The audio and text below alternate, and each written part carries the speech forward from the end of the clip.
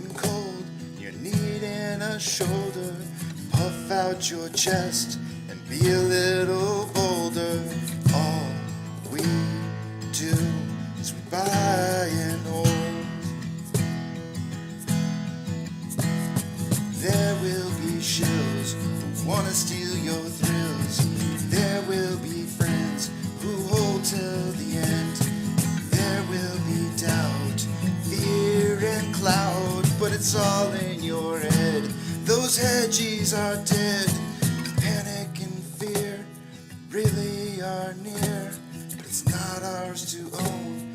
We have shown that all we do is buy and hold.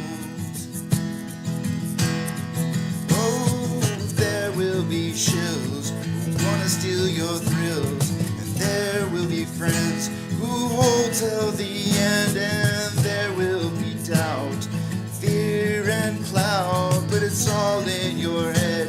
Those hedges are dead. So when the night's getting colder, you're needing that shoulder, these apes got your back, we got each other. All we do is we buy and hold.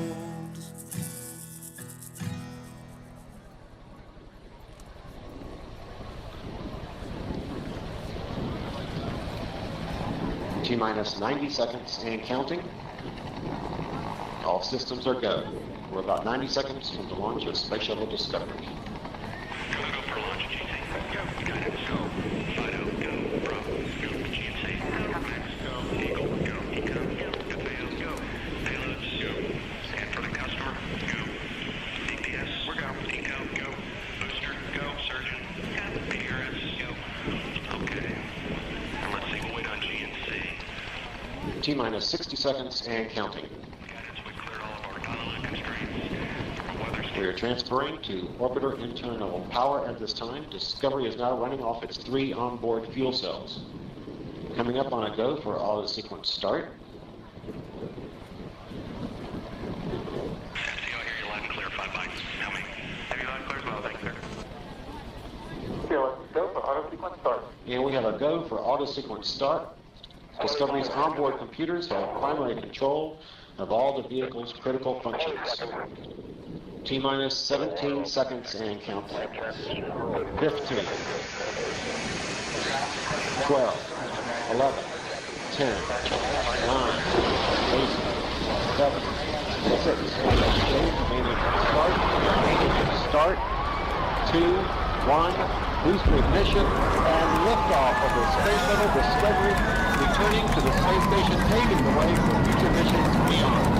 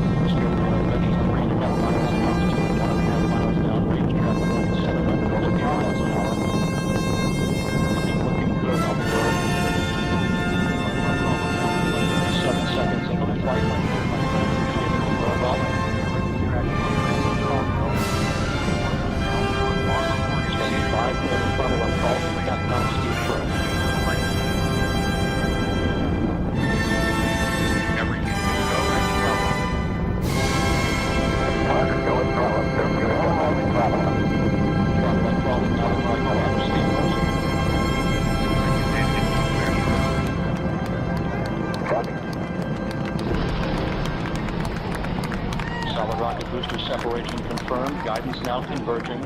Discovery's onboard computers commanding the main engine nozzles to swivel, aiming the shuttle for its precise target in space for main engine cutoff.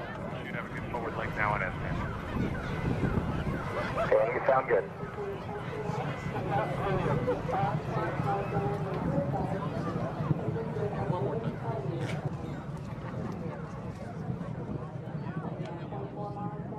Discovery Houston, negative return. Copy, negative return.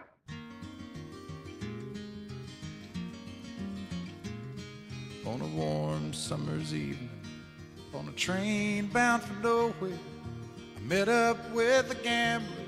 We were both too tired to sleep, so we took turns of staring out the window at the darkness till boredom overtook us, and he began to speak. He said, "Son, I've made a life out of reading people's faces and knowing what the cards were by the way they held their eyes. So if you don't mind my saying, I can see you're out of aces. For a taste of your whiskey, I'll give you some advice." So I handed him my bottle, and he drank down my last swallow. Then he bummed a cigarette and asked me for a light. And the night got deathly quiet, and his face lost all expression. Said, "If you're gonna play the game, boy, you gotta learn to play it right. You got to know when to hold 'em, know when to fold 'em, know when to walk away, and know when to run. You never count your money when you're sitting at the table. There'll be time enough for counting when the dealing's done."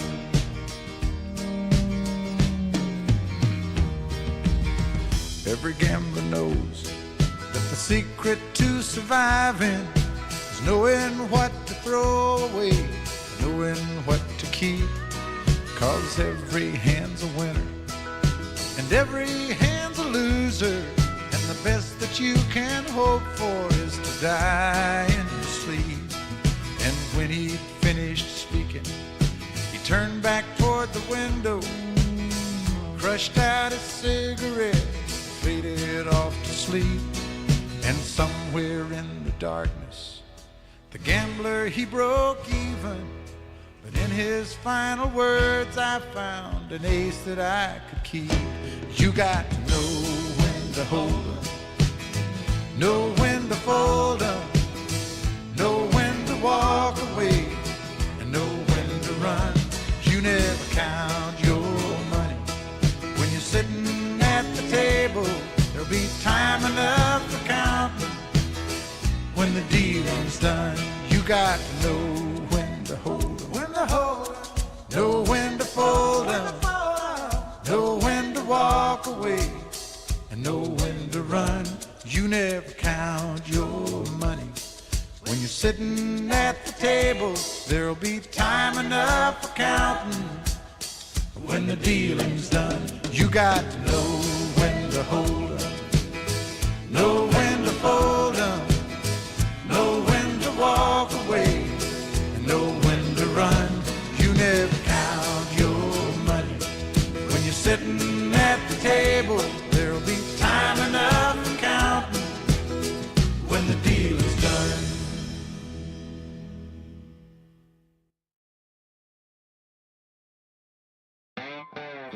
Good morning, you filthy apes. Welcome to AMC with KC, where we buy, we hold, and we screw those hedgies. Screw them! That's right. That's where we like to fling poo and eat crayons for breakfast. Rock strong. Good morning, guys. The title for the day today is "We Will Lose People Before This Is Over." There's a large amount of people who placed gambling bets for this Friday.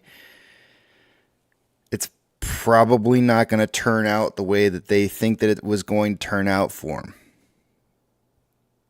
It was their money. It was their choice. It always was. It always has been. But I want to kind of talk a little bit about a sickness within the community that's been there for a long, long time. And I feel like most of the people that we've lost along the way have been making bad bets along the way. And some of those bad bets turned into decisions that were forced on those individuals because of their bad decisions to start making other bets. And because of those other bets, they started making more bad decisions. And those bad decisions compiled over time to the point to where it was unrecoverable, and they had to make other decisions that were completely undesirable, and ultimately are probably not a part of this community anymore. It's happened. We've seen a lot of it. It's been highlighted before. There's been people who have been, I guess if you want to call them influencers of the community, who've been a part of that. And I'm going to talk about real quickly here gambling addictions, or addictions in general, I guess. Addictions have been proposed to have several defining components: continued engagement in behavior despite adverse consequences. Boy, that sounds like us. Diminished self-control over engagement in the behavior. It depends on who you are, right? Like if you've made wise choices, maybe that's not true. If you haven't made wise choices, then it is true. Compulsive engagement in the behavior, certainly probably true for a lot of people. An appetitive urge or craving state prior to engaging in the behavior. Although for a period of time the term addiction was almost exclusively used to refer to excessive and interfering patterns of alcohol and drug use, the Latin word, I think I'm going to say this wrong, but addicre, from which it's derived, did not originally have this import. Researchers and others have recently recognized that the certain behaviors resemble alcohol and drug dependence, and they have developed data indicating that the behaviors warrant consideration as non-substance or behavioral addictions. The concept remains controversial. Excessive engagement in behaviors such as gambling, internet use, video game playing, sex, eating, and shopping may represent addictions. A significant minority of individuals who show such excessive behavior display habitual or compulsive engagement. We have a major gambling addiction amongst us. But I want to define the difference between investing gambling versus just gambling your money on positions. And there are people out there who are suggesting or telling others that they should be investing their money in ways that may not necessarily be smart. Let me tell you that misery loves company. It does. It absolutely loves company. And so a lot of times people who have addictive profiles or natures about them try to suck other people into the same thing that it is that they're doing. And it's very, very dangerous. When I made my position with AMC, I looked at the company. I said, is this a company that's going to have longevity? Does it have a future? Does it have something that I can gamble on that has promise? And so I bought into the company thinking this company was going to be successful in turning around from a bad looking investment to something that was going to improve and get better over time. It is a gamble. It's always a gamble. Anything you invest in the market's going to be a gamble. But there's a big difference between gambling on a company and gambling on a price. Big difference. And you can do whatever you want with your money. I'm not telling you how to do it. But what you need to remember is that there's a massive difference between that kind of gamble of a price, which you have no control over, and a company which has the control over itself and how it's going to either grow or not grow in the future. There's big differences. We need more healthy gamblers in this community than we need unhealthy gamblers. The market will automatically punish people who are over leveraged on positions because that's where the money's to be made. That's the low-hanging fruit on the trees. Be careful. Be very careful. Understand what it is that you're gambling with, what you're investing in or not investing in, and whether or not that's a good price that you're investing in or gambling on, or a good company. Those are things that are really important to look at. But I'm not going to tell you how to spend your money. It's yours to spend. But I think it's really important to point out that I think we're on the cusp of seeing another large quantity of people that we're going to be losing in this community because they've made some bad bets. Don't be surprised when it happens. The good news is, because I know it sounds like gloom and doom this whole time. The good news is, oftentimes when people make bad bets, they exit their positions. And I've always been a firm believer that there's going to need to be a portion of people who have to sell off their positions in order for this to run. The market needs that volume to get price improvement. Accumulation and distribution. If nobody's selling, institutions can't accumulate. If institutions can't accumulate, then they're not going to help raise price. So it's always been something that I've mentioned to you guys on several occasions. I've always known it to be the case. But I think it would be very, very wrong for anybody to suggest that we should try to force that in some kind of way. All right.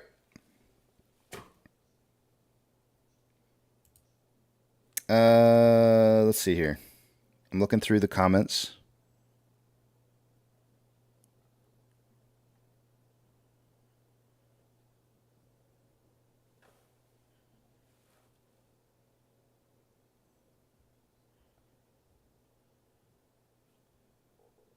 Just checking out here. See what you guys are saying. Let's see.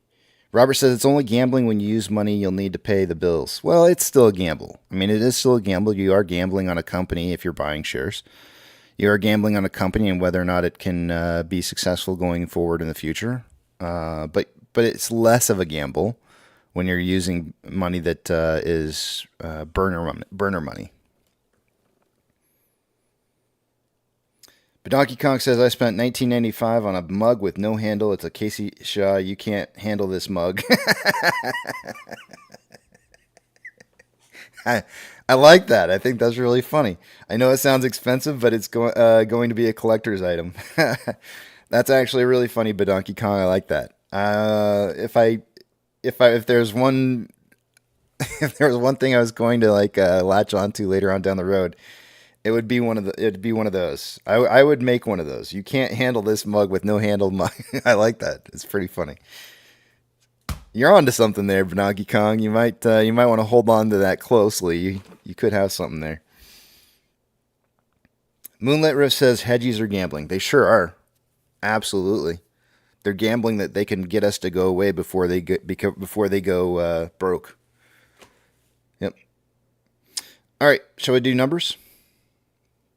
Tendies Plus Plus says you gamble getting in the car every day. Yeah, this is true. Life is a gamble, right? Just understand that there's consequences to gambling, right? Like and there's some gambles that are worth it, and other gambles that are not.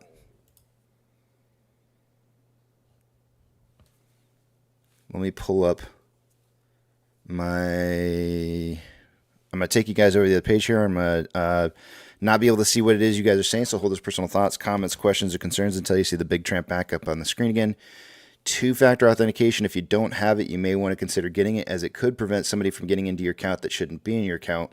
When you do sign up for that, if your broker allows you to put in a secondary device to be able to receive that access code, you might want to set that up, as you never know when you're going to need another device to receive that access code. When something might go wrong with your primary device, I mean. And last but not least, make sure you guys are getting a statement of your portfolio. If you are getting a statement of your portfolio, great. If you're not, I would encourage you to stop listening right now and go do it before you do anything else. The reason you need this is because in the future your broker may not report things the same way. They make mistakes. Believe it or not, banks make mistakes. It's in the game Monopoly. Usually it's in your favor, but not always. So make sure you have a statement. It's usually just a couple clicks to get those on the platform that you're on with your broker. But I would highly encourage you to get that for your own record keeping. Store it multiple places if you can, in case something happens to one spot, you got a backup. Or you can even have them snail mail it to you. That way you got a paper copy. All right, I think my glasses are clean. Shall we take a look at these numbers? Let's see. They're kind of, hold on a second. They're kind of got a little bit more haze on them still here. I got the haze. Guess maybe it's time to clean this cloth again. Oh, that's much better. Okay, we're good. All right. Let's start in the top left-hand side like we normally do. I'm going to need another person for price predictions. Rex is potentially having, well, he's not, but his wife is. His wife and him are maybe new parents here in the next, either today or tomorrow. And so I kind of relieved him of his duties. He didn't say anything to me, but I said, dude, you're like now would be a great time to take a little bit of a break and not do price predictions. Like, this is the last thing I want you to be worrying about right now. Like, you need to focus on other stuff. So, and he didn't disagree and said it's been fun. So I need somebody to fill in for Rex.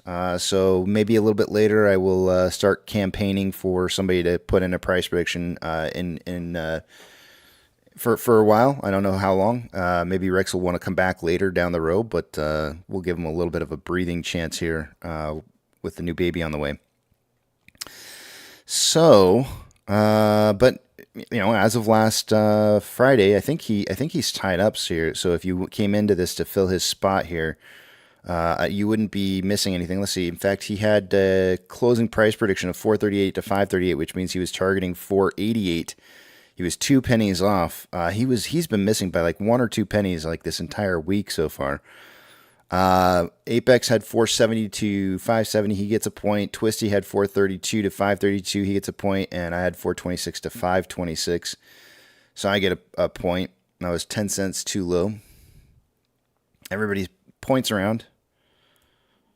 Certainly doing a lot better this week so far than we did last week. Let's see what we got here.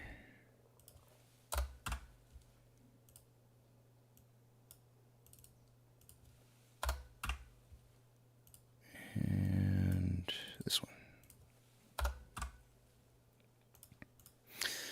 Short exempt volume from Tuesday, because we were off. What was volume? Hold on a second here. I think I gave you guys a prediction of 17 to 37 million. I'm starting to do some more like oddball numbers. I used to do rounded numbers to like the closest 5, but I'm giving you some oddball numbers using my new Excel spreadsheet here that helps me to do price predictions. I gave you 17 to 37 million shares traded, and we ended up seeing some value that's not pulling up because I always forget to refresh this page first thing in the morning. Let's see here, but the total amount of shares. Or the short exempt amount of shares that we had, from Tuesday was 410,000. 410.1. I'm just going to put 410. So short exempt volume was a little bit lower than what it was previously. Day-over-day price change, we were down 0.61%. And utilization... let's see what utilization's showing up as right now.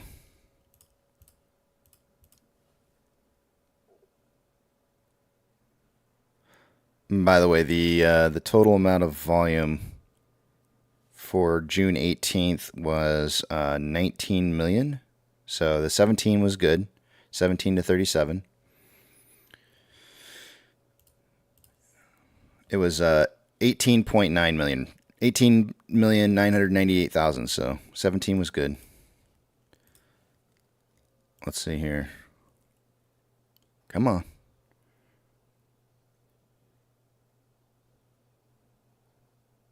Utilization. Coming in at 63.85%.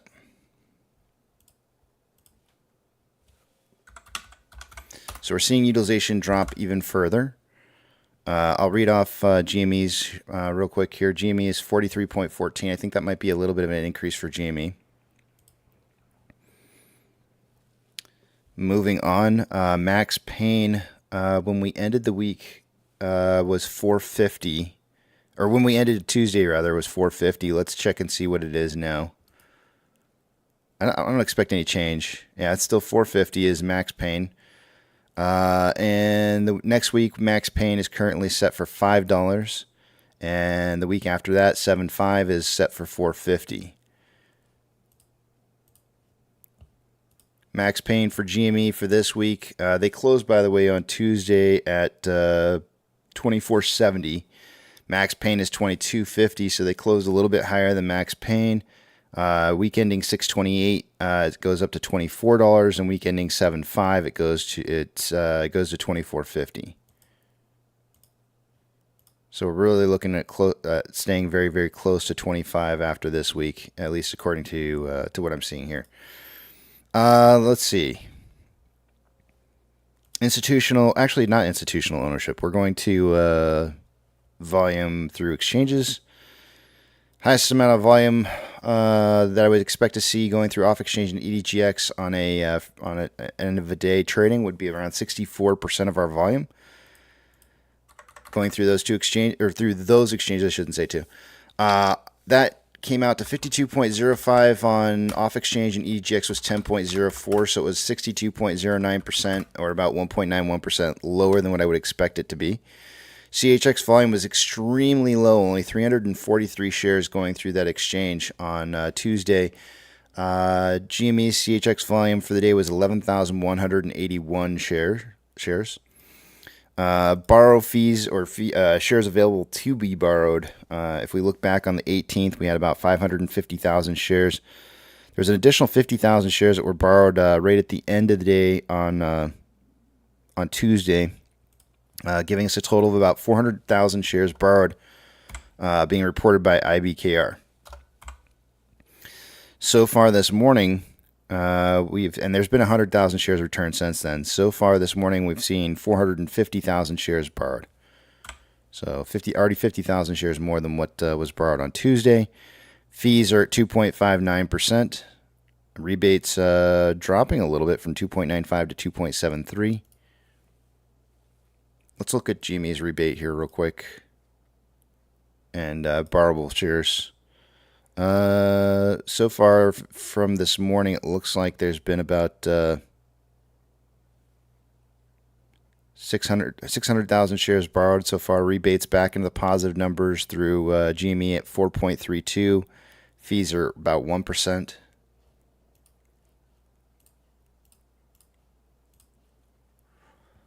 Institutional ownership this morning, 85.429 million.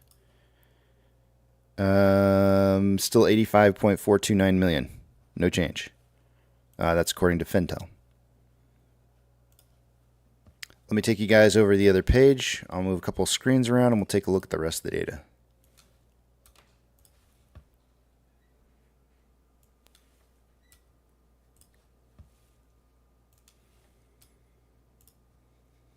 Oh.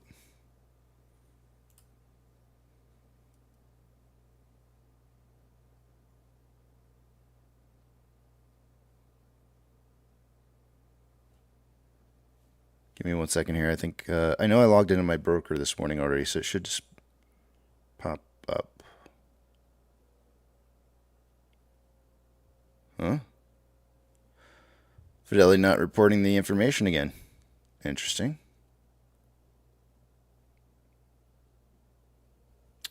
Okay. We won't look at that page.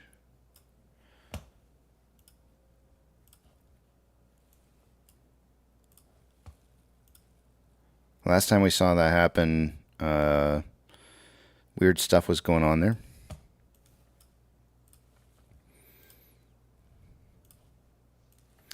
All right, let's take a look at the option contracts here and see what we got going on.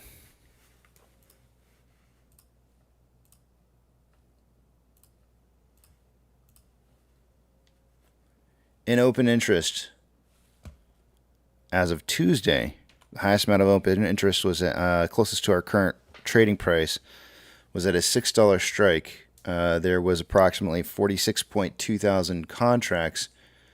That's dropped from 46.2 down to 45.2. It still remains the largest amount, but it's a very close tie with $5 strikes. Highest amount of volume on the put side is at a $4 strike. On Tuesday, there was 43.5 thousand contracts. There's now 44.5. The market seems to be more encouraged about the price moving closer to 4 than it is moving to 6. I mean, considering the fact that max pain is 450, go figure. Scroll through the list here to see what the option contracts look like in quantity for this week and next week. All that open interest. And then we'll take a look at GMEs.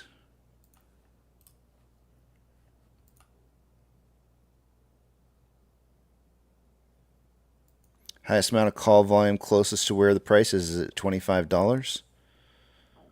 And highest amount of put volume closest to where it's at right now would probably be at a $20 strike. So $22.50, which happens to be right around where max pain is. As I scroll down this, we'll just check and see what kind of open interest is open right now. What's on the ledger? We'll look at next week's as well.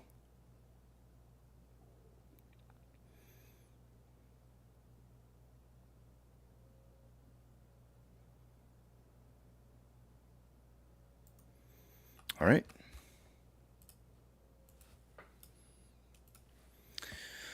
Okay, Ortex, show us what you got. Let's see here.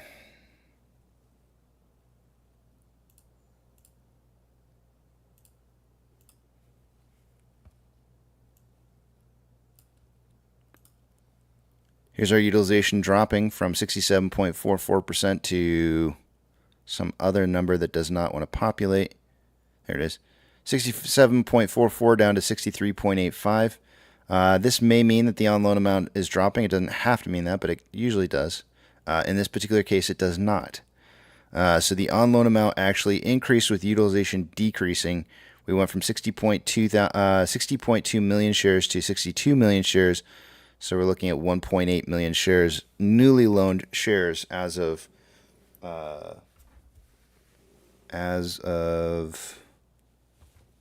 Tuesday. Why may that be the case? 1.8. Utilization decreasing and on-loan amount increasing. It typically what it means is one of two things to me. Either institutions sold off some of their positions and less shares are available to be utilized to borrow. Wait, am I saying that right? No, I said it backwards. They bought more shares, making more shares available to be borrowed, so it would drop utilization. I said it backwards. Sorry. The other possibility that could be happening here is that they may be making less shares available to be borrowed, which can happen sometimes. Those are the two situations I can think of that would cause utilization to drop, but the on-loan amount to increase. Estimated short share interest of the free float rose slightly from 14.72 to 14.84, so 0.12.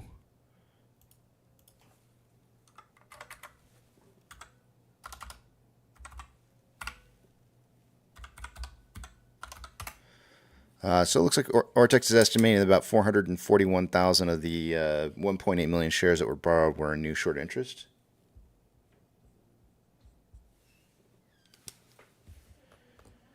It's a little bit on the low side there. The on-loan average age per day. I mean, they only borrowed 1.8 million shares. I would not expect this to be moving down. I would expect this to be moving up still. It did move up, but very, very slightly. It went from 31.46 average days to 31.54, so just a slight increase. Security lending volume dipping a little bit from, let's see here, 12.54 million down to 7.91.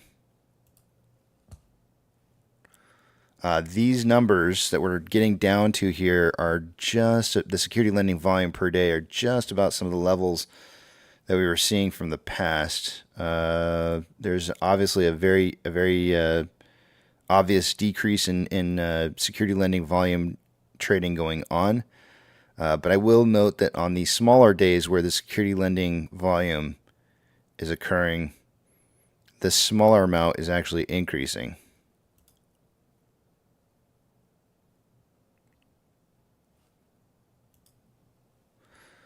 The lows on the security, the lower lows on the security, they're not lower lows. Well, they were lower lows. The lows are now starting to increase to higher lows than what in that security lending volume trend. GameStop, let's take a look and see what their numbers look like.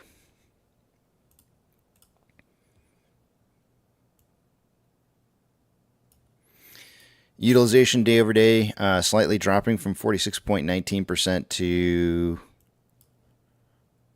43.14%. The on-loan amount decreasing from 43.32 million shares to 42.65, not much of a change. That should cause the estimated short-term interest, the free float, to drop a little bit. It did. It went from 11.55 to 11.51. And the on-loan average age per day should be, as they return shares, depending on the age of those shares, this number may be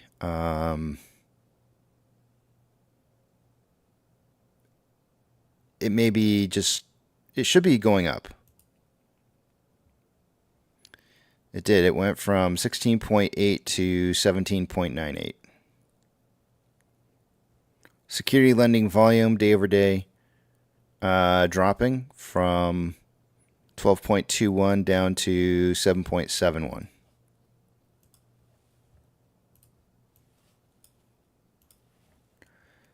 SSR is kind of jacked up this morning just because of the fact that we had a day off of trading. But it should be off of the last trading day's price minus 10% would be the number, and I can figure that out for you guys. Let's see here. We closed 468, right? 486 rather. Is that right? Was that what we closed at? Price, where is it at here? 486.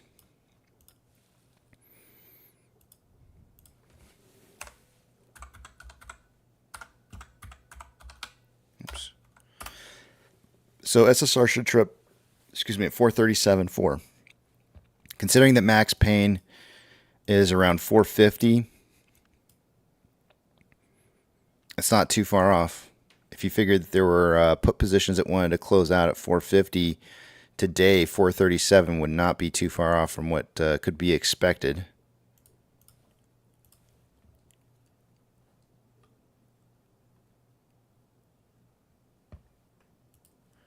There's 470.8 thousand contracts out of the money on the calls versus 43.4 thousand contracts that are in the money. 158.4 thousand contracts are out of the money on the puts versus 33.4 thousand contracts that are in the money.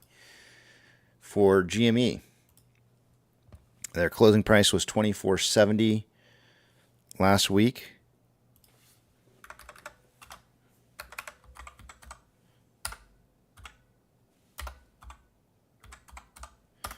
Which means 22.23 would be where SSR would trip for them, which is really doggone close to where max pain's at 22.50. Again, another situation where I could potentially see that as a strong possibility for the day today. And then as we scroll down, we see that there is 569.6 thousand contracts that are out of the money on the calls versus 118.9 thousand contracts that are in the money. 275.2 thousand contracts are out of the money on the puts versus 77.2 thousand contracts that are in the money.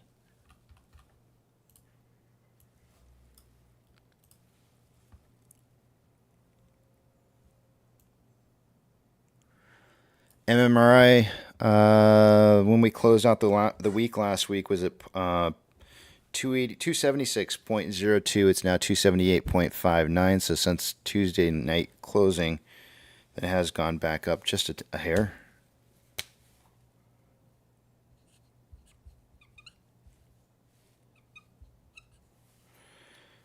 When we ended the day on Tuesday night, our spread between the 2-year and 10-year bond rates was 0.487. We started out the day at 0.485, so we'd had a little bit of an increase from the beginning of the day to the end of the day. We are currently at 0.479, which is a little bit lower. Not much.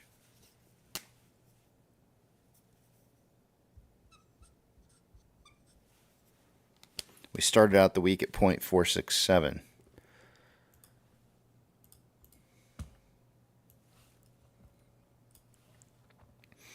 VIX futures, I kept getting 1433 for the futures on the VIX all day, and like I feel like for like Monday and Tuesday it's been like 1433 for a while showing up on the futures, and yet we see that the VIX closed out at 1230 on Tuesday, and I'm expecting to see at some point this driving or gapping upwards. So overnight, the futures on the VIX is suggesting that it moved down a little bit from the 1433 to 1428. So if the VIX is moving down in the futures, then the market should be moving up. It's only a small amount, so it should be fractional. We could be seeing plus and minus numbers in the marketplace. The Nikkei is up 0.34, Hang Seng down 0.72, and the Nifty 50 was last reported at 0.39. In regards to our market, everything is showing up here depending on what it is you're looking at, anywhere from 0.1 to 0.57, which is actually much bigger moves than what the VIX is suggesting. I'm kind of surprised by those numbers. Taking a look at the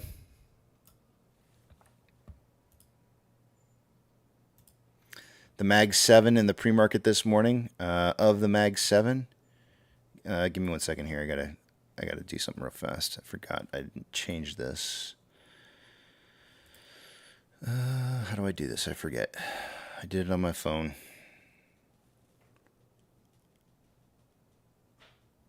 That was...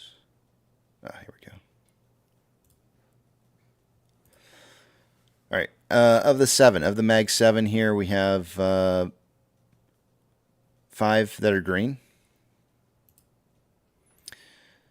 Financial institutions that have changed more than 2.5% from closing on Tuesday will get a shout out. Coinbase is up 2.56.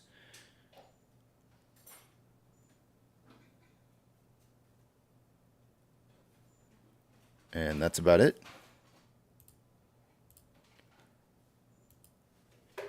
Gold is up 0.47, trending up currently. Silver is up 1.73, trending up. Ethereum Classic is up 2.5%, trending up. The US dollar is up 0.17, trending up. Oil is down actually, oil has not yet traded in the pre-market. SPY is up 0.32. It did gap up this morning and has been consolidating ever since. Breaking new 52-week all-time highs.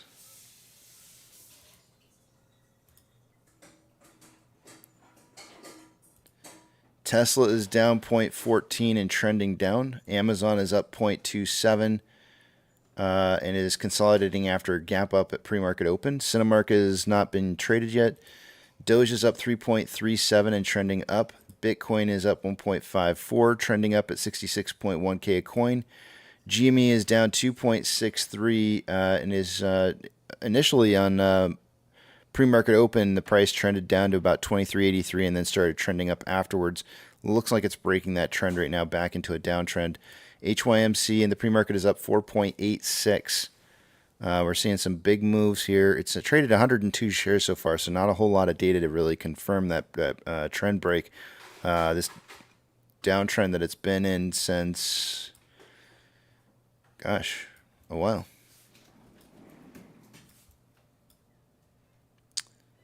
How long has it been in this downtrend? Holy moly. Looks like basically since around 529. So just about a full month's worth of downtrending movement on HYMC. Seems to be breaking that trend currently. 2.59 is going to be okay. We'll see if that continues.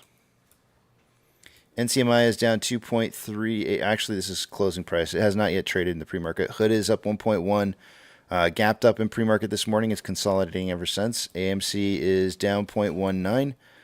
And is initially at pre-market open, it trended down and then ran back up again and is now consolidating right about where we closed the week out. Or close the week. Close Tuesday out. Inflow versus outflow. There's approximately $1.8 million more outflow on Tuesday. So far this morning, we've got about 44,000 shares traded so far, which is pretty low volume. We got about 5 more minutes till our pokey stick of volume, but I would not expect to see huge quantities of volume just before market open. When I give you my price prediction, I'll give you a volume prediction and let you know whether or not that's looking like more or less volume in the pre-market. Taking a look at a 4-hour chart, we've got currently more selling pressure than buying pressure with an RSI of 45.24, which is slightly below average. On a 1-hour time interval, more buying pressure than selling pressure. The divergence on the Vortex indicator within the last 2 hours, and RSI is at 47.78, which is average. On a 30-minute time interval, more buying pressure than selling pressure with a divergence in the Vortex indicator within the last hour. RSI is at 51.45. I will zoom out here a little bit and show you guys that I've got a little bit of a wedge that I'm seeing right now. We've got multiple test points here on the top side of the wedge. This wedge was a wedge that I had drawn out like this before, something very similar to this, and suggested we would be breaking out going down. And sure enough, we got that hard break, and then it's been kind of consolidation ever since then from Monday and Tuesday. I think that the signal here for breaking out of this is going to be happening probably on Monday. I mean, it could happen in the later portion of today, depending on where we're at in price at the time. The lower side of this wedge here, like if we were to close out price somewhere within this wedge here, it would be somewhere between 471 and 496, which happens to be really close to that max pain number. So I'm kind of expecting a close somewhere today inside that, and then seeing that breakout of this wedge here going into Monday. What do we have going on in regards to volume and price movement? You can see volume is now falling. Before, when we were back here in this wedge, volume was kind of maintaining, but price was actually it was falling. Volume was falling, but price was moving upwards in this portion of this wedge, which told me that we were probably going to see the break going down here. Now with the newer wedge that I've got drawn up here with this lower low that we found on the last 2 trading days of price movement, we now have falling volume, or falling price and falling volume, which means that we could see the bullish breakout going forward in the near future. If I were to put a trend channel on this, it shows price movement slightly down. It is pointing towards, currently, price movement is pointing towards the top side of the wedge. Normally, I feel like price does the opposite of which direction it's pointing towards. But if I were to just draw it from here, which is where the actual start of my points are that I'm measuring, you can see that price movement is actually trending down through this period of time right in here. And that would be, obviously pointing to the bottom side of the wedge, and now you would suggest maybe the breakout to the top. On a 5-minute time interval, more selling pressure than buying pressure on RSI 53.11, which is just slightly above average. And let's see what we got here. Ichimoto. Are we getting our pokey stick of volume yet? Nope, we got 2 minutes left.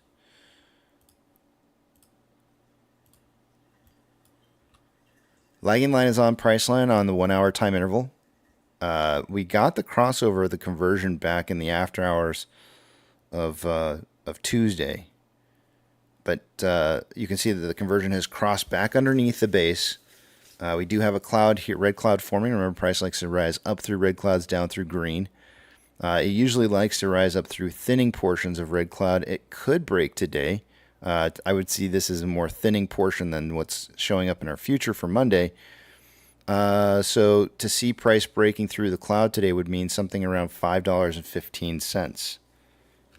That's down from the $5.20 that it was on Tuesday. $5.15. That should get the conversion above base, and we'll definitely get price line or conversion or lagging line above price line.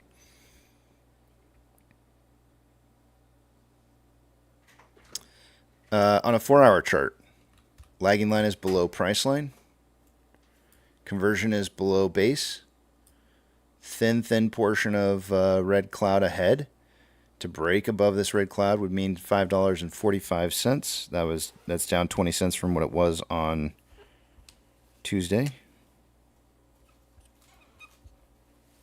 There's only a 30-cent difference between our 1 hour and 4 hour points that would suggest that we would see more buying pressure. I'm going to probably change this number here just a little bit because I don't think that moving price up to just 545 would be enough pressure. And the reason I say that is that you can see lagging line by the end of today would end up being at 545 would be lower than where the future price high points are at 553. So today would be the only day. Today would be the only day where we would be able to see a 545 working. That may cause conversion to cross base. It'll probably get conversion up to base. But ultimately, what we want to see going into either the end of today or Monday, we want to see something above 553. And that's going to be a full dollar higher than where max pain is. So that would actually hurt a lot of institutions that may have been betting on that 450 max pain. And with that, I think that's all I got for you guys. It's 7:01. We got our pokey stick of volume kicking in here. It's showing up as 140,000 shares for volume. We had about 44,000 shares going into it-ish. So we're looking at about 185,000 shares so far traded. I think that's a little bit more volume than what we saw on Tuesday. Not a lot more. My initial gut reaction on this would be to say 15 to 35 million shares traded, but I'm going to wait and see what the numbers come out at just before market open. And I think that's all I got for you guys. Let me just check the news. I do have some tweets over the weekend that I kind of wanted to discuss a little bit. But let me head over to the back of the Big Tramp.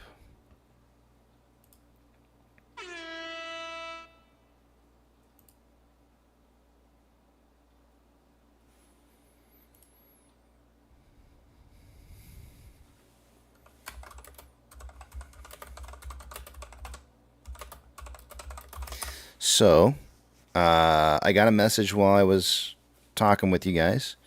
Tech is able to fill in here and would like to jump back in it. So we'll go ahead and put Tech up for the job of price predicting. Since he's been a price predictor before, he knows what it's all about. And so thank you, Tech, for filling in. Appreciate it.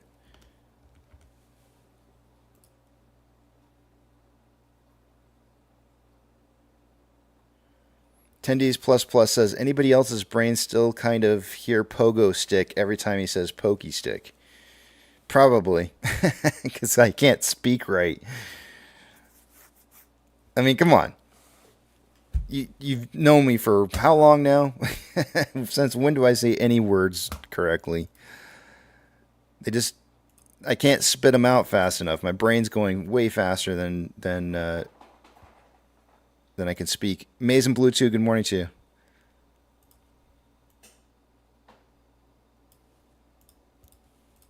Morning, Jason. How you doing today? I'm doing good. How are you? Not too shabby. Not too shabby at all. Did you have a good holiday off, or were you working? I don't ever have holidays off. Well, like your 4th of July, Easter, stuff like that. Yeah. No, those government holidays. No, sir. Yeah. So it was a boring day for you yesterday as you sat there. Working all day. We got about 95 degrees here and 60 to 80% humidity. Oh my goodness, that sounds swampy. Yeah, and I got about 12 heaters pouring heat at my legs all day, drying ink as it flies by on the paper. Definitely hot when you're drinking about a gallon and a half of water a day and Gatorade. Right? Yeah. I moved from Eugene, Oregon, which, for those of you who don't know, is a very wet location. In fact, it probably only has about 3 dry months a year. June, July, August. That's about it. Every other month is a wet month. And so I moved from there to Phoenix, Arizona. And I was unloading the furniture, or I was unloading the U-Haul into a storage unit. and it was one of those. It's just one of those classic concrete cinder block storage unit places, and the typical metal U-Haul. And I think I drank like 3 gallons of water, 2 or 3 gallons of water, and I thought, because it only took us a couple hours to unload the U-Haul. But I thought to myself, like, there must be something wrong. Like, I've never had 3 gallons of water to drink before. I know I've told this story before, and it's probably changes, and I say some different number, but I can't remember how many I know it was more than 1 gallon. I don't remember if it was 2 or 3, but I know it was more than 1. And I was just sitting there thinking that to myself that there must be something wrong with me if I'm drinking that much water. No, sweating it out. And I didn't pee once. That was the other part that was like crazy. I was like, Yeah. I didn't even have to pee. That's a crazy thing. Yeah. You could drink so much water, not pee, and if you do pee, it's still like yellow. Right. Yeah. Makes you think something's wrong, but yeah, I did. I thought I was like, oh shoot, this move caused me to get sick or something because I'm not peeing and I'm drinking 3 gallons of water. Something's wrong with me. But no, it's just Arizona. That's it. It's just a different climate, and your body requires more water. Yeah, and the hot months, you just got to psych yourself up every day. Every day is just get through today to get to tomorrow. Mm-hmm. A lot easier in the winter when it's not pounding heat. Yeah, I'm sure. Tendies Plus Plus says, wet, dirty hippies. Apparently he's been there before. Maybe that's why they do so many mushrooms there. It's easier to grow. Yeah, probably. Tendy says... when do you go on your vacation, Casey? Next week. Monday. You won't see me on Monday, Tuesday, and Wednesday. So guess what you're going to be getting sent your direction. Yeah. It didn't happen this last weekend. I'll let you know by sending you a picture of it. But yeah, I will be off. Well, we had considered taking off Friday. I need to find out. I may still be taking Friday off tomorrow, but because I know Melissa had said she wanted to go to Schlitterbahn, and we didn't go yesterday, so I don't know if we're going tomorrow or not. So if we are, I'll let you guys know. But for sure, I will be gone the 24th, 25th, and 26th of next week. So I will touch base with you guys in like little messages here and there and whatnot. But for the most part, I'm going to be enjoying some beach time. Just heading out to the beach. You deserve it. I'll take pictures of my feet up and my beer can in front of me, looking at the waves with Bruno, having a good time.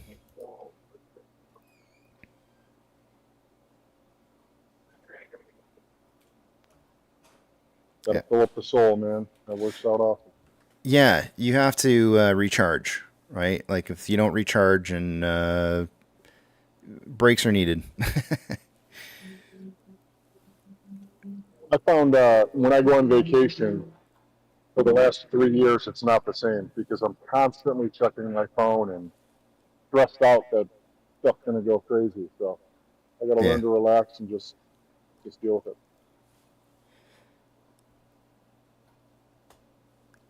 Tendy says he was a wet, dirty hippie. Apparently used to live there.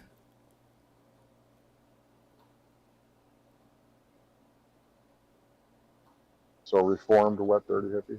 Yeah, apparently, or something, or still partially is a dried out hippie, maybe. Cleaned up hippie.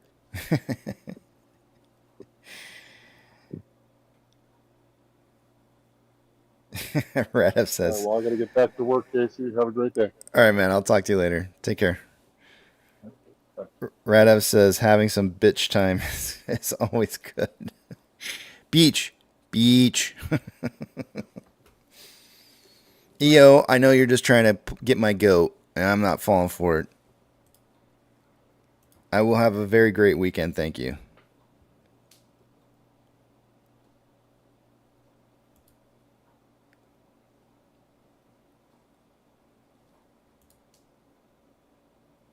Four Leaf Clover says, I flew into Tucson and spent a few days there for work 6 months ago. It was beautiful, but that heat, oh hell no.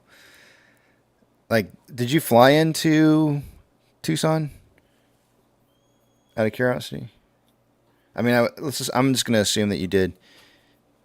It's that moment that you cross from the plane frame, the frame of the plane, to the, what do they call those? Is it, I want to call it a gantry, but that's probably not what it's called. The thing that you walk in to get to the plane. I don't know what it's called.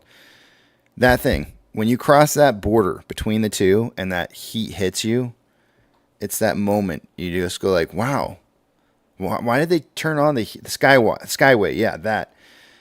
So you go like, why did they turn on the heater for the for the skyway? I don't understand why they turned the heater on. And then you walk back into the building, the airport terminal, and everything's nice and cool again. And you go like, somebody just decided to turn on the heater for the skyway. They must have accidentally hit the wrong button.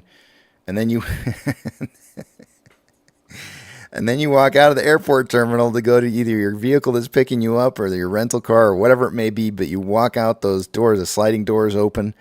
You walk out, and the minute you walk outside, that heat wave hits you, and you suddenly realize, oh, wow, that wasn't a heater that I felt blowing on me. That was the outside air. It's always, for anybody who's never been to some place like maybe New Mexico or Arizona, someplace where it's that real dry heat, and they have that first time experience of, it feels just like what would feel like if you had your oven on at 425 degrees or 450, and then you open up that oven and your face is like right there, and it's just like, it hits you in the face, and you feel like your eyebrows are getting singed. That's what it feels like. It's quite the experience.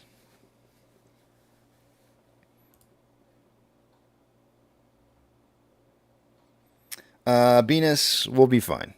I promise. Nothing's going to happen overnight that is going to, even if price starts exploding upwards on Monday, Tuesday, Wednesday of next week, I don't think that there's going to be anything that is going to end that quickly. So I would not, I would just sit back, relax, and enjoy it. Because that's what I'll be doing. I'll be on the beach. I might go over to my phone. I might check my phone. I'll be like, hey, look at that. AMC is at like $15 already. That's pretty cool. And I'll just put my phone down, and I'll go open up another beer and sit down on the beach and watch the waves and just laugh. Be like, faces are getting ripped off, and I'm enjoying my time. And that's what you should do. If you're work, don't do it.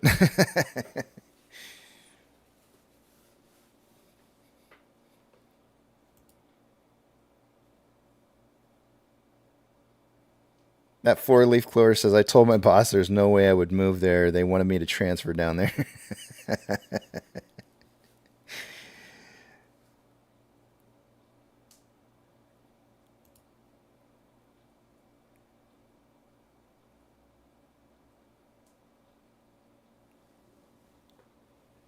Thank you, Venus. I appreciate it.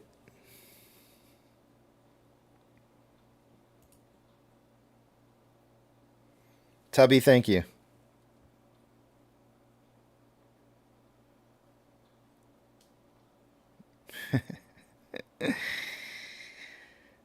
Yeah, Radev. Believe it or not, the cyclical failure to deliver issue that you're talking about, that research paper, I've read a portion of it, and the funny thing to me is that I was talking about this in 2021 and showing you guys the cycles. And I do believe that there's some very, very interesting things to be found about those. And so when I read something like that, I go like, yeah, been there, done that, seen that, and already knew this information. So it's not a strange or new concept to me, and I feel like the longer you've been here, the more you would have heard that kind of stuff coming from here. I've done several presentations on those cycles on several occasions, and I do believe If I had to guess, I'm pretty sure DFV knows what those cycles are. He knows that there's something that has to do with quarterly settlements that need to occur, and I think he plans around that. And a lot of it, the timing of his positions, I think, are very, very specific for a reason, because he knows that there's something that's going to happen during certain periods of time during those cycles. So, and that's where somebody's going to have to start finding shares. So price is going to start moving up, volume spikes, price starts moving upwards, and that's when he knows to make his position. And yeah, it's a thing. Been trying to say it for 3 years.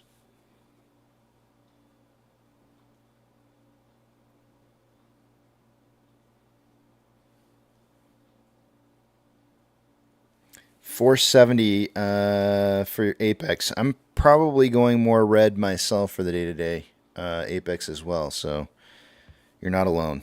I mean, just from throwing up the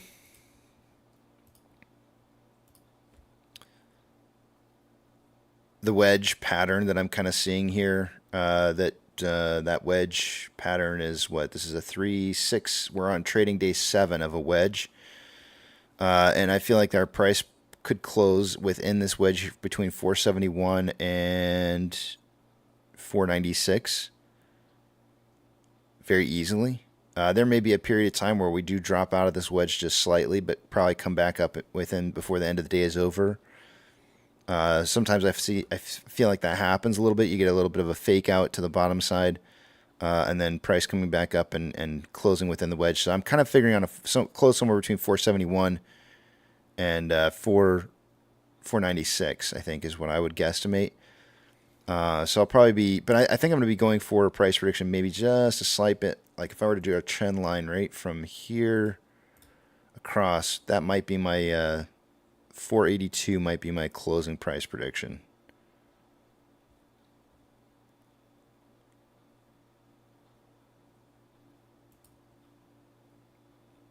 But I think what we need to see is a continuation. In order to get the breakout going north on this wedge here, we need to see a continuation of decreasing volume and decreasing price, because that's bullish. And bullish price movement and volume movement should cause us to break out going north, which I do believe is going to be the case. And so I'll probably be doing... Oh shit, today's Thursday. This is a breakout on Friday. Oh wow. I just realized I'm all screwy on my dates here. I have my box set up for Friday, guys. Huh. For some reason I was thinking Friday, Monday. Today I'm thinking Friday already. Okay, I mean, I'm not going to change this. I still think that's the case. Interesting. It'll probably be, I mean, if we did break out of this wedge going north, it would probably be in the later portion of the day on Friday. Oh, yeah. It's almost a definite, for sure, thing that we'll be breaking out of this wedge going north on, because you can see we've got, this is a 30-minute time interval here on a Ichimoto. And I know there's a lot of lines here on the page, but you can see that the cloud is falling, and we didn't break through, obviously, any point in this cloud here. There was an attempt to break out here, but never made it. But you can see we've never broken through the north side of this red cloud here, which means that there should be a breakout coming in. It's going to coincide right with the Friday move. So we should be seeing that breakout going north, and if we do break out of this wedge here, I would expect to see we could see a closing price closer to 5, which would be 50 cents higher than what Max Payne is estimating. So what we would need to see is price movement breaking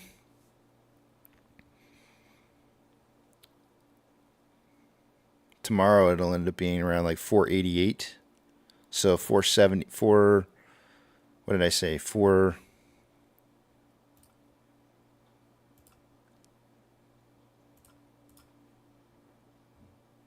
483 close today would set us up very quite nicely for a breakout going into tomorrow to kind of break past 489.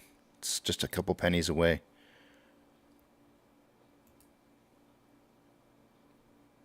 Yeah, I'm just gonna go ahead and say that right now. 483.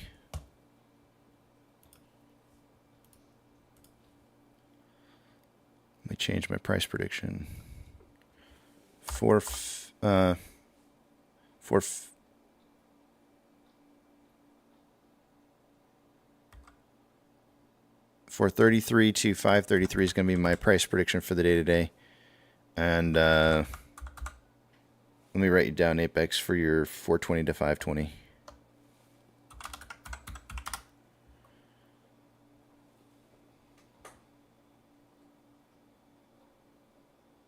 Twisty's going 472. So 422 to 522 for Twisty. 2 pennies off of oh hey, I'm eligible for an extra bonus point here depending on what tech picks. Let me change out this tech.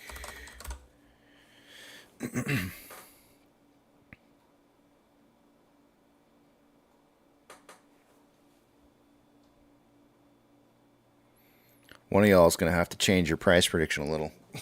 Try and squeeze me out of a point.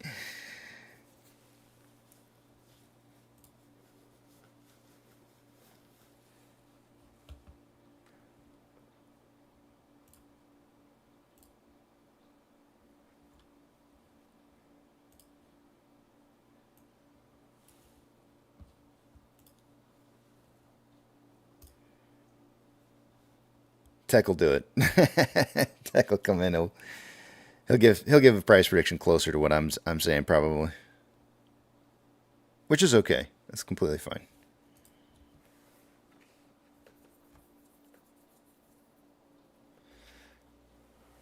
That 4-leaf clover says my guesstimate is 490 at the close of today.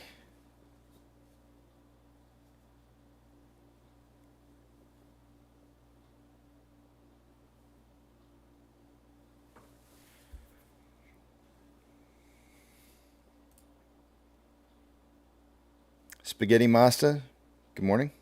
477.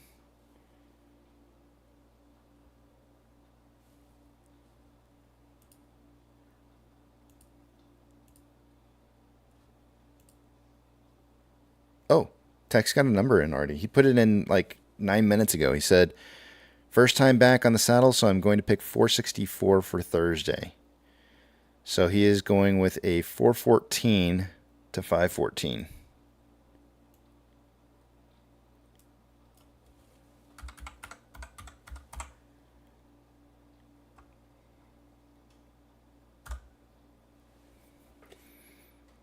Does that make him eligible for a bonus? Nope, he's not eligible for an extra bonus point. Okay, I'm the only one.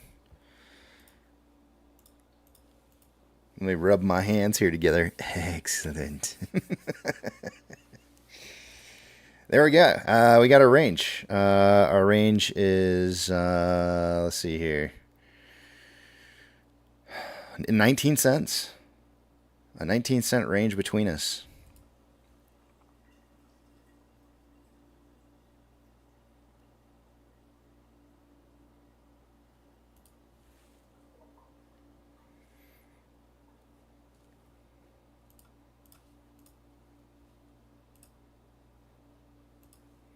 So, honest opinions, guys. Was today's talk scary or ominous or like this morning's opening talk, this about we will lose people before this is over? Like, do you feel like I'm trying to fearmonger you? In any kind of way, because that's not what I'm trying to do. I just want you guys to have expectations of what the reality is of what the future will look like.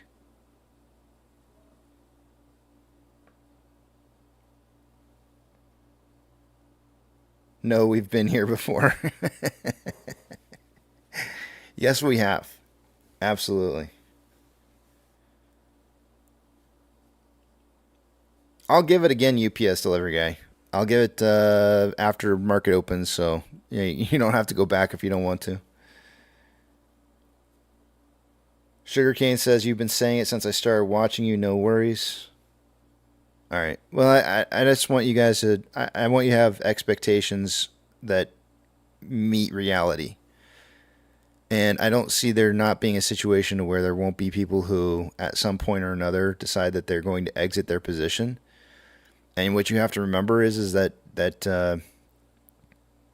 some people have made some bad bets along the way, and it will unfortunately cause them to make more bad decisions.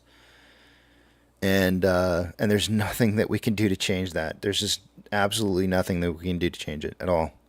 And it's just, that's how the market works, man. It sucks you in, and sometimes you, for example, like me, back in the early 2000s, when we had the market crash or the .com bubble in the early 2000s, I was bought into a lot of positions when the market just started dumping. I was sat there and I looked at it and I was going like, holy crap, these losses are crazy. And I ended up selling my positions, and I got out and I accepted the loss. I took the loss, and then I tried to reinvest into things that I felt would be better positions going forward. And I still ended up taking even more losses. Those I didn't. Well, I did. I actually repositioned myself twice. I did take losses again a second time after that because I was still losing a lot of money through the process, and continued to try and change it. And after everything was all said and done, that entire experience of the .com bubble, I learned a major lesson from it, and it was, through time, if time is on your side and truly you're investing with money that you don't need in the foreseeable future, there is no reason, if you're investing in good companies, you should accept losses at any point, ever. And the reason for it is that eventually the prices on good companies will always go back up, always. Inevitably, you can go look at the stock market. The market is 100% proof of what that looks like, and so you have to be patient. But maybe how you invest new money into the market, that's where you make your changes and decisions. You can take new money that you put into the market that you're investing, and put it places where maybe it's going to set you up to maybe make money on those positions, so that you are still able to continue to make money through a downturn in the market. But accepting losses, that's permanent. You're done. It's over. You've called it quits, and you've accepted the fact that you have a loss. And even if you buy back in, it's still a loss. You cannot change that. A loss is a loss. And there's people who are going to make those mistakes that I've made in the past, that a majority of us have made in the past. And you either learn from those mistakes or you don't. And, it is what it is. It's part of investing.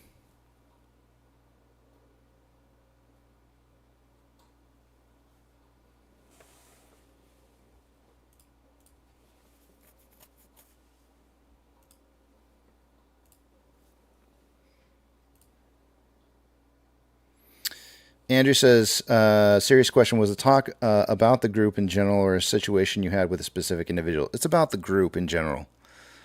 And here's the other thing too, is I'm seeing it in GME as well. I have not seen GME express some of the, especially with some of the, I am seeing people who probably in the past weren't necessarily very vocal about the CEO of the company as being negative. Now I'm starting to see a lot of content out there from individuals who are expressing their doubt in Ryan Cohen for GME. And so, and I know there's a lot of people out there who probably FOMO'd into call options that expire tomorrow, and we'll probably I don't know, maybe succumb to bad bets that they made. But I see a big influx of people who are probably going to fit that profile. And the first thing that you start seeing is you start seeing people saying negative comments, right? That's like usually the first sign of what's to come. They start having a lot of doubt, and they start talking about, they start blaming the price movement on the company or the CEO. They start pointing fingers at all the wrong things. And it's insanity to me. I go, like, you've been here for 3 years. You've seen what's happened, and you want to sit there and tell me that this is something that's caused by the CEO or the company? When we saw AMC and GME, and I can just give you an example of something that happened this week. When you saw the price movement on AMC and GME go down at the same exact time, when AMC had great weekend numbers, no negative news, and AMC's price suddenly starts dropping on a shareholder meeting on GME that had no bad news at all whatsoever and was so dry and empty of void of anything that would cause price movement whatsoever to change, and yet you saw both of them dropping. Like, how do you sit there and blame that on the company or the CEOs? There's no way you can do that. And so logically in my mind, I go, like, if you're invested in something and you suddenly lose sight of the truth and then start blaming the wrong individuals for what's happening because of your losses, you're done. You're done. You've given up. You've given up on what it is that you believed in originally, and you have signed that contract of I'm done.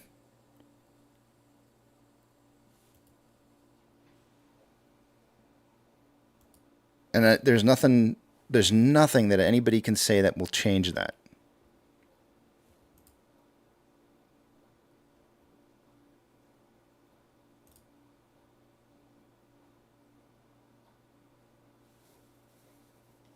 But it is what it is. You have to accept the fact that we're gonna lose people. It's gonna be a part of the story. Not everybody makes it to the end.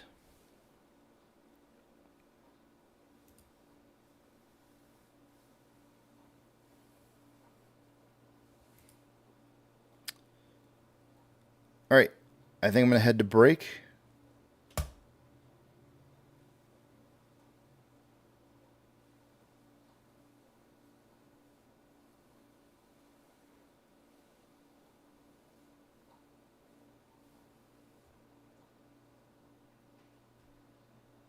Let me put the message on the screen.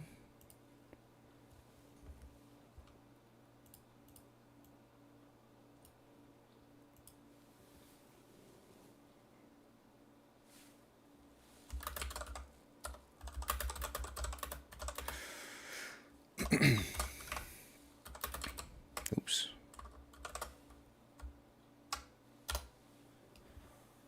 All right, I will see you guys back at 8:15 this morning, and I know I already kind of went over the price predictions already. We already kind of covered all that, but we will do volume predictions when I get back, and see how this day is going to get started here.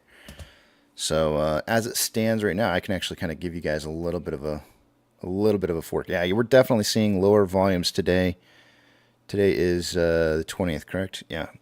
Yeah, we're seeing lower volumes today than we saw last week, or last Tuesday, rather. I say last week because every time I think of if I have a day off, it feels like it was a new week or something. We had 51 in the first 4 hours of pre-market trading last Tuesday. We had 82.7 thousand shares traded ish. I'm looking at TradingView, so if you got different numbers, I understand. Just bear with me here. I'm comparing apples to apples, not apples to oranges.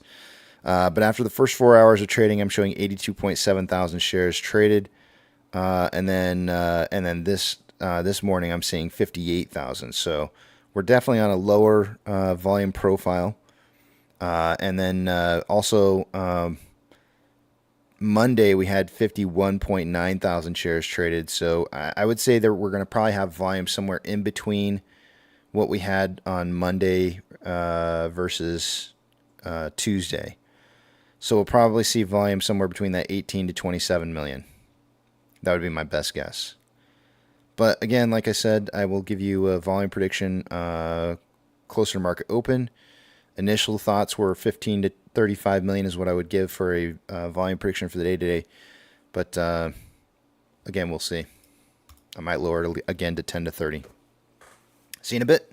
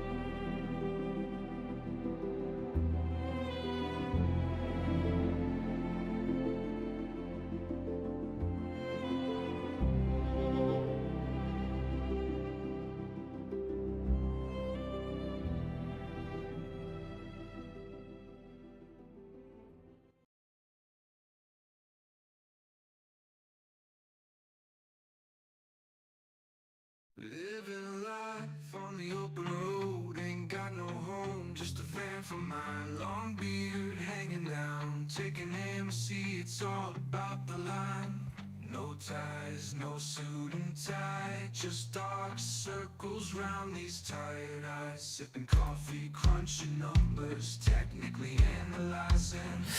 We slow down, the wind in my head, I embrace the gritty grind. There's my castle, roots my kingdom, no place else I wanna be. AMC ticker keeps on rolling, stock charts and patterns unfolding. Fear and greed, bulls and bears, it's a wild ride, I'm always tried.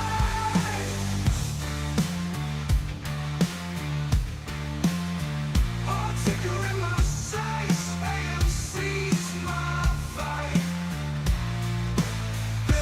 Bed living, crunching numbers all night, yeah. Fan of the beer, tinker analyst, chasing dreams in the moonlight. No fancy office, just the open road. This is my life, alright.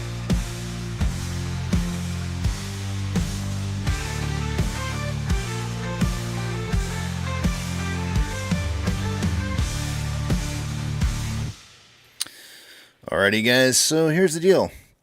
I kind of mentioned this earlier this morning. We've got about a 6-day wedge that we're kind of forming down into here. I don't expect the breakout to be today, maybe tomorrow, or the next trading day. Looks like we may have the breakout as the consolidation period would be over. One of the things to look for to kind of identify which direction a wedge may break out is what direction volume is heading versus price. You can see over this time span here, if I just draw a trend channel on this, starting from the peak here to current, you can see that it's obviously price is trending down. Volume is falling day over day, which typically means bullish movement in the futures. So you can also see that the trend channel is pointing to the bottom side of the wedge. I find that more often than not that the trend channel dictates movement in the opposite direction of where it's pointing towards. So this is suggesting, the trend channel is suggesting it pointing to the bottom of the wedge, which means a breakout. So it's a confirmation of that price movement and volume movement for a potential breakout to the other side. Doesn't mean 100% certainty that that will be the case, but just more often than not, it's a good rule of thumb. As it stands right now, I think that there may be a chance that maybe we see a little bit of a break below the wedge today. Sometimes it does happen just before you see the breakout to the top side. It's like a bearish a bear trap, and so you'll see price dipping just below before seeing the actual breakout going above. So that is a possibility, but this would likely be a retest of 553 that we'd be looking at. We've had at least in the near past, we've had a couple of tests of that 553 range, and I would expect that this would probably be that retest of that 553 range for a potential breakthrough through that point. Synthetic price failure occurs at 445. Our last top was 553. We're looking for either a synthetic price failure break or newer highs from the 553 that we had from the past. As far as volume goes for this morning,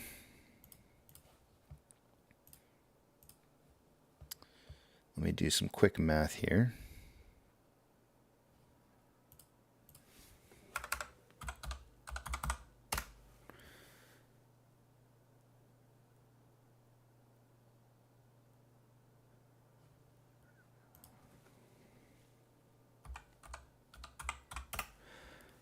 Okay, so let me plug the number into my Excel spreadsheet.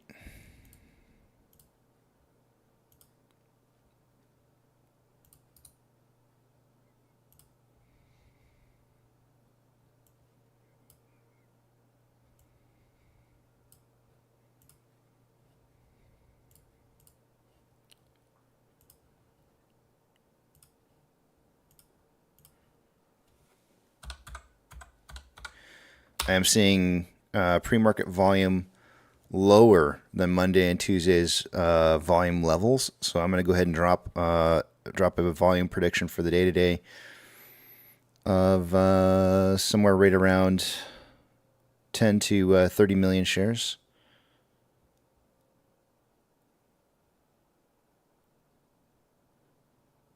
let's be a little bit more precise. Yeah, well, I'll just say 10 to 30 million.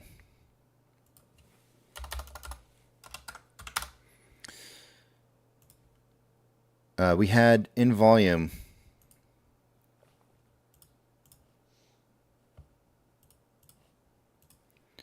on Monday 33.4 million.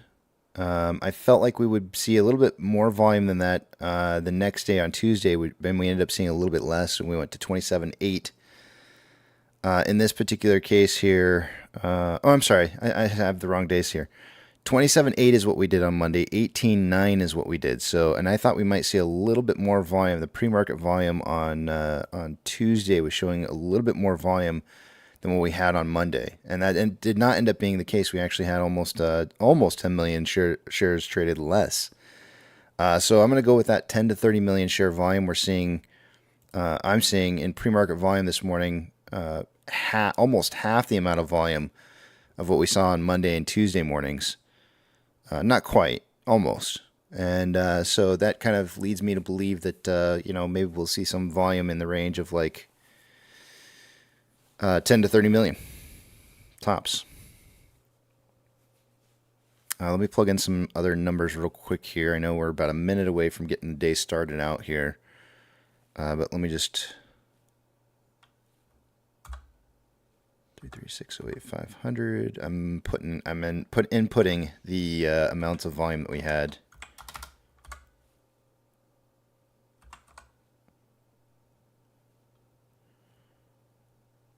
Over the last couple of trading days of volume.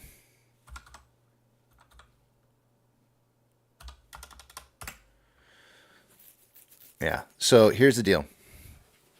We've been seeing an increasing ratio difference of pre-market volume versus outstanding market volume. It went from June 13th, it went from a ratio of 0.005. So if you take the pre-market volume that I've been tracking versus divided by the total amount of volume for the day, we went from a 0.005 ratio to a 0.006 to a 0.004 to a 0.007, which means to me that what I see happening here is I see an imbalance of ratio. Or an increasing ratio, which means that they're going to have to do the opposite of that at some point or another. So that means someday in the very near future, and most of the time we don't see these ratios get much higher than perhaps say like 0.008 or somewhere around that. So if we're going to see an imbalance in one direction of too little volume, that means we're going to see an explosive volume movement the other direction to correct for that suppressed volume over a certain period of time. So we should be seeing an explosion in volume, I would guess, after today, because if I had to imagine, today's probably going to be 0.008, if I had to guess, which means it will end up having larger quantities of volume than what the pre-market's suggesting. That's what it would have to be. So maybe we'll see like, I don't know, 22, 23 million shares traded, which would be an imbalance from the pre-market volume that we're seeing, or suggest that. So I will see you guys on the other side of market open.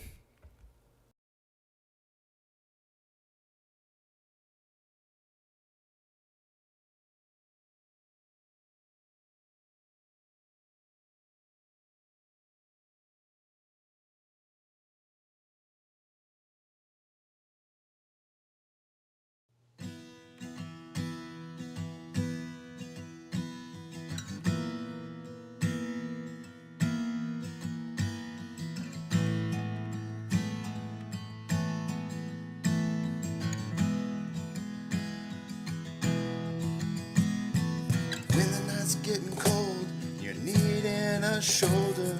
Puff out your chest and be a little bolder. All we do is we buy and hold. There will be shills who wanna steal your thrills. There will be friends who hold till the end. There will be doubt, fear and cloud, but it's all in your head. Those hedges are dead. Panic and fear really are near. it's not ours to own. We have shown that all we do is buy and hold. Oh, there will be shills who wanna steal your thrills, and there will be friends who hold till the end, and there will be doubt, fear and cloud, but it's all in your head. Those hedges are dead, so when the night's getting colder and you're needing that shoulder, these apes got your back, we got each other. All we do is we buy and hold.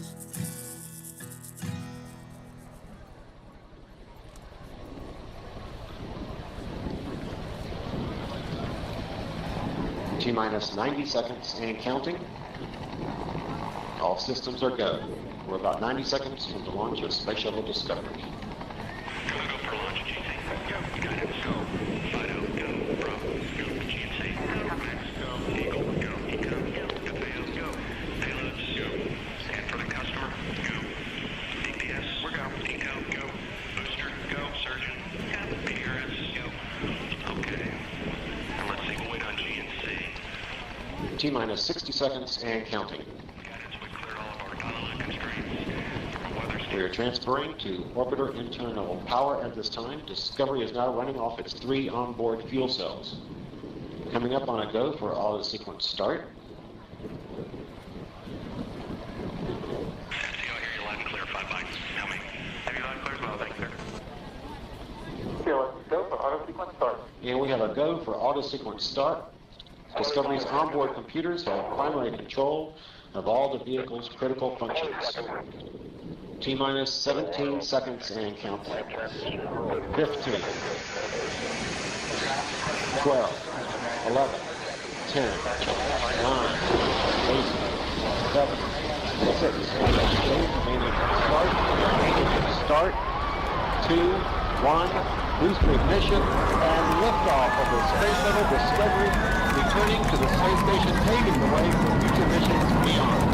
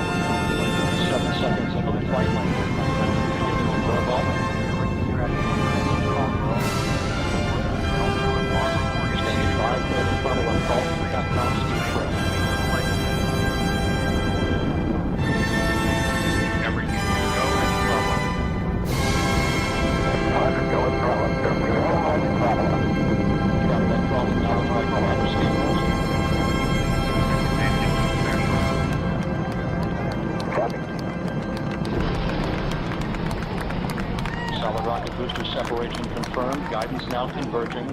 Discovery's onboard computers commanding the main engine nozzles to swivel, aiming the shuttle for its precise target in space for main engine cutoff. Should have a good forward leg now at S10. Okay, you sound good.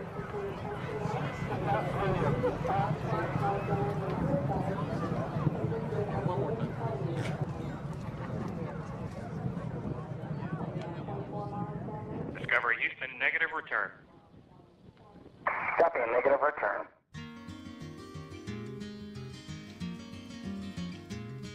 On a warm summer's evening, on a train bound for nowhere, I met up with a gambler. We were both too tired to sleep, so we took turns of staring out the window at the darkness till boredom overtook us, and he began to speak. He said, "Son, I've made a life out of reading people's faces and knowing what the cards were by the way they held their eyes. So if you don't mind my saying, I can see you're out of aces. For a taste of your whiskey, I'll give you some advice. So I handed him my bottle, and he drank down my last swallow. Then he bummed a cigarette and asked me for a light. And the night got deathly quiet, and his face lost all expression. Said, if you're gonna play the game, boy, you gotta learn to play it right. You got to know when to hold up, know when to fold up, know when to walk away, and know when to run. You never count your money when you're sitting at the table. There'll be time enough for counting when the dealing's done.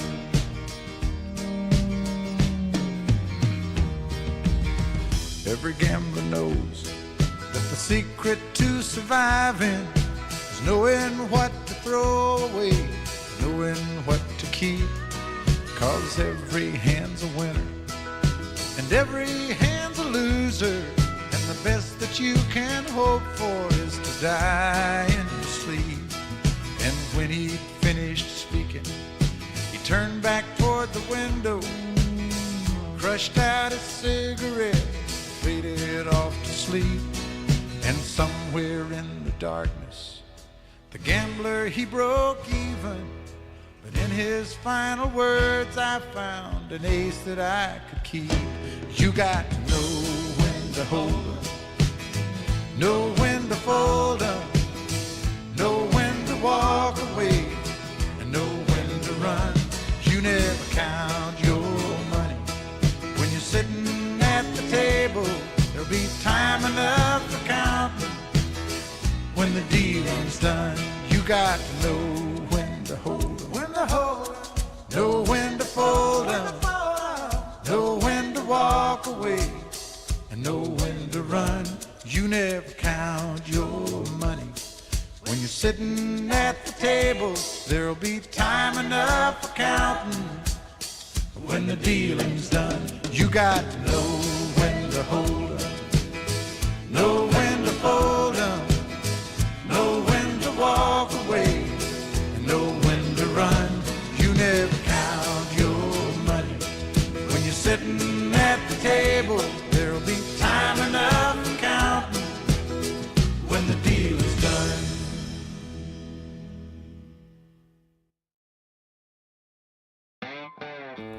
Good morning, you filthy apes. Welcome to AMC with KC, where we buy, we hold, and we screw those hedgies. Screw them!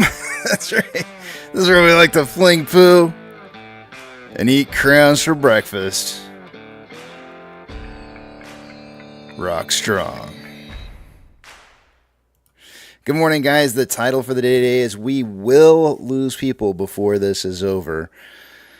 Why did I write that out today? I've been seeing some disturbing things kind of going on in the community. It's something I've known about for a long time. It's something I've actually said to you guys on many occasions before. But I know that there's been a lot of people who've made some really, really, really bad bets lately. And they're going to end up getting a little bit pissy when those bets don't turn out for them. And I get it. I understand. You know, nobody likes losing money, but it is what it is, and that's how the market makes money. They make money by you losing money. And so I just want to kind of cover a couple different things here about addiction, especially in particular gambling addictions. We have a major gambling addiction problem amongst us. A lot of times when people make bad decisions with their money, they oftentimes compound on top of that bad decision by making more bad decisions to try and recoup what it was that they already lost. And so what I want to kind of suggest to you is that there's a difference between, and trust me, when you invest money in the market, it is always a gamble. Always. No matter which way you cut it, it's always a gamble. But are you going to gamble on price? Or are you going to gamble on a company that can recover and turn into an amazing company that will have a turnaround and be profitable in the future? What are the things that you want to gamble on? because it makes a difference.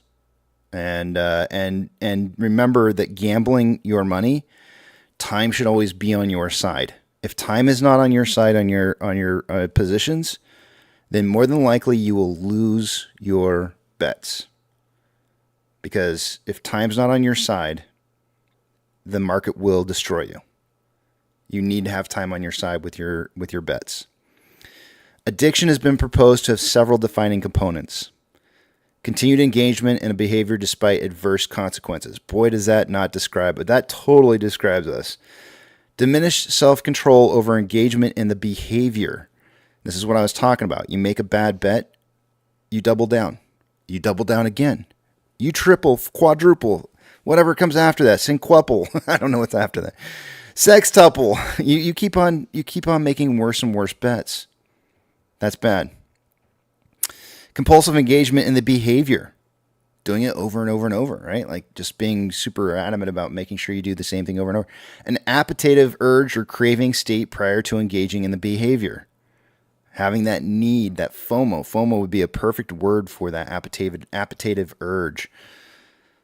Although for a period of time the term addiction was almost exclusively used to refer to excessive and interfering patterns of alcohol and drug abuse, the Latin word, and I'm going to probably destroy this, but addicre, from which it derived, did not originally have this import. Researchers and others have recently recognized that certain behaviors resemble alcohol and drug dependence, and they have developed data indicating that these behaviors warrant consideration as non-substance or behavioral addictions.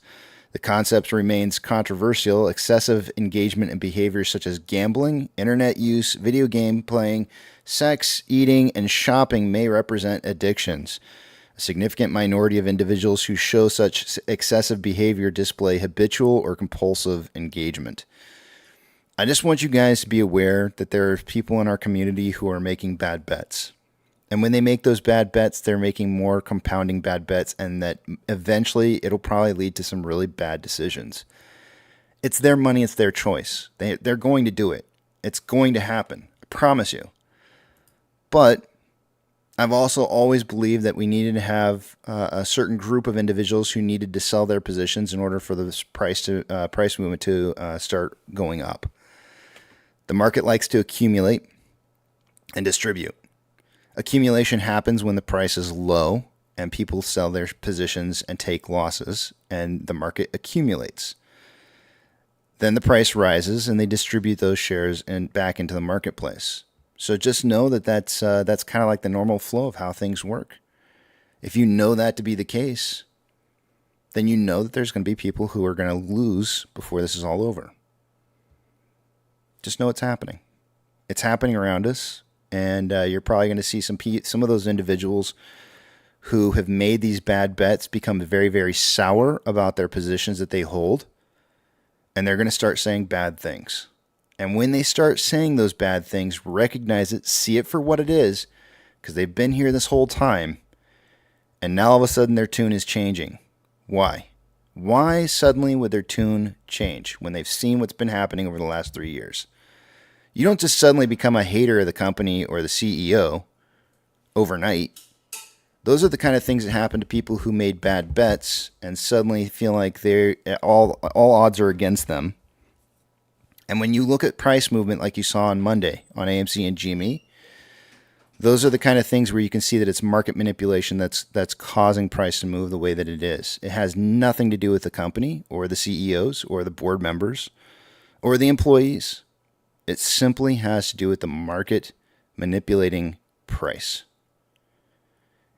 What are you going to bet on? Are you going to bet on price or are you going to bet on a company? Those are the important things to remember. All right, that's what I got for you guys. I know it's deep, dark subject, but it's something that needs to be heard. Because especially, I think you're going to be seeing a lot of those voices coming out here out of the woodwork here in the very near future. And when they do step out and show their faces and say the bad things that they're going to say, I want you to recognize it for what it is.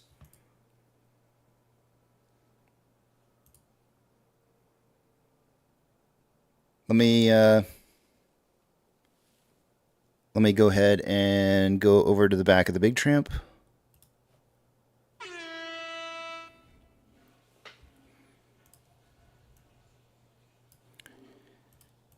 And let's see here. Yukon says 1 step ahead. Yeah, I like to try to be a little bit as much as I can. Just because, I mean, it's, you know, you can see the stuff unfolding the way it's unfolding. And it's like we've lived through 3 years of this stuff. And it's like, you know, it doesn't change. The same story repeats itself over and over and over.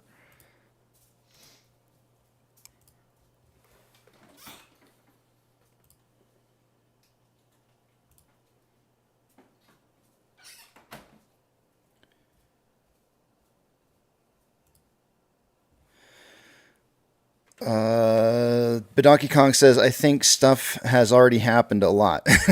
Yeah, it has.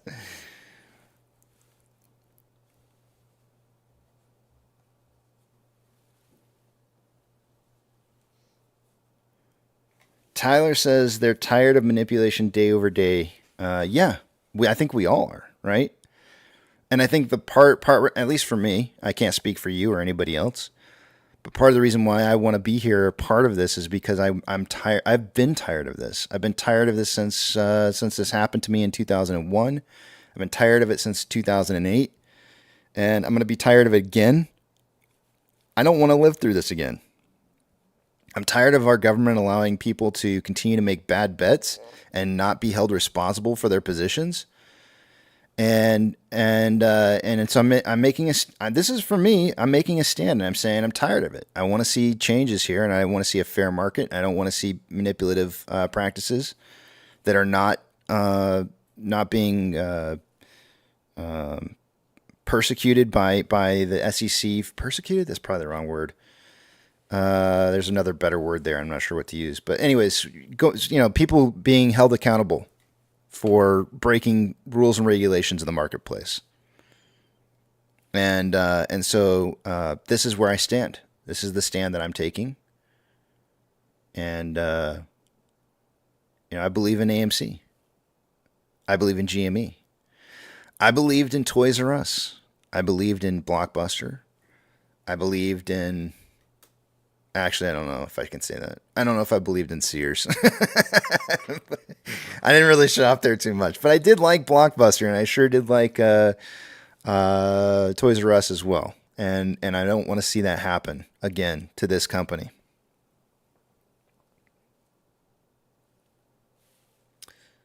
Look at the volume chart on Webull. That billion shares. Say what? I don't see a billion shares.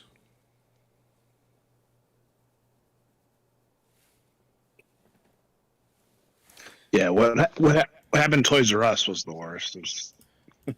Yeah, it was pretty bad. It was a really good store. Yeah. My grandma, so what's really interesting about today's song is that the very first time I ever heard this song, I think my grandma, she told me to go get in the car. So I got out in the car, and she had an old, I wanted to say it was a Renault. No, that's probably the car that my mom had. I don't remember what it was. Anyway, it might have been an old Ford. Anyways, it had an 8-track in it, and she would allow me to, put the keys in the car and get the 8-track started so I could listen to some music. And she had an old Kenny Rogers 8-track cassette in there, and I plugged it in, and that Gambler song came on. And man, I was under 5. I know I can tell you I was under 5 years old because my brother wasn't born yet. I know I was less than 5 years old, so I was probably somewhere between the ages of maybe 3 and 5 probably when this happened. My mom would probably remember more. She'd probably be like, "No, you were 2." But I loved that song. That Kenny Rogers song came on, The Gambler, and I was like, "Holy shit, I love this! This song is amazing." I remember thinking to myself, like, "This is awesome. I love this music." And then my grandma was also the same one who every time she would come to visit, because we didn't get to see her very often, it was maybe once a year, or maybe even sometimes once every couple of years, she would show up and she would take me out to Toys R Us, and she would let me go around, and within reason, I couldn't pick out the really expensive stuff, but within reason, I could pick out any toy I wanted, and she would buy it for me, and that's where I got my first X-wing first X-wing fighter. Was one of the ones that I remember. That was probably the one that I remember the most out of all the gifts that I picked out. But yeah, so like Toys R Us memory and both that and the Gambler were things that I remember from my grandma.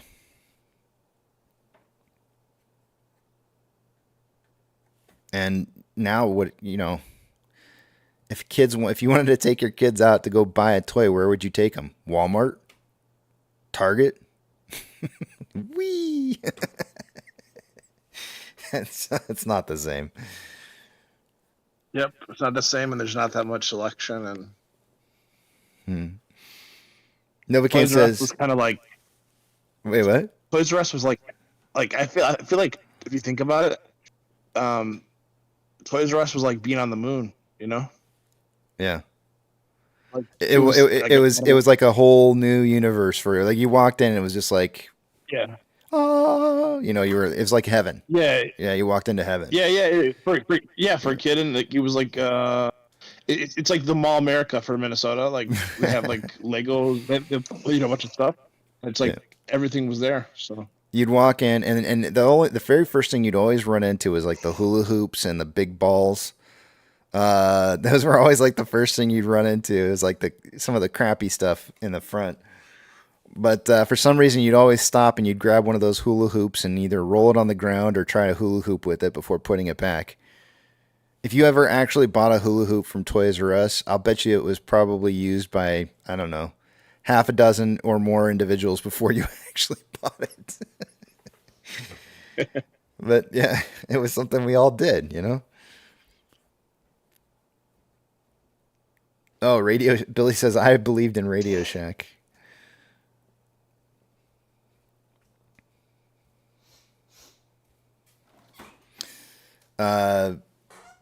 Who was it? Novocaine says, you cussed when you were less than 5? Well, I mean, no, of course not. But I'm cussing now.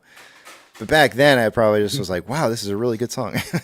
Gee, golly, this is a great song. I didn't say that. I just remember thinking in my head, I was like, this is a really good song. I like this. And I think I played that on repeat. And I say repeat because she didn't actually have a repeat, but I would rewind it through back to the beginning of that song like so many times when my grandma got finally sick of it. And I think she hid, the next time I came over, I think she hid the 8-track in her glove box. And I went thumbing through looking for the 8, because she had a 8-track cassette deck holder like in the middle section between the seats. And so I'm like looking through, I say thumbing through it. You can't really thumb through it, but I was like looking through for the Kenny Rogers one, couldn't find it. And, then I tried the glove box and found it in there. So I think she was hiding it on me. Yeah, Mom, Grandma's losing stuff. I found it for her. I don't blame her. Anytime a kid listens to a song like 80 times in a row, you're like, oh my gosh, can we just not hear this song anymore, please? It was your theme song. That's right. Tech, welcome this morning. Good to see you. Pirate, good morning. And Rugged, good morning to you guys. Good to see. I'll see you here this morning. Good morning.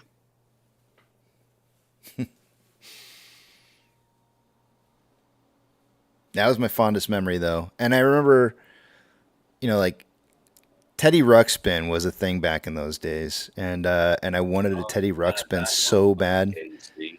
What's that? I had it. You had Teddy Ruxpin. Man, I'm jealous. Yeah. Are you gonna hate me now? No, but I'm envious because I wanted a Teddy Ruxpin so bad, and my grandma that was too expensive for my grandma. She was like, no, not on. She was a no on that. So You're gonna blame me for white privilege on that? No. Yeah, I know how it goes. No, but I wanted one. I wanted that. I'm envious because I don't know what it is. Oh, you don't even know it? Oh man, it was a talking bear. Are you born in 1995 or something? You could interact with it. 80. I don't remember. Since you had it, Rugged, remind me, was it interactive to where you could talk to it and it would it would respond to you, or was it just did it just have like a set I don't know. things it would say over and over and over? I don't remember how it worked exactly. I think it might have had some kind of sensor on the front, like could watch TV or something like that, or you could jam stuff in its mouth or something. I remember there being like a tape deck in the back of it that you could put into it or something to get it to maybe say you different sing things. along with it. That sounds Okay. right. Yeah, I remember Well, there you being certainly something. know a lot about it, Casey. Dude, I wanted it so bad. I wanted that Teddy Ruxpin, and but it was weird though because I was on to eBay. No, I don't want it now. I could care Why less not? now. Why not? Because I don't have any desire for Teddy Ruxpin anymore. No. It was weird though, because I was at that age. I know my sister was born, so I had to be at least 7, somewhere between 7 and 10, I would say, when that came out, or when I was born. No, what I was saying was, is that I was at that weird stage where Teddy Ruxpin was almost I was a little bit too old for it, but because I was kind of moving into that whole G.I. Joe phase, and moving away from things like teddy bears. But the teddy bear was so cool because it talked and did shit like that you were just like, you were sitting there going like, wow, that is really cool. I want that. But it was really kind of it was a transitional phase for me where I wanted G.I. Joes a lot more. You going through Yeah, it wasn't just a factor that it talked. The eyes on it blinked and the Right. mouth moved. It was very rudimentary animatronics like you'd see at Disney World or someplace like that. But yeah, it was quite special. I bought one for my niece as a Christmas present, and I remember paying through the nose for it. I want to say I paid $80 for it in the 80s. That was a lot of money to pay for a teddy bear. What if you just got a real doll now instead? Would that be almost as interactive? Sure. you don't. The grown-up version? Well, you gotta kind of weird. They make you kind of drown it under hot water first. It's like, what are you, necro? You know. I mean, heat it up or something. They Put it could underwater. They could connect it to. I'm gonna say Chat GPT, but I was thinking like there should be like a dirty version of Chat GPT or something. Yes. XGPT. XXX GPT. And yeah. Would it be wrong? Okay, here's an idea. Most wives probably wouldn't let their husbands get, or wouldn't be liking of their husbands getting like a real doll. But what if the real doll you got was a carbon copy of your wife? Would that be acceptable? I don't think they would like that. Yeah, no. Like, even if but what if they were in the same bed with you? That would not same bed? probably work very well. It would be like you're being with twins. Yeah. You don't have to go your whole life without ever having a threesome. You know. Well, this certainly went a long ways away from Teddy Ruxpin. You know, Casey, I'm unclogging a toilet as I'm talking to you. Oh, well, that's even better. Well, my mother-in-law actually started off unclogging it. I'm like, no. That's too close, too intimate for me. This is true. I'm actually one hand on my phone, one hand on the plunger. I think you should put the phone down before you drop it into the toilet and accidentally plunger your phone. You know, you say, oh no, but you'll be wishing you'd have done that later. Listen, I'm going to tell you a true story. This is going way too deep than you want to know. This is just for gag purposes only. But when they first renovated this bathroom, they had us over. Within 10 minutes, I had to go to number 2. I clogged it immediately. Bang. Brand new Christens with a clogger. This literally sounds like the Fokker's house or something.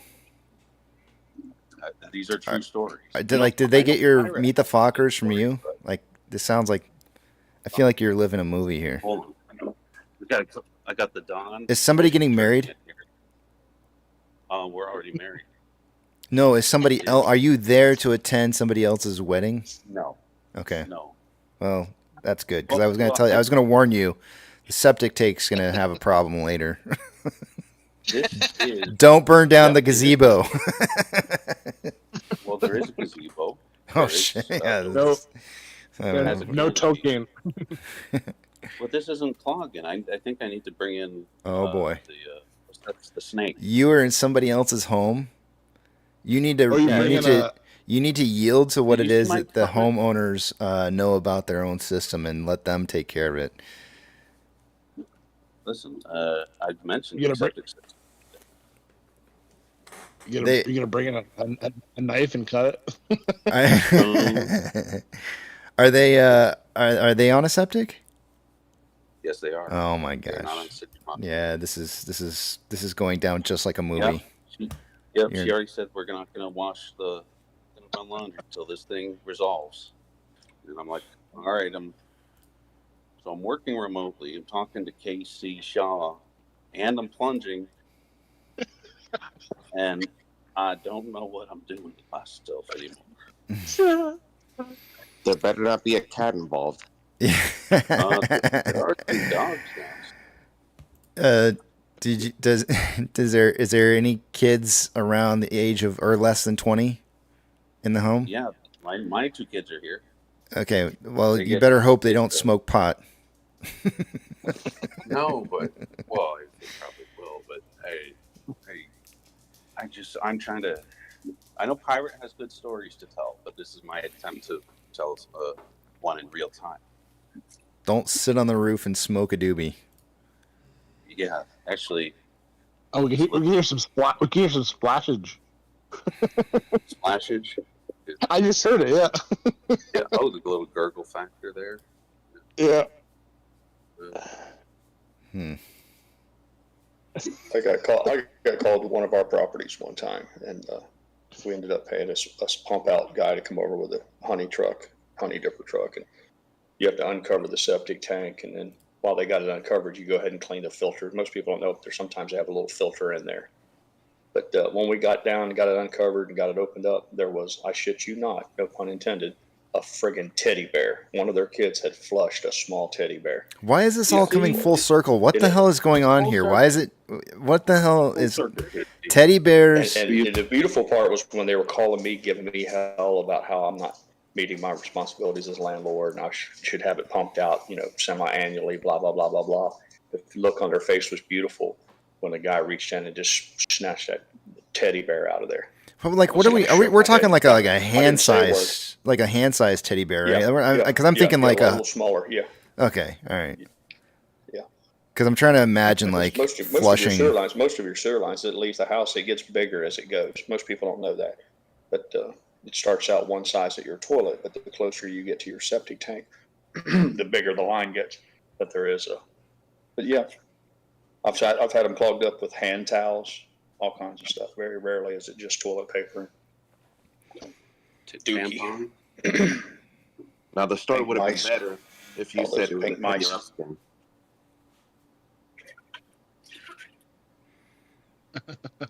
I was imagining a Teddy Ruxpin getting flushed down the toilet. I was like, that didn't happen.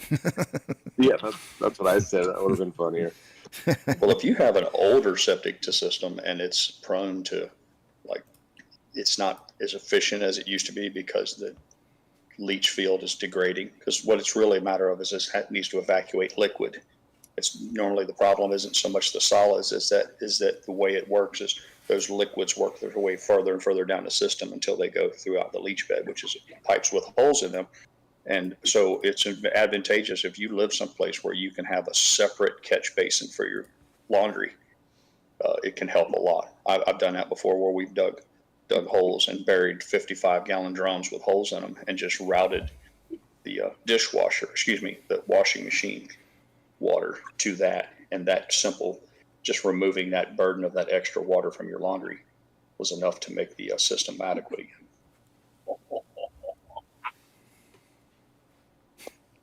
I think we just had a transformer change. I'm not sure what that was. Believe it or not, my whole mom side of my family were plumbers. Believe it or not, I feel like I'm Mario Brothers or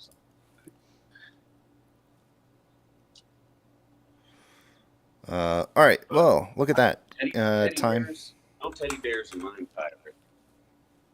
Just that's what happens when I don't have lattes. When I only have the curd drip coffee for like a week, you get those bricks. Wouldn't you know? Look at that. Numbers time.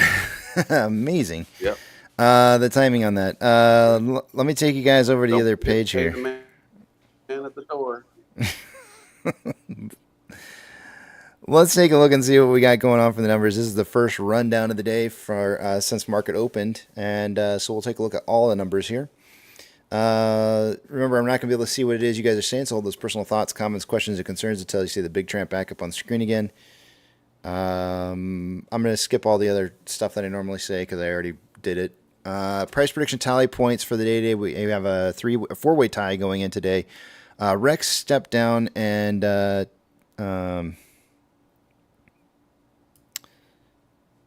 Tech is filling in. I'm sorry, I'm saying it slowly because I gotta find the name that I gotta change here. And then Tech is filling back in here again. Tech, thank you for filling in. I appreciate that. And Hey, Casey. yes, sir. Casey. Uh-huh. For today and tomorrow, can my points be coupled with his to work Absolutely. tag teaming for this week? Yeah, that's exactly what I'm doing. I'm carrying over his points to you, so you're not gonna start behind. You'll be right in there with the rest of us. Let's see here. So actually, hold on 1 second here. I gotta modify this one more time. But everybody's tied up right now. Nobody's ahead. Let's add some spaces in here. Just kind of line everything up all nicely. There we go. All right. So Tech, Twisty, myself, and Apex all have 2 points. Our price predictions are not meant as financial advice on a daily basis. It's just what we think price is going to close to within, in this particular case, a 50-cent price range plus or minus on either side of our price guess. There's only one person eligible for an extra bonus point for having a unique price prediction by more than 10 cents than anybody else, and that's me. But the low man on the totem pole is Tech today with 414 to 514. Next up from there is Apex with 420 to 520. Twisty has 422 to 522, and I have 433 to 533.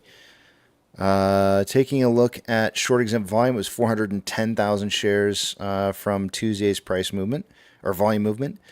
Utilization was 63.85%. That's a little bit lower than where it was previously. We'll look at that on Ortex here in a minute. And day-over-day price change was a decrease by 0.61.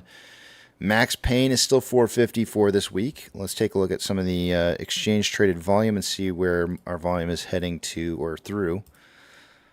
Normally by this time of the day, I would expect to see about 44% going through off exchange and EDG off exchange, and then EDGX would be somewhere between 11 and 12% for a combined total of 54% going through those. So as it stands right now, we have 60.27% going through off exchange, which is very high. EDGX at 10.39. The combined total is 70.66%, or about 16.66% higher than what I would normally expect to see going through those exchanges. CHX volume for the day today is at 154 shares so far. We had only had like 300 shares that went through that exchange on Tuesday. So low numbers on that. And then on GME, CHX volume so far for the day today is coming in at 5,452 shares. Also still a low number. Anything over 30,000 I see as a lot. Borrow fees for the day today. Since earlier this morning, I don't see any changes except for a return of about 100,000 shares. So we're still looking at 450,000 shares having been borrowed, according to IBKR, with fees at 1.98% and rebate rising. Taking a look at institutional ownership. It was 85.429 million reported earlier this morning. It's now 85.429, so no change according to Fintel. I know there's people out there who will probably be like, hey, you can get more current, up-to-date numbers than what Fintel is reporting, and I'm like, yeah, I know. I go with Fintel, though. Taking a look at the most amount of volume so far on the calls for the day today, we have $5 strikes are pretty hot and heavy. That's what we were at last Tuesday. So 4.6 thousand contracts there. That's elevated by about 1,000 contracts or so. Highest amount of puts coming in at a $5 strike as well. Very, very interesting. It's not usual that we see that being the case, especially this time of the week. We have 2.3 thousand contracts. I'm going to call it 2.4 because it's pretty much one contract away from that. The market is suggesting a closing price of $5 plus or minus 25 cents on either side of that value by the end of the day today. 475 is where we're at right now, so we're kind of like right in that wheelhouse. The market is not suggesting that it thinks price is going to continue to move down.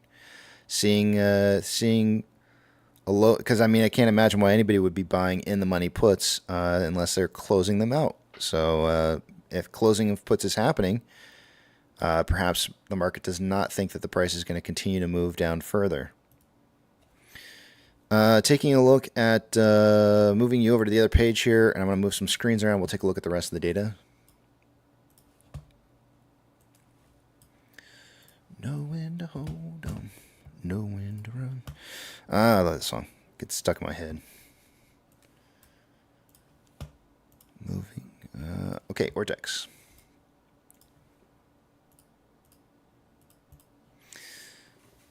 So far for the day today, according to Ortex, there's been 205,000 shares haven't been borrowed. That might slightly raise the estimated short share interest of the free float to 14.86%. Cost to borrow min's at 1.04, average is 3%, and max is 8.6%. Let's take a look at what some of these numbers look like day over day.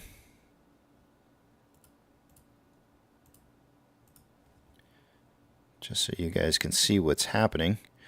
Utilization. Here's our drop in utilization from 67.44% down to 63.85. Now, we had something very interesting happen here. The on-loan amount went up, not down, with that decrease in utilization. Went up from 60.2 million shares on loan to 62 million shares on loan, which is an increase by 1.8 million shares. There's two reasons why I think this could happen. If institutions are buying more shares, then that would drive down the amount of utilization that there would be because they have more shares to be able to be borrowed. Otherwise, if they're not buying shares, the only other situation I can think of where utilization would drop, on loan amount would go up is if they were, what's the other situation? Making more shares available to be borrowed than what were previously reported. It's the only other situation I can think of.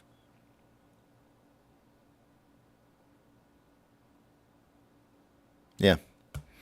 Estimated short share interest of the free float as a result of the increase in on-loan shares rose from 14.72 to 14.84. And then since we only had 1.8 million shares borrowed day over day, Ortex has estimated about 441,000 of that was in new short interest, and that's not really enough shares to really cause the on-loan average age per day to drop. So it's continuing to move upwards from 31.46 to 31.54. Security lending volume day over day did drop, however, from 12.54 million shares down to 7.91. GME. So far for the day today, 4.62 million shares being reported borrowed. That's going to increase the estimated short share interest to 11.8. Cost to borrow min, negative 0.2. Average is 1.05 and max 3.94. Normally when I see a negative number like that, that means to me or suggests to me that somebody is buying and returning shares within the same day, or reporting that at least. Let's take a look at the rest of the numbers that they have going on here. Utilization on GME dropped slightly day over day from 46.19 to 43.14. The on-loan amount did decrease as a result from 43.32 to 42.65. The estimated share interest of the free float should drop as a result, and it did very marginally from 11.55 down to 11.51. And the on-loan average age per day rising from 16.8 to 17.98 days. Security lending volume dropping from 12.21 down to 7.71.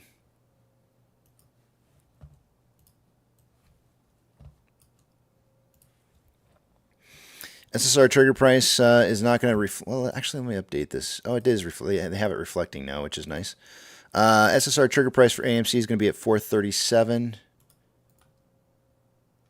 There's currently 470.8 thousand contracts that are out of the money on the calls versus 43.4 thousand contracts that are in the money. 158.4 thousand contracts are out of the money on the puts versus 33.4 thousand contracts that are in the money. Taking a look at SSR and GME, it's at $22.23. 579,000 contracts are out of the money on the calls versus 109,000 contracts that are in the money. 261.7 thousand contracts are out of the money on the puts versus 90.7 thousand contracts that are in the money.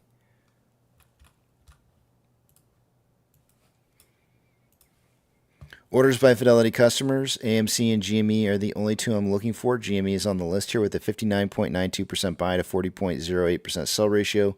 It's right on the hairy edge of exactly what I want to see at a bare minimum on that buy-sell ratio. And AMC is not on the list.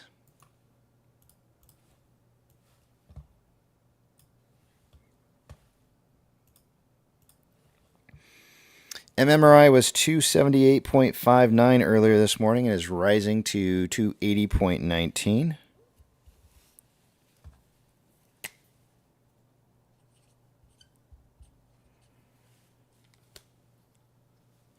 The spread between the 2-year and 10-year bond rates earlier this morning was 0.479 and is now currently at 0.467. That's exactly where we started out the week at, was at 0.467.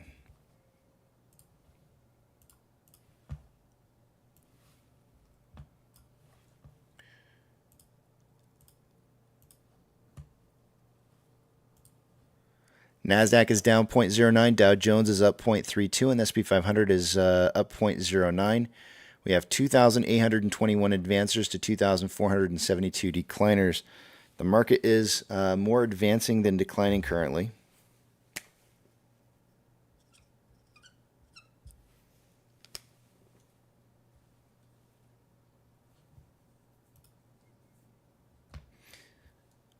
We have sectors that are red for the day to day. There's 4 in total. The worst ones are technology, followed by the real estate. The top performing sectors, energy is way up 1.45% for the day to day. Following that is our other recessionary sector of utilities, up 0.85. So both our 2 recessionary sectors are up, doing really well for themselves today. Mag 7, 4 out of the 7 are green. Financial institutions that have changed more than 2.5% in price since last Tuesday's closing will get a shout out. We have FRC down 45%, Silvergate's down 2.81%.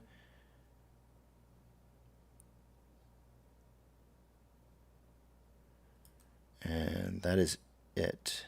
Yep, that's it. Gold is up 0.97 and definitely starting to really start moving up here at around 9:30 this morning, right around market open.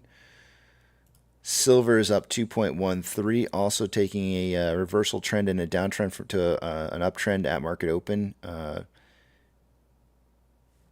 Very nice reversal on that. You can see it's a kind of a continuation of price movement upwards from the past.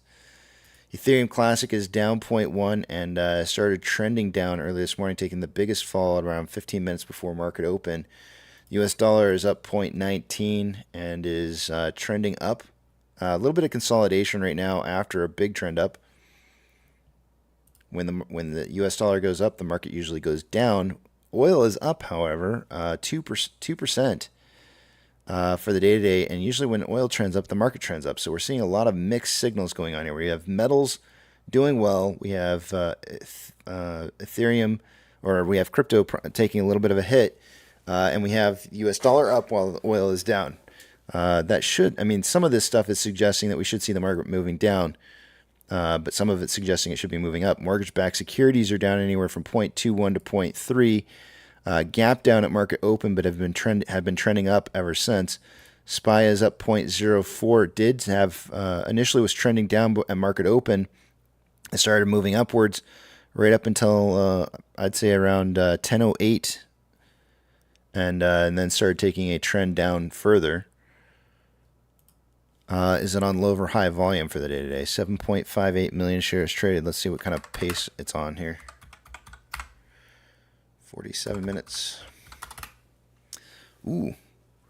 We have falling price and rising volume. That's not good. We'll see if that continues down. Continues that direction.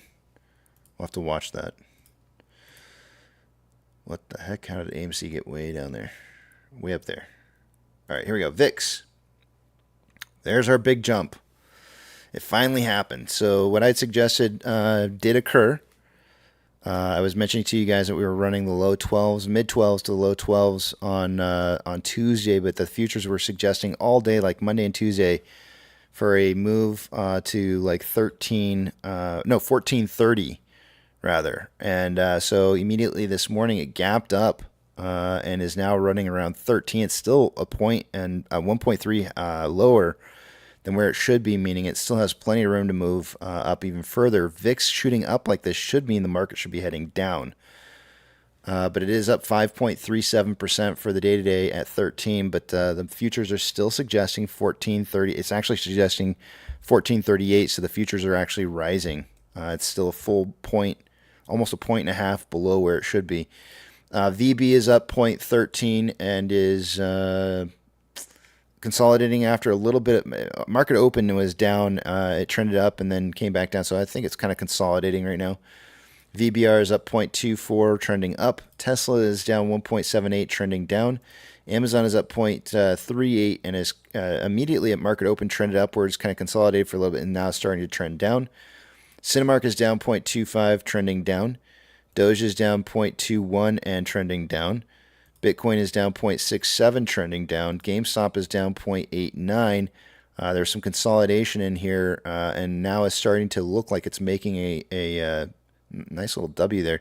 It looks like it's starting to make a run up here. HYMC is up 4.05 and is, for the most part, kind of consolidating. And we did notice a little bit of a move this morning, and it's certainly up 4.05% higher than where it closed last week, or Tuesday rather. Dang, I keep saying last week. But it's trending up. I'm going to call it a trend up on this right now. I mean, it's kind of within consolidation from where it's been in the past, but since a market open, it's been trending upwards. NCMI is down 0.89 and trending down. Oh, by the way, on that HYMC, that's a long trend, downtrend that it's breaking right now. I have to go out to like a 1 hour time interval before you can see where it started that downtrend back on like the 29th of May. So almost a full month's worth of downwards trending price, and is now starting to find some relief there. NCMI is down 1.1, trending down. Hood is down 2.38, trending down. Strong trend down. And AMC is down 1.21, trended down at market open, consolidated for a little bit, started to trend down again, and is now starting to get a reversal off of that trend. And it's starting to rise, but the Bollinger Bands are closing, which means it's going to run into those Bollinger Bands more than likely and find some resistance on continuation upwards. Continuating. We're using a word from now on. I don't care. Inflow versus outflow for the day today. Is that a word? Hold on a second. I got to look it up. I don't even know if it's I don't even know.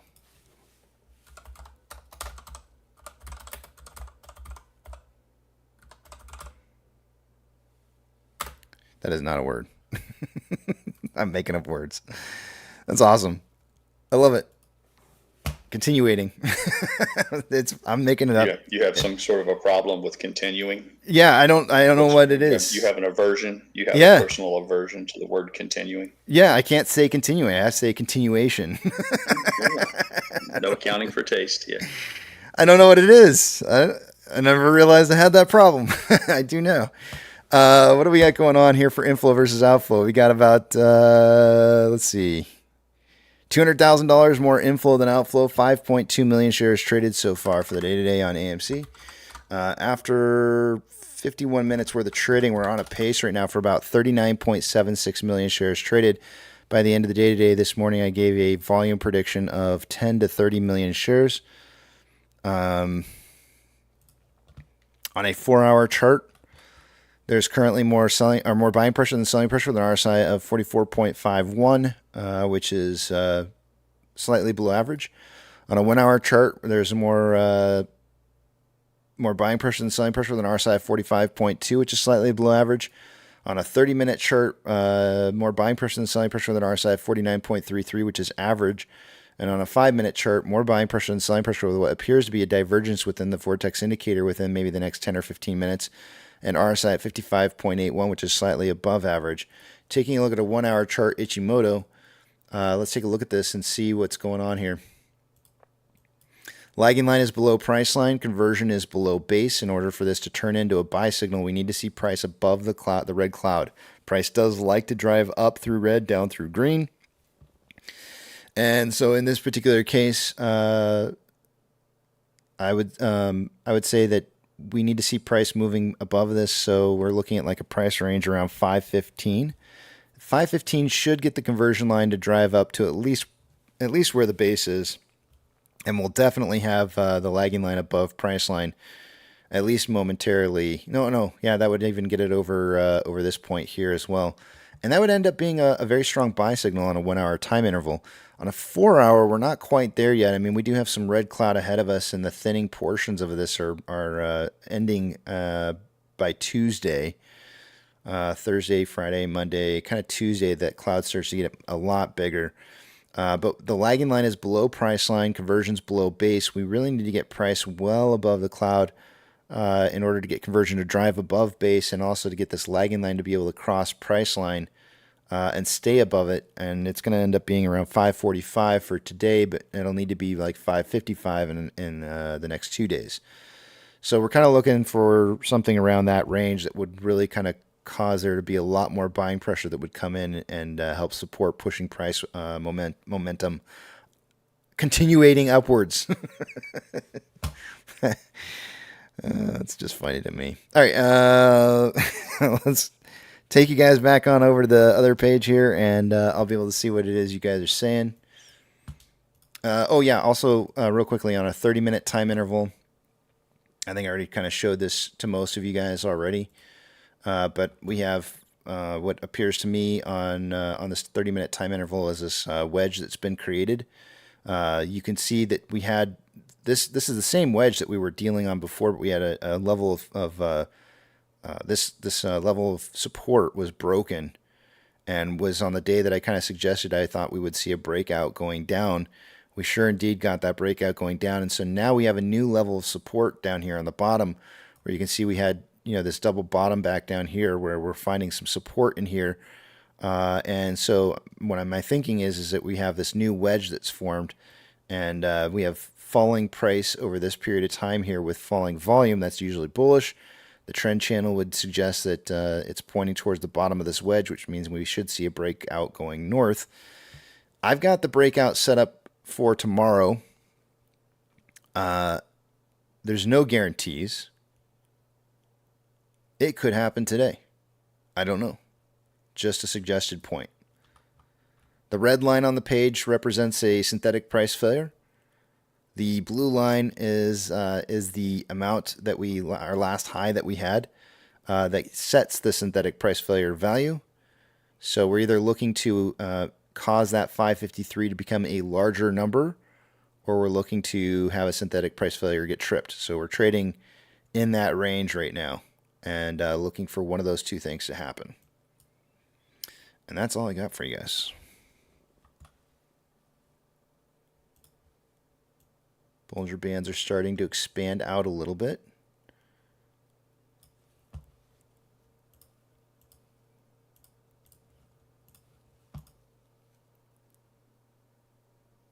I am... Shit, how old am I?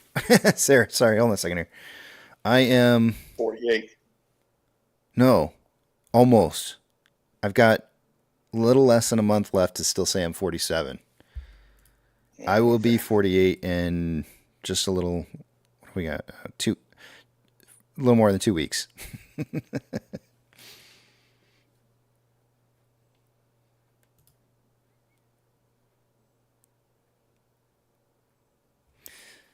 Yes, Spectre's saying I just got an alert that the calls on GME are over 900%. Again, to me, that's really just the market trying to stop investors from being able to create positions without taking a large gamble.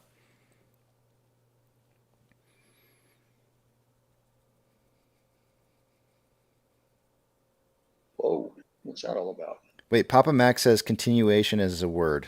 Wait, son of a bitch. Damn it. Continuation is a word, but not continuating. Oh. There's a difference there. Maybe I'm taking continuating and turning it into something different. Well, it's my position that continuating is not a word. Continuation is. Yeah. If you don't say continuating, you say continuing. Yeah. Yep. I just have, like you said, an aversion from that word. Continuing. I don't know why. It just sounds weird. Continuing. It doesn't sound good. Continuation sounds cool. Because damn it, I said so. Yeah, well, continuation is fine, but continuating. Yeah.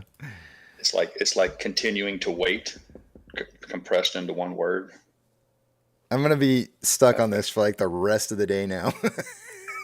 Yeah. Spend 2 hours of content on the semantics of. Yeah. Like I somehow at some point or another, I'm gonna have to sit down in front of a psychologist after this is all over, and ask him like, why the hell do I say stupid words like continuating and both when they are not real words? Please help me to understand. I like continuating over continuing because you're sitting at the table and you're eating more. Continuating. Continuating. That's right. I'm eating more. It's eating more.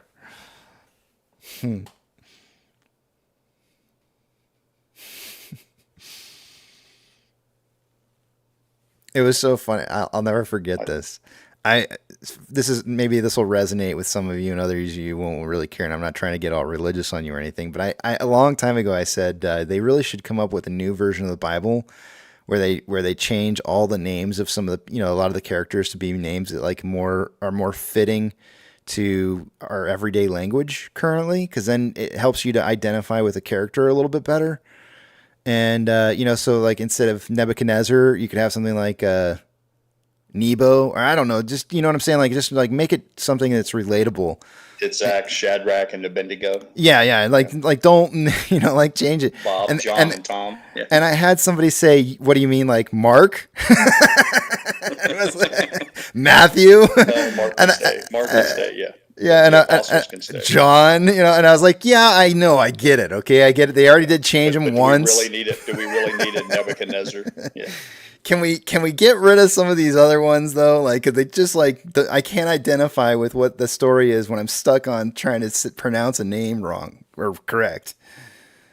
But leave those ones. Those are okay. The Mark, Matthew, John, those are fine. Leave Jesus. That's fine. That's okay. We got Jesuses nowadays. So those are all good. But let's like change some of those oddball ones. Mary's fine. There's nothing wrong with that. Keep Mary. Let's make it more relatable though. Jesus can be El Jefe. I'm just saying, like, it makes it a little bit easier to relate to it. You know what? You can always just put a parentheses and just give them your own nickname. That's right. Oh, man. Hold on a second here. My wife's texting me. She probably wants to know. Oh. Okay. I woke up anxiety-ridden today. Both of my sons have taken over the lawn care for some time now as far as mowing the grass, but I have been remiss in my responsibilities of showing them the subtle art of weed eating. So today we're supposed to have weed eater training so that I can pass the torch to them, alleviate myself from the brutal heat in Florida. But I can tell you it's not so much the act of showing them how to go around and weed eat an edge. It's going to take me an hour to go over the tool itself. These weed eaters are just putting the string on there, because it seems like it's incredibly complicated if you do the economical way of just adding your own string. It has to be wound in a certain fashion. They have to be of equal lengths, blah, blah, blah, blah, blah. So yeah. I'm not looking forward to this afternoon. It's stuff that has to be done, though. Like, that, it just needs to be done. You'll get over it. I have faith in you, Byron, you can do it. Be strong. I freaking laughed in the inside of my head so hard, yo, when I read what you said. Can Mary now be called Karen, complaining about overnight accommodations? That's funny. Pilot, they make an attachment for your weed eater that literally you just push the string through the middle of it, get it the same length on both sides, and turn the middle, and it cranks it all right in there for you. Takes like 45 seconds, maybe. Yeah. It's fantastic. Well, that's the whole process. We have the little edger with the blade that spins, that you go down the edge of the sidewalks and the driveways, and it has like a rotating blade on it. So I have to go through all that with them. Then the weed eater, of course, and it's all just. I got another one for you, Ariel. The heat is what gets me. She doesn't like it when everybody comes in and mucks up her floor, so she has and forces everybody to wash their feet before they come in. Oh my goodness. I've never you could have made some funny stuff out of that. That's pretty funny. No shoes. She I could see her yelling, "No shoes." You're getting my carpet dirty. Her rugs. Speaking of weeding, let me ask you a question. If you had somebody who did some of your yard work and they came out and mowed over, or maybe weed whacked, I'm not sure which one it is, but they mowed over like a freshly planted knockout roses in your yard, what would you do?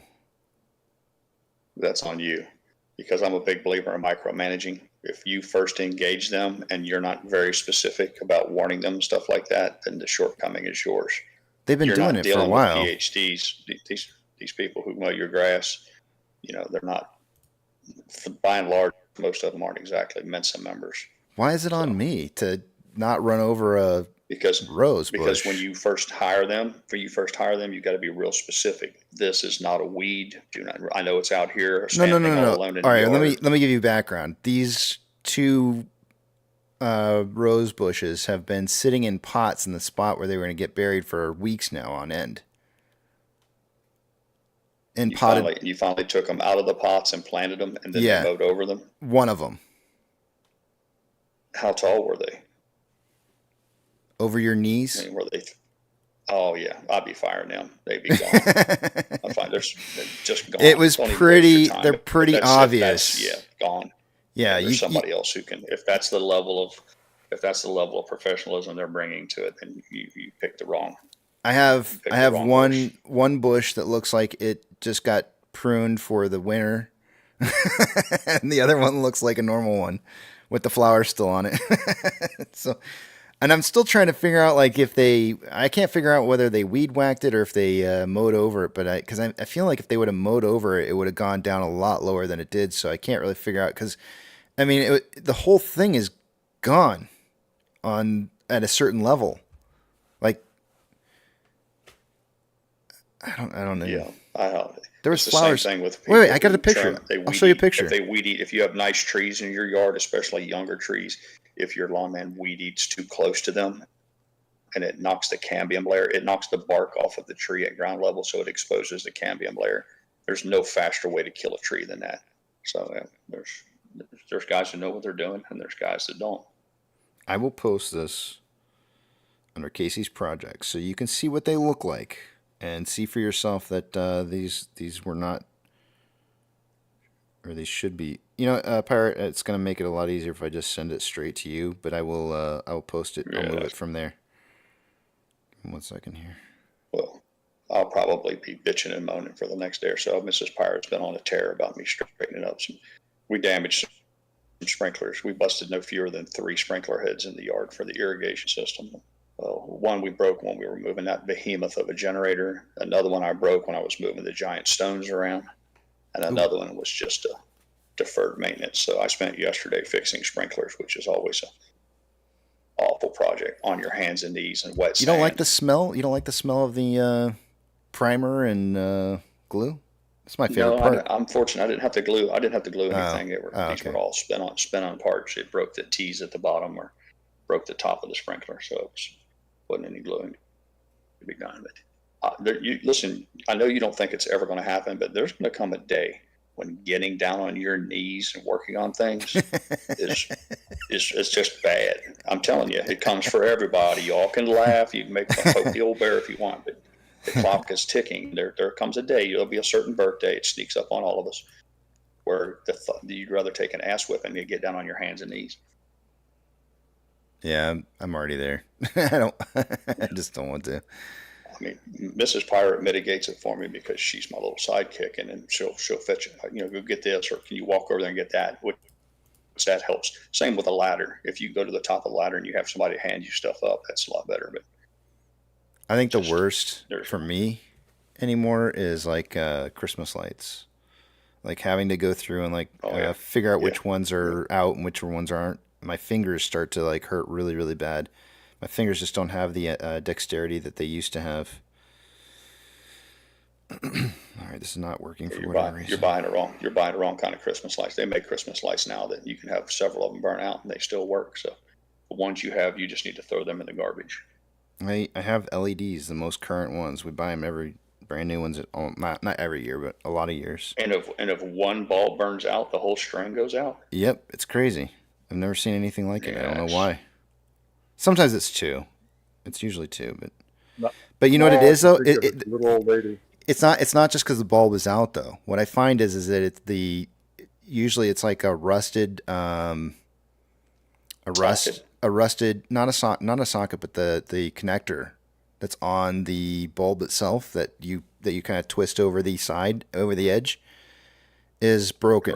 Right, it's broken off, so it's not receiving any kind of contact at all. Where am I putting that? I'll put this in. There.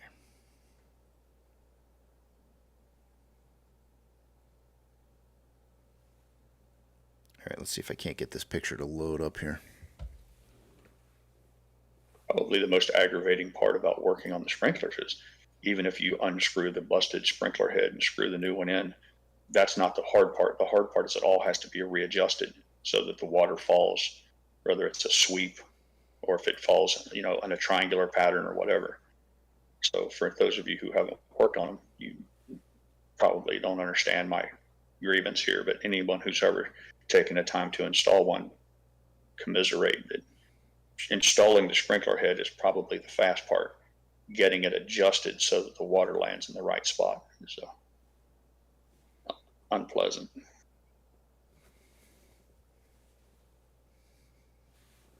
I did learn that there's no way to do it and stay dry. Best thing to do is just go barefooted or flip-flops with swimming trunks on, because regardless of how hard you try, you're going to end up soaking wet.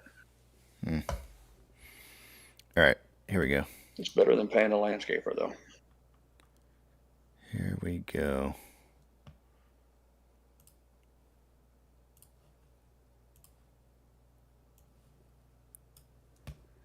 I present to you side by side the bush. Now the angle on this is a little bit hard to see. How high it is, but this is what this one looked like until I don't know what happened to it. But so yeah, I'm not sure what happened there. Well, that one doesn't look too bad, but yeah, that one right there, somebody hit that with a weed eater. That's what I'm thinking. I mean, I looked down, I got down on it, and I know they're using. They were daydreaming. And when they weed eated the fence, they jumped on it and then realized their mistake and they pulled off of it. So it looks like the bush is going to live, but you might do well to put a few stakes around that. I find myself three little pieces of wooden dowel rod and just put a little until it gets a little more mature. Yeah. Melissa's pissed though. She's like, she thought she was going to have her knockout roses. Now she's got half of them. Only half. She just wanted me to just let him know. Yeah. Where the hell is the grass? It's in the other portion of the yard. That's the area that we have Bruno go back there, and he does his business back there. So we figured, we'll put some knockout roses, make that shit smell good. One of the things you use to feed roses is blood. Were you aware of that? Wait, say that again? Blood. You go to your store where you buy plants, Home and Garden, Lowe's, but they make it's a type of fertilizer that's essentially made out of pig's blood, I believe. But roses thrive on one of the things that they recommend that you apply is blood. Huh. I've never heard that before. I went through my roses phase. I went through my roses phase 20 years ago. I had this dream of I was going to make these climbing roses grow on the side of our house, and I had cut out a trellis in the shape of a heart. Oh, nice. I was convinced that I was going to grow those for Mrs. Pirate and have this giant rose topiary on the side of our house. It was an epic failure. A lot of work. Roses are a lot of work. If you want them to be nice. Did you do that for Valentine's Day? No, it was just just one of those things I did. Anniversary? Because we owned a tree business, it was kind of honor bound that my yard looked special. So I had all sorts of elegant palm trees and oak trees, and landscaping just kind of fell under that umbrella.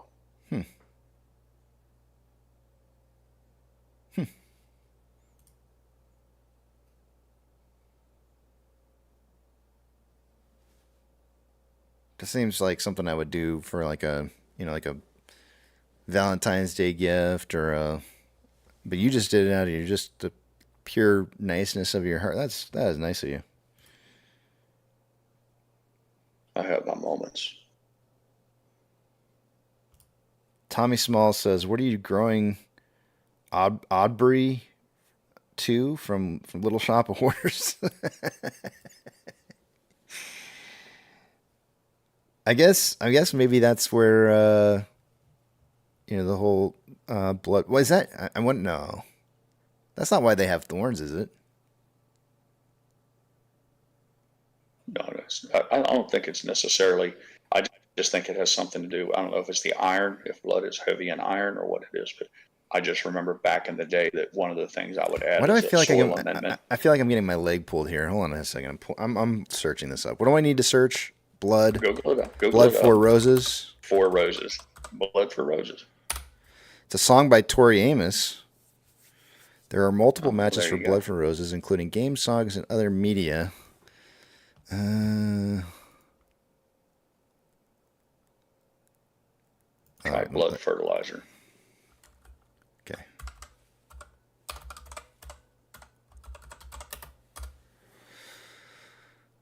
Blood meal. Blood meal is a quick-release source of nitrogen, which produces leaf growth and greener leaves. It may be used dry or in liquefied form at a rate of 1 tablespoon per gallon of water. A dry application of 2 tablespoons to 1/4 cup is plenty for mature roses. What does blood meal have in it?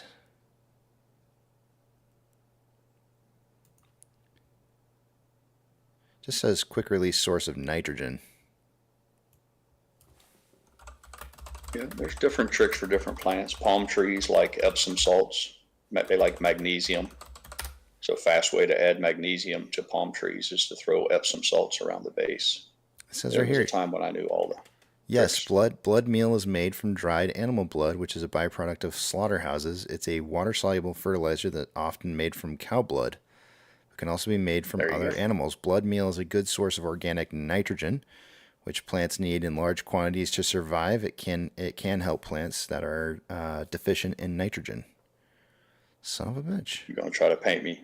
You're going to paint me with the bullshit No, brush. You got to clean your brush off. Clean your paintbrush off and put it back in the drawer. Hold on. That's all right. Hold on. I had never heard of this, and I just don't want you pulling a yuck on me, all right? So I like it. I do. Yeah. It keeps me honest, too, because you never know. Listen, it's not beyond me to, if I can't dazzle you with brilliance, I will baffle you with bullshit. So it's on you to figure out which is which from time to time. Hey, Casey. So I looked that up. Apparently, like, most roses have thorns. Yeah. So I think I think that the blood thing you're saying, I think to connect the dots, right? Also, modern growing of roses seem to have been able to grow roses that have smaller or like less visible thorns. So probably in like their natural state, most of them, they actually do, get blood from the environment. That's what I would think. I like the connection. This is going to lead me down some like really dark rabbit hole. I can feel it already. I feel like this is like a story that could be made out of this. Like one of those like I don't know. It reeks of historical stuff that we just didn't know about that maybe we should know. But like I said, like we're in a tamer environment now. Magnenby says roses are sent from the devil to collect the blood. They're nature vampires. That's what that's where I was kind of heading with it a little bit, right? But the problem is that they thrive in sunlight, not in the dark. I think to attract them. But that's to Red, attract red roses are traditional, but my favorite was the yellow. I grew some yellow ones that were quite striking. For whatever reason, I don't think they're natural, but have you ever seen the fire and ice? Yes. Those are my favorite. I've seen a lot of the different ones, yeah. Fire and ice roses, I think, are the most beautiful. Yeah, they grow some beautiful. The tea roses, or teacup, they call them teacup roses or tea roses with the little tiny blooms. Those are pretty easy to grow. Let's see. They grow some pretty flowers to this to grab it, and then we bleed, and then they drink. For those of you who do not know what fire and ice... Oops, that did not work out. Hold on a second. For those of you who do not know what fire and ice roses... Maybe you do. I mean, I'm not going to make any assumptions here, but that's what a fire and ice rose looks like right there.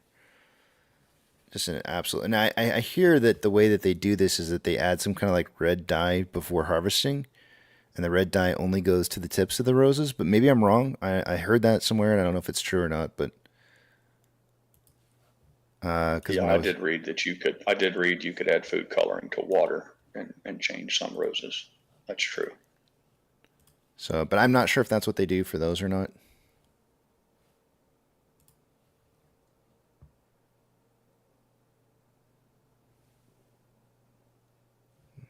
I think those are really pretty.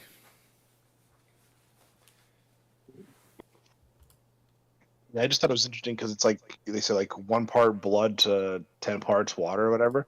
So like if you pricked, against a rose in the wild or whatever, you're not likely to like keep pricking yourself, right? So they just get like 1 or 2 drops of blood or whatever. You know what I mean? Like I don't know. Like it would basically like naturally be diluted because you wouldn't get a lot, Yeah. Yeah.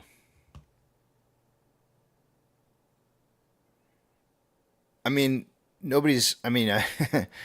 thinking of some rose bushes that I've seen in the past, and I don't think anybody's just going to go tromping through a rose bush because it doesn't look like it'd be like the equivalent of like deciding like you're going to tackle a cactus.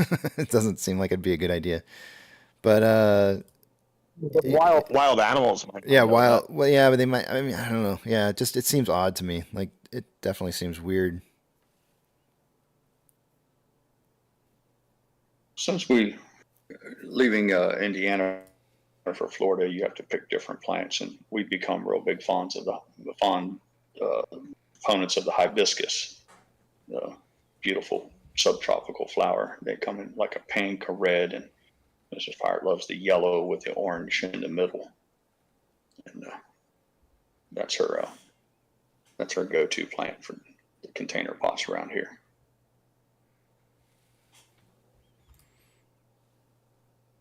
Turtle, good afternoon to you.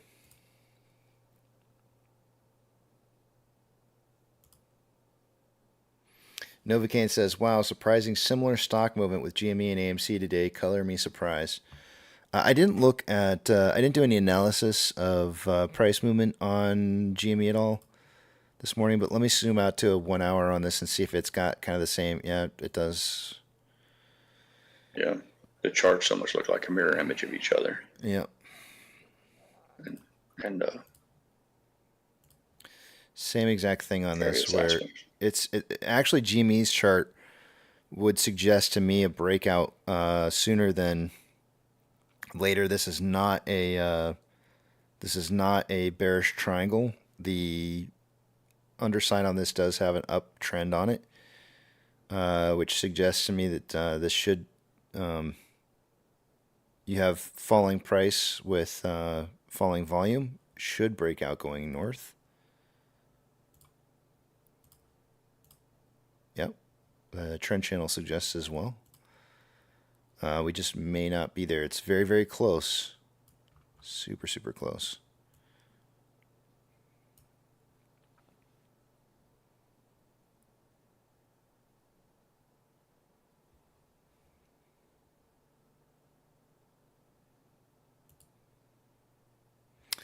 Yep, those look very, very similar.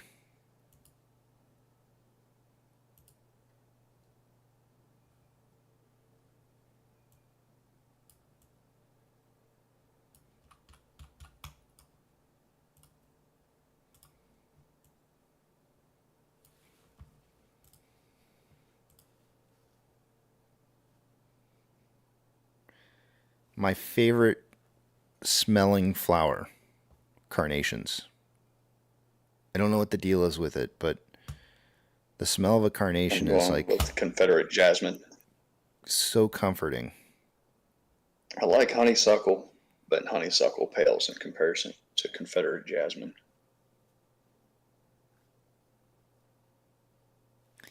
But I also feel like, and maybe this Gardenias. is just me.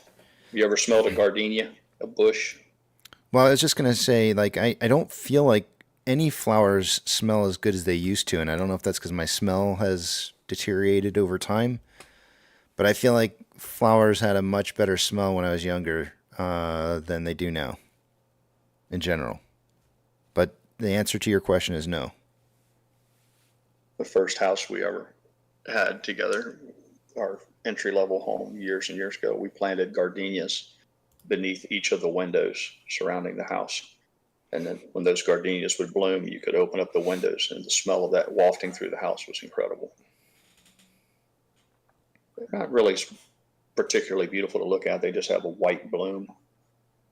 It's a delicate bloom, and it's in modest size, and they're really prolific with their bloom. So it's something to see, but it's not very particularly colorful. But if you've ever smelled a gardenia, never forget it.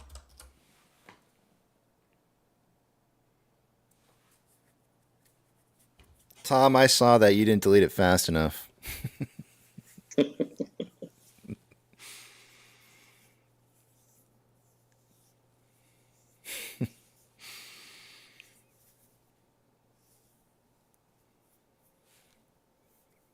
We got about 4 more minutes, guys, and we'll take a look at the numbers again. I'm getting hungry today. I don't know what the deal is. I need to take my blood pressure. That'll take about 4 minutes.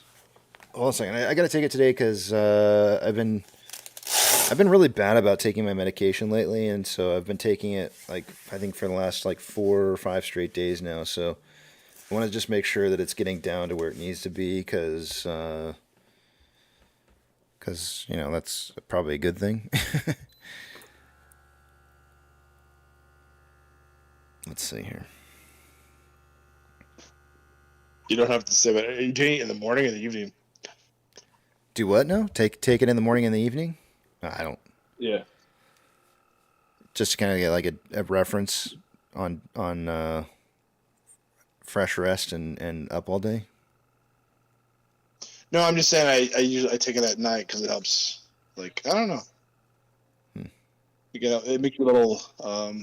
For me at least, it makes me a little lightheaded, so I have to take it at night. What your medication does, or what makes you lightheaded? taking your blood pressure? medication. Oh, your blood pressure. Blood pressure. Yeah. Maybe you should try a different medication. Don't know. I don't know. It's helping me. I don't know. Well, I mean, I know what you're talking about because my doctor told me that I would feel a little different at first, lightheaded or what you're describing, dizzy. But that I would get used to it over time. So if you haven't gotten used to it over time, maybe you need to. I don't know, man. Discuss it with your doctor. I'm sure. No. If you haven't already. What I saw too, though, is it said discuss it with your doctor too, right? But I saw that it said if you take your blood pressure medication at night, people had less heart attacks in the morning versus people who took them. Interesting you should say that because my doctor asked me about when I took my meds and I said that I was taking them at night and she's like, that's good. But then she didn't say anything about like why it was good. She just said it was good and I was like, oh, okay. It's interesting you said that. Yeah, now I know. Would have been nice if she'd have said that because what if I just decided, well, I'll just take it in the morning instead, which I did for a little while. Yeah. I mean, the morning's better than nothing, but they say the night's better. So. But it's funny that you said you should check your medication. I am switching my cholesterol medication to a different one. Oh, actually, I'm upping it. I have a cholesterol gene, but I also have to.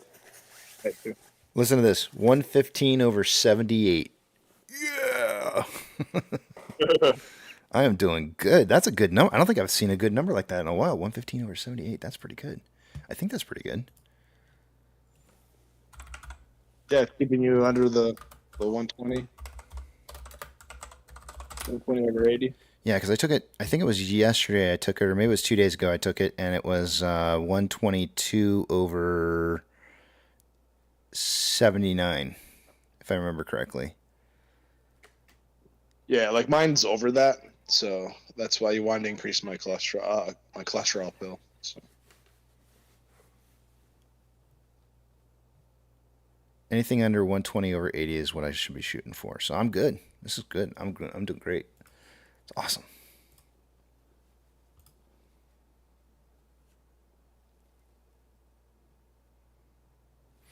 Yale says, I was looking close up line chart of AMC and GME together on a one-day chart. AMC seems to be leading GME's movement by about 3 minutes. I was just kind of noticing that as I was flipping between the two here. I was watching AMC's price. I think it was getting the reversal on this downtrend right here. And it seemed to be leading GME. I see it at 1042 right now. And GME is about 1048.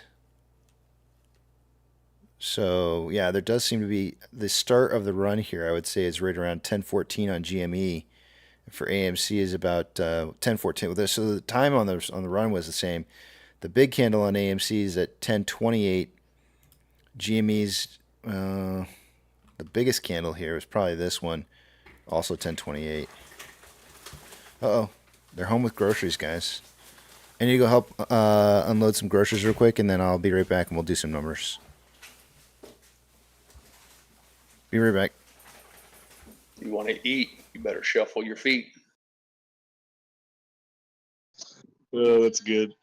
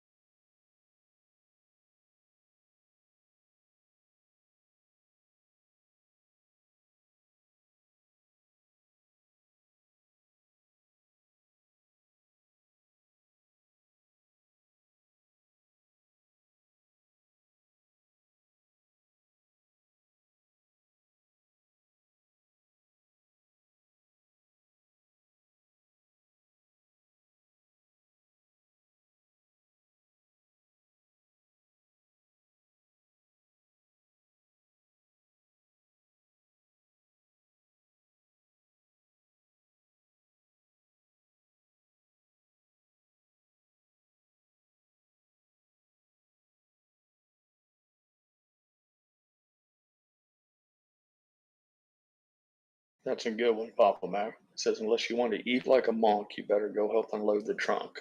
That works too.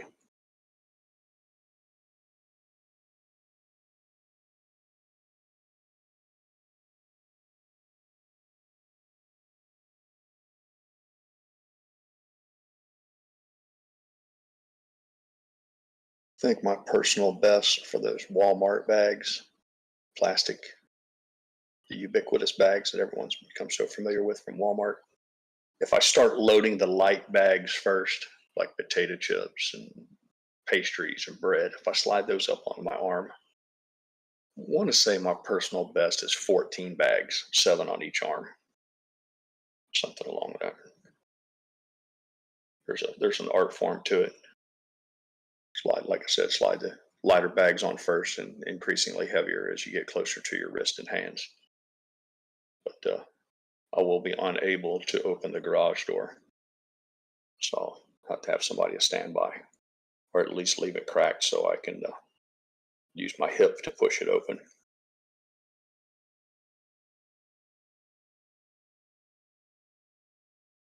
Cases of Mountain Dew, Dr. Pepper, Coca-Cola, things of that nature. No way around that. But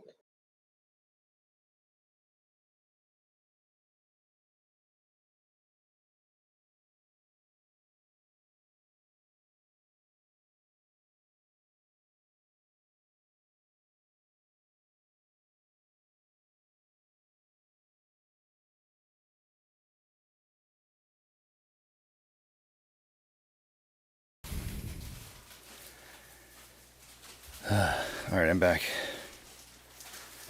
Whew, give me a second here.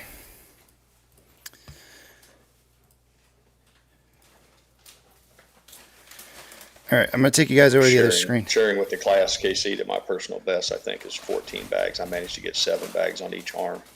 Do you have a number in mind that you can, single trip, that you can carry the standard Walmart bags? I do, I count milks. I don't count bags.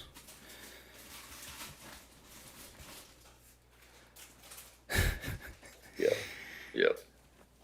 I don't know. Yeah, I don't know why I've never counted bags before, but I just haven't, so. But, like, if we do, it's not very often that it happens, but if we do buy 4 milks, that's, that's, pretty cool to be able to carry 4 milks. I can do more. Oh, yeah. That's definitely boast-worthy. Yeah. I was just saying that there's an art to it. If you slide the lighter weight bags up your arm, like the potato chips or anything that's relatively light, bread, if you slide those up on your arm first and then reach for the increasingly heavier bags, the closer you get to your wrist and hand, you can load up a lot more.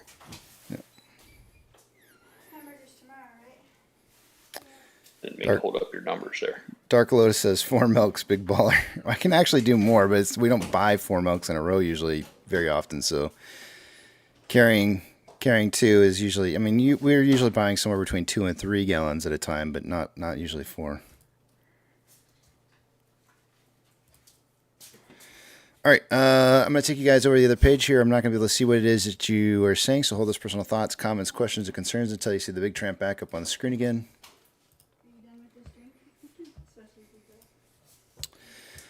Starting with off exchange. Normally by this time of the day, I would expect off exchange volume and EDGX volume to be somewhere right around like 60%.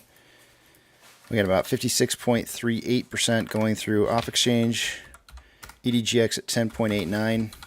Combined total is net 67.27%, or about 7.27% higher than what I would expect by this time of the day.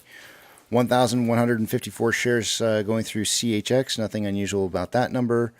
GME CHX volume for the day today is coming in at 27,828 shares. Anything over 30,000 is a lot, so it is definitely elevated on GME already.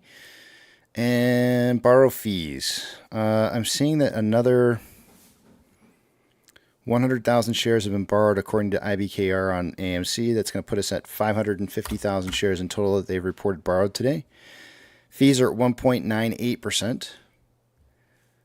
I am also seeing Ortex reporting an increased amount of shares borrowed. It was 205,000 shares as of an hour ago. It's now 4.39 million shares borrowed for the day.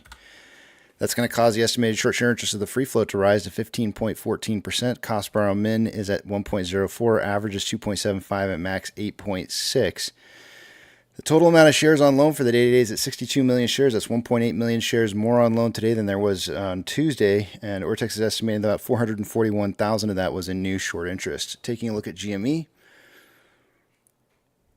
3.76 million shares borrowed so far for the day today. Options. Highest amount of call volume for the day today has been at a $5 strike as of an hour ago. We had 4.6 thousand in volume. It's now 11.9 thousand contracts in volume. Highest amount of put volume still at a $5 strike as well. It went from 2.4 thousand contracts an hour ago to 3.9 now. Seeing puts close is usually a bullish thing, and I don't think anybody's buying in the money puts. At least I wouldn't suspect they would be.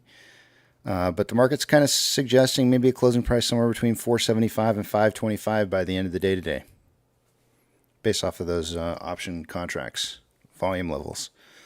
Orders by Fidelity customers, AMC and GME are the only two I'm looking for on this list. GME is on here for sure with a 58.15% buy to 41.85% sell ratio.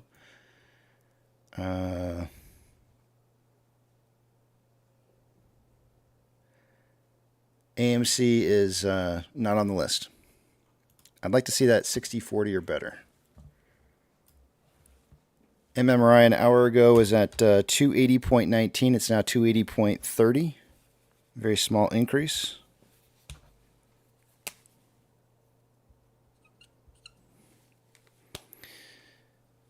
The spread between the 2-year and 10-year bond rates was 0.467 as of an hour ago. Now currently 0.475.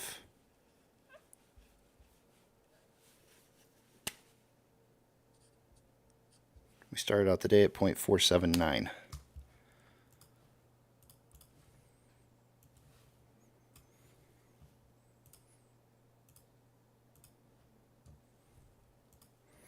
NASDAQ is up 0.19, Dow Jones is up 0.19, and the S&P 500 is up 0.19. That's interesting.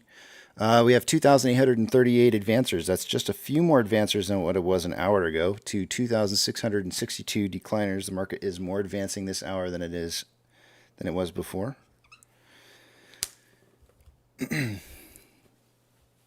Sectors that are doing well today. Our two recessionary sectors are the best performing sectors, and that's energy and utilities. The worst performing sectors are technology, followed by consumer staples. Of the Mag 7, 4 are green. Financial institutions that have changed more than 2.5% will get a shout out. FRC is down 40%. Silvergate is down 12.71. Starting to see a lot of red on this page. Nothing else to mention.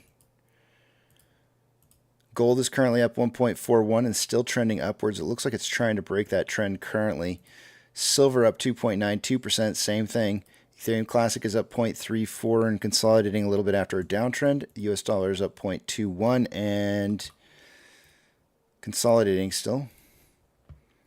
Oil is up 2.99, trending up. Mortgage-backed securities are down anywhere from 0.19 to 0.26 and are trending up. And the SPY is up 0.15 and currently breaking a downtrend into what maybe I might consider a little bit later consolidation. There is a little bit more elevated volume going on today on the SPY. So if we do see the SPY dropping today in elevated volume, that'll be a bad thing, at least for the SPY. VIX is up 4.96. It's consolidating after a big trend up earlier this morning. Futures are suggesting that it should still be around 1443, and it's at 1291, so it's a bit on the low side. VB is up 0.09 and consolidating. VBR is up 0.16, consolidating. Tesla is down 0.8 and trending up. Amazon is up 1.68 and trending up. Cinemark is down 0.51 and trending down. Doge is up 0.68, trending down, consolidating after a trend down. Bitcoin is down 0.37 and consolidating after a trend down. GME is up 0.97 and is consolidating after a trend up. HYMC is up 4.45 and consolidating. NCMI is down 1.44, trending down. Hood is down 0.14, consolidating after a trend back up. And AMC is down 0.15 and consolidating after a trend up earlier. Inflow versus outflow for the day-to-day on AMC, there's approximately $200,000 more outflow than inflow. 9.05 million shares traded so far. After 104 minutes worth of trading, we're on a pace right now for about 33.93 million shares traded by the end of the day today. In pre-market this morning, I suggested somewhere between 10 and 30 million, so I think we'll be seeing a good number on that. On a 4-hour time interval, we have more buying pressure than selling pressure on our side, 45.36, which is slightly below average. On a 1-hour time interval, we have more buying pressure than selling pressure. The divergence on the Vortex indicator looking like it's about to occur. RSI is at 47.84, which is slightly below average. On a 30-minute time interval, more selling pressure than buying pressure than RSI at 50.2, which is average. And on a 5-minute time interval, more buying pressure than selling pressure with an RSI of 51.07, which is average. And with that, I yield the rest of my time to the back of the big tramp.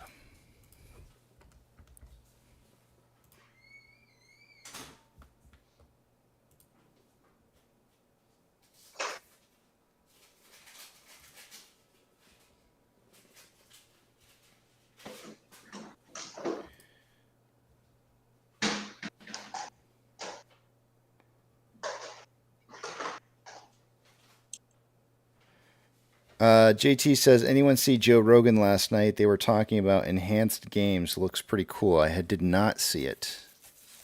I like get little snippets of different things that he's saying that show up on like YouTube. But I think he streams off something different than YouTube, right? Isn't he on what's he on now?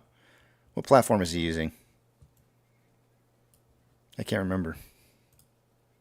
But whatever it is that he's using, I don't really follow too much, so.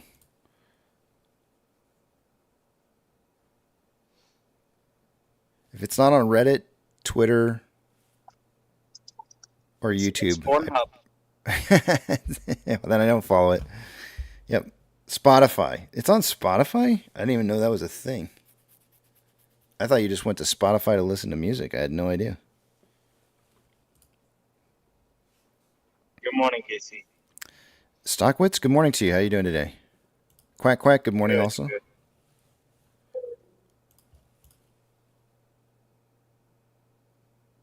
Oh, he's back on YouTube again? Okay.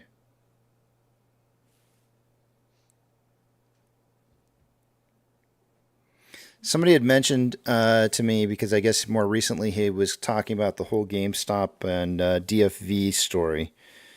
And somebody had mentioned to me about it and said, you should, try to talk to him or something like that. Well, I've already reached out on several occasions to find out if he wanted to talk.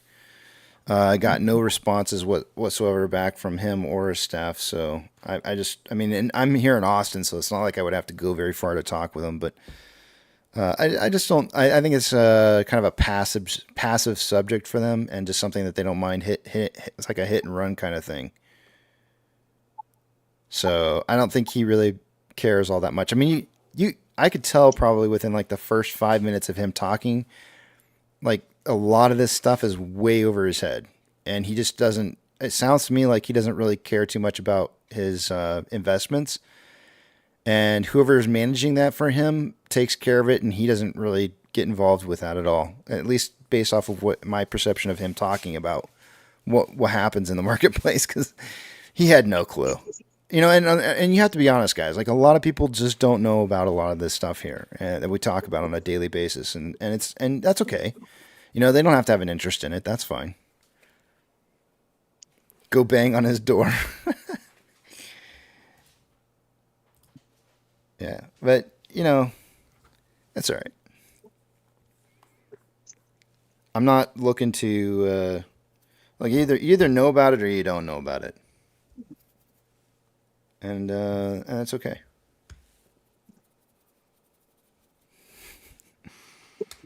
I like the idea of just going and banging on his door, though. That's pretty funny.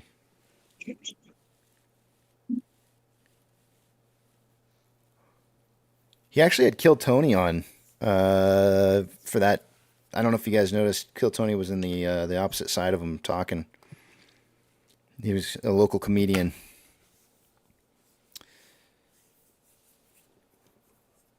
Joe's making enough money. Yeah, I mean, but I'm sure he has somebody who's in charge of his portfolio, and I'm sure he's got some kind of retirement funds that he's investing. But whether or not he touches that at all, I guarantee you he probably doesn't. Somebody else is taking it entirely out of his hands and managing that for him.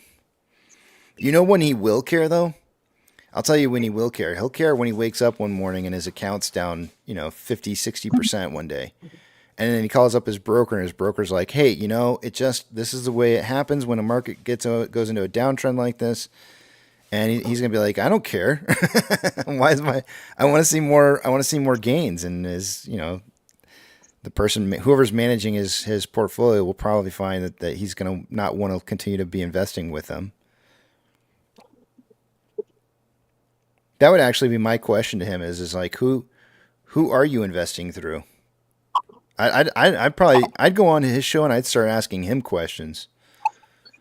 Who's investing your money, and why do you completely trust in them as a solid person? Is it because year over year they've had solid returns for you, but you don't, and so therefore you don't care how or why they're getting those nice returns? Most portfolio managers have about the same strategies. Yeah. Same returns. They're all like they're all aligned to one another. And if you wanted to, you could align yourself to what it is that they do and take away their management fees and do it yourself. But it would take you'd take your time. Correct. Yeah. But I mean, you could certainly do it on your own. Not financial advice, but just you can look at the funds they're using. Yep. See what their balance is. Create your own basket. Yep. Absolutely. Of stocks. Yeah. So that's how I used to do it. It's not that hard, right? And if you know what their returns are over time. I had a good return, but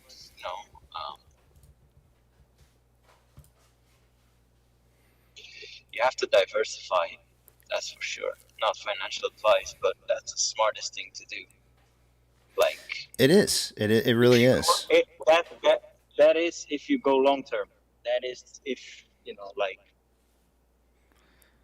Well, this is why they want us investing into these ETFs so that they can manage our funds for us consistently, and that they're constantly getting some kind of payout that's entering into their pocketbooks.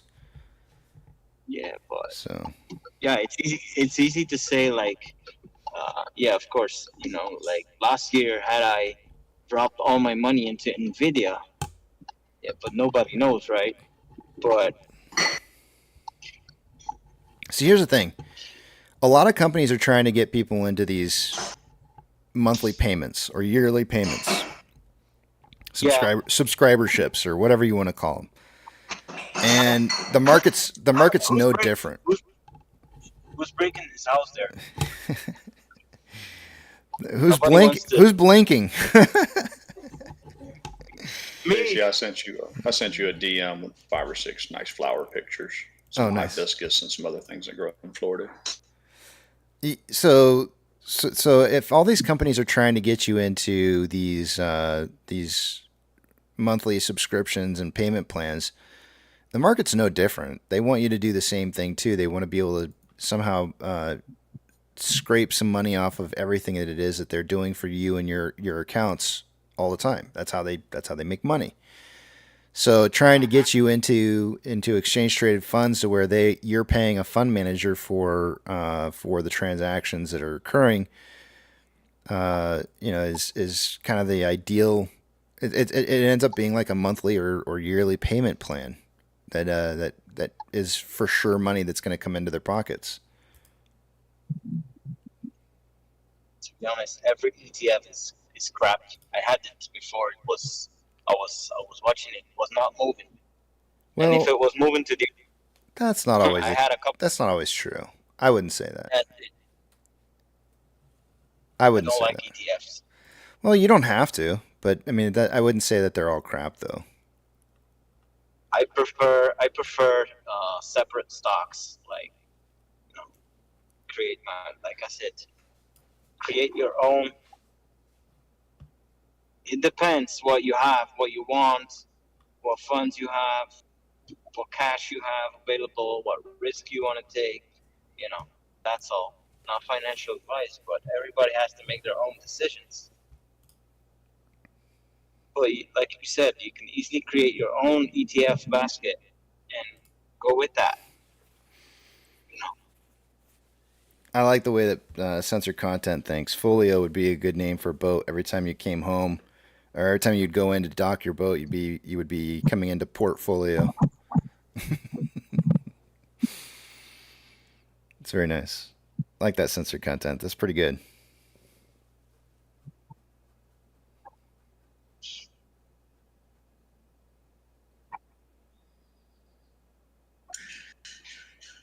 So,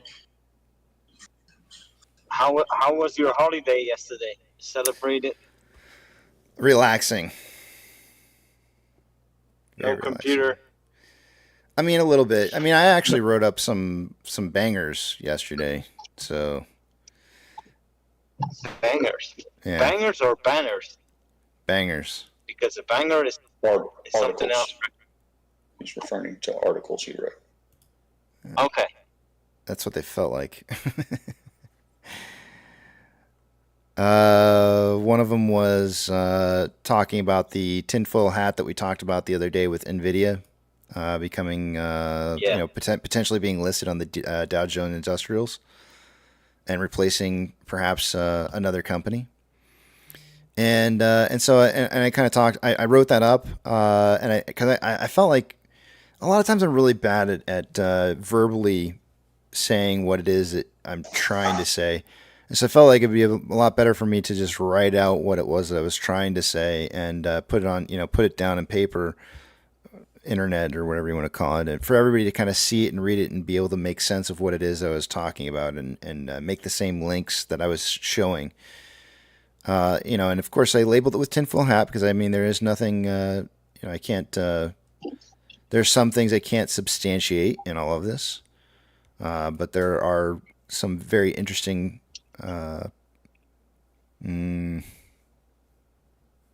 things happening. Things that could potentially happen if it is listed on the Dow Jones Industrials. So yeah, we heard that yesterday or the day before yesterday. Yeah, that. Tuesday. Yeah, Tuesday. It's gonna be damn interesting. And then we had I want to say it was an author. I think, perhaps, maybe. Hold on a second here. Let me look at his profile again. Yeah, I had an author who followed me not too long ago, and the dude's got like 108,000 followers. And I was like, holy crap, that's a lot of followers. But he's not the only one. I've actually had like 2 or 3 authors who recently followed me. And it kind of got me thinking, like, what's going on here? Seems awfully odd.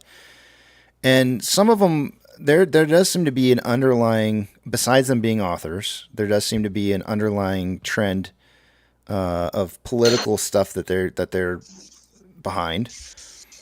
So I sent them messages and asked them, like, I'll actually read to you what I said. I said, I just saw your follow on X and I felt I needed to ask you, what's the purpose of your interest in my X profile?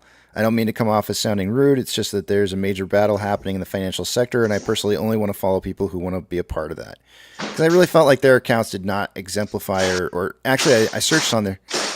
Ooh, she's mad today, Parrot. Super ultra mad. There are things in their profiles that I would search for keywords like AMC. Well, never pops up. Like they never once talked about AMC before. Or I type in GME just to see, like, do they follow GME? Okay, well, no, that word never pops up either. So I'm sitting there going like, okay, well, they never talk about AMC or GME. Why do they have an interest in me? Like, what is the connection? And so I just wanted to reach out to him to find out, what the deal was. And I got a very interesting response back from one of the two that I reached out to. And he more or less wanted to debate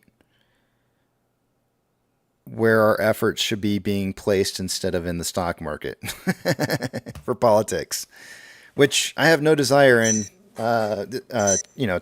doing.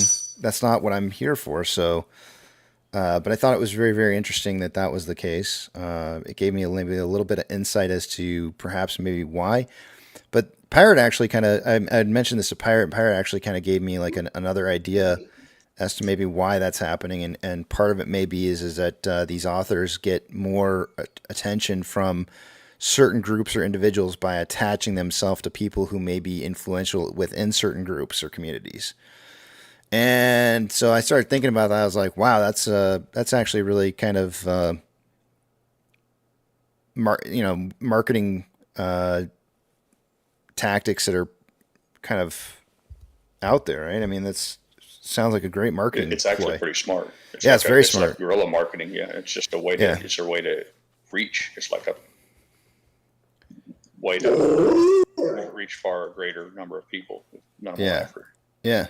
So I thought that was really interesting. I'm still not sure exactly what I'm going to do about it, because normally what I do, and I find people who follow me that have nothing to do with AMC or GME, is I block them, because I just don't have any interest. If they don't have any interest in what it is I have an interest in, then I don't care to have them following me. I just don't.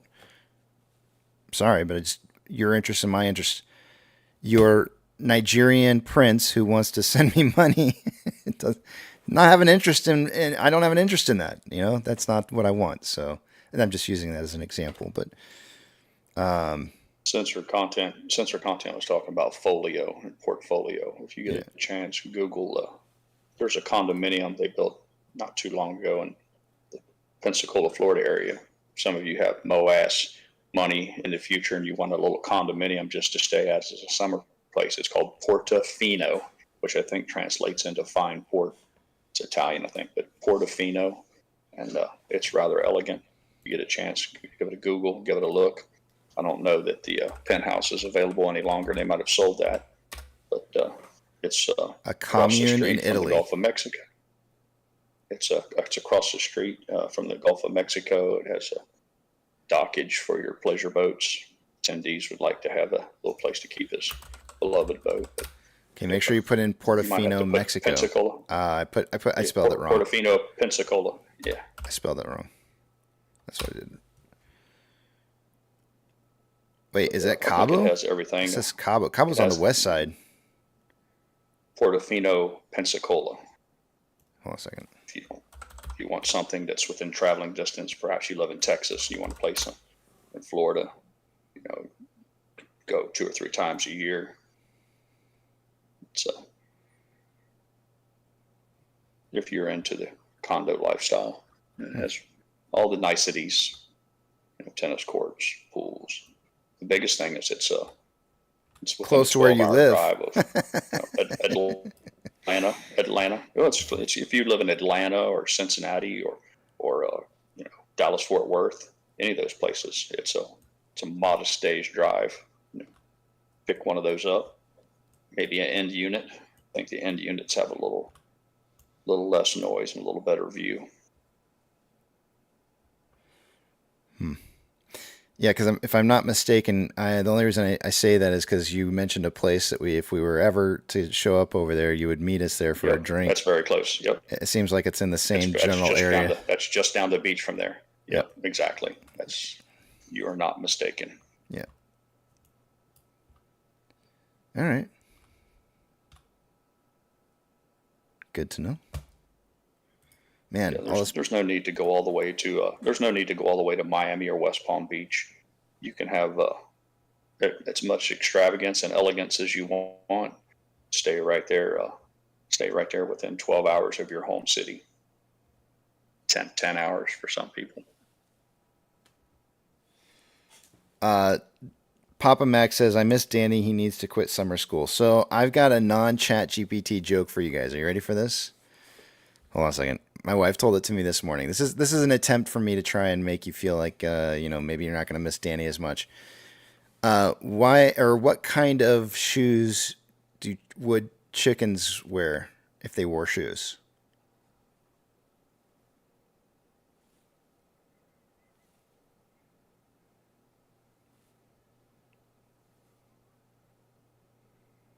Trying to do something with flip-flops, but I can't. I thought I could figure this one out, but you've got me. What kind of shoes do they wear? Reebok, buck. Okay. Okay. I give that one a B plus. Yeah, I thought that was pretty funny. She mentioned that one to me. Yeah, that was good. That's pretty good. It's cute. It's cute. It's a good one for the kids. I told them. I think I told her like.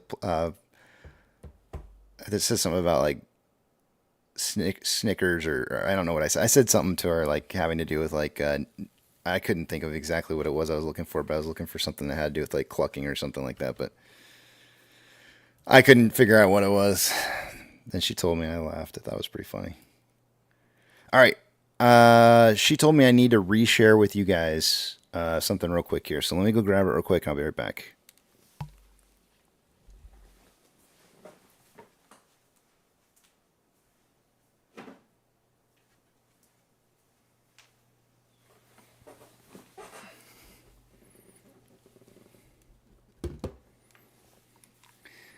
So she asked me if I'd shared the bobblehead AMKC bobblehead, Funko bobblehead, and I said I did, and she goes, "Did you take it out of the box to show him?" And I said, "No, I don't want to take it out of the box." And she's like, "You got to take it out of the box." So now I'm taking it out of the box to show you guys because she's like, "They'll see the detail. It's really cool."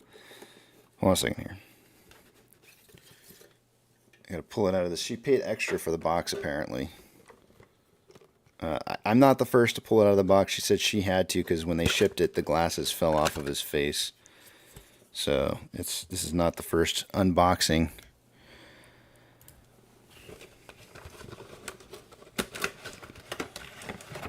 Hold on a second here. Gotta figure out how I'm gonna do this.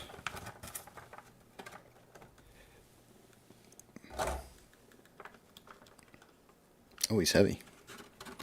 I think this is probably one of the first times I've ever pulled out one of these guys out of their boxes. Oh, I see where the glasses actually have a little spot for them to connect to the head. Okay. Well, that's good to know. So here's the does his arm move? Oh, his arm does move, but the beard gets in the way. On the side over here, in this hand, he's got his little popcorn bucket. Can you guys see that okay? Maybe, kind of, sort of. Got his popcorn bucket over there, and then on this side is my guitar. Holding my guitar there, and of course, no AMKC Shaw bobblehead would be. These don't bobble. The head's not bobbly, but Funko. No Funko would be. AMKC Funko would be correct without flip-flops on there. So there's the flip-flops. And there he is. Now I feel like I should put him on my desk. Oh, the popcorn comes out, guys. What? I can take the popcorn out of his hand. Anyways. She wanted me to share that with you guys, and yes, I do have hair, in case you're wondering. I do have hair, and actually, it's actually pretty close to right, too. It's not far off. Does the beard come off? No, surprisingly. It does seem to be attached. Wait a minute. I'm gonna go with it's attached. I don't want to try. It might come off, but you're gonna mess around and break it. Is what you're gonna do. Yeah. Damn. All right. There. I've touched him enough.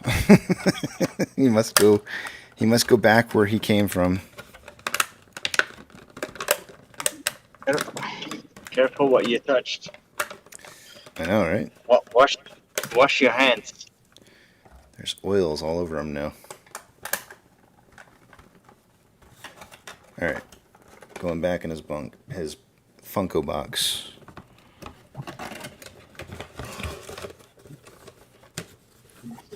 All right. Enough of me. For whatever reason, Casey, there's a thing superimposed on your screen that says picture in picture. It's playing here. Picture in picture. If you're aware of that. Wait, what?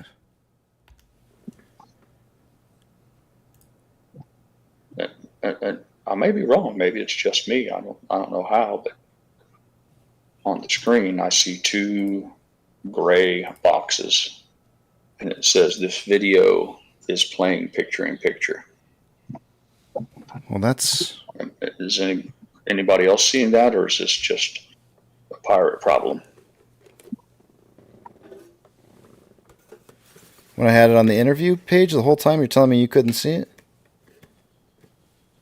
No, I could see you, and I could see your bobblehead doll. I'm just bringing it to your attention that there's.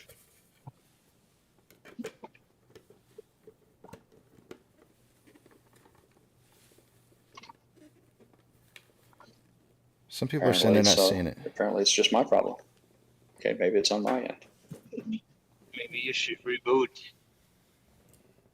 Possibility. I feel like I need to. I should have angled the guitar out so you can see the guitar. I only see my car and my blinkers, so I can't help you. Papa Mac says it reminds me of Old Timer from Toy Story.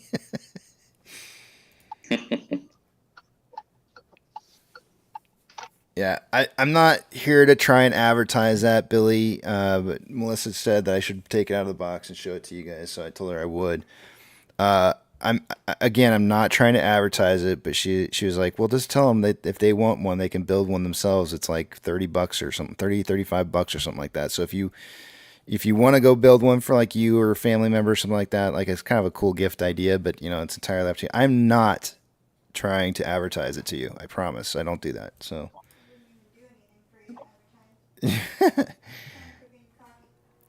No, it's not. I'm not. She just said it. She just called me out for being cocky. I'm not being cocky. I'm saying I'm not getting endorsed by Funko. Yeah. She just wanted you guys to see the popcorn and the guitar.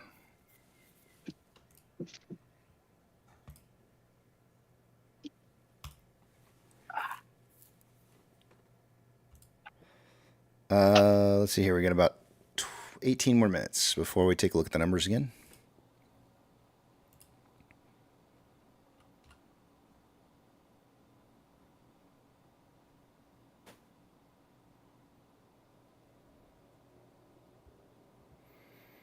Let's see here.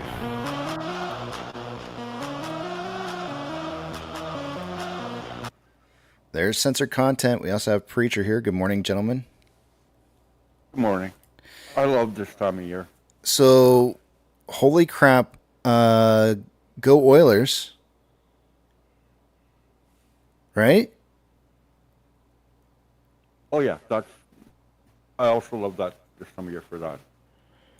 Because I watched the game, and they were doing really, really well. They kind of gave up a little bit at the end there, but I think I'm not familiar with the players on your team, so I'm not sure if they were running bench guys more towards the end of the game or not. But they almost let the other team come back a little bit, but it was okay. They still won. But man, they did well. They did really well. Our bench guys are our best guys. Are they? Okay. I'm not sure. So, but I was really impressed and thought that they were still handling the puck not as well as they were the other day, but they were still handling it fairly well. But you can tell every time that they when the team gets flustered and they're not puck handling as well as they normally do, or what I think is normal for them, is when they start losing it, and their awareness on the ice is not as good, and the next thing you know, the other team's got advantages on goal. But they're a good team, man. They're a really good team. I don't mind the fact that the Dallas Stars lost to them because they're doing really well now.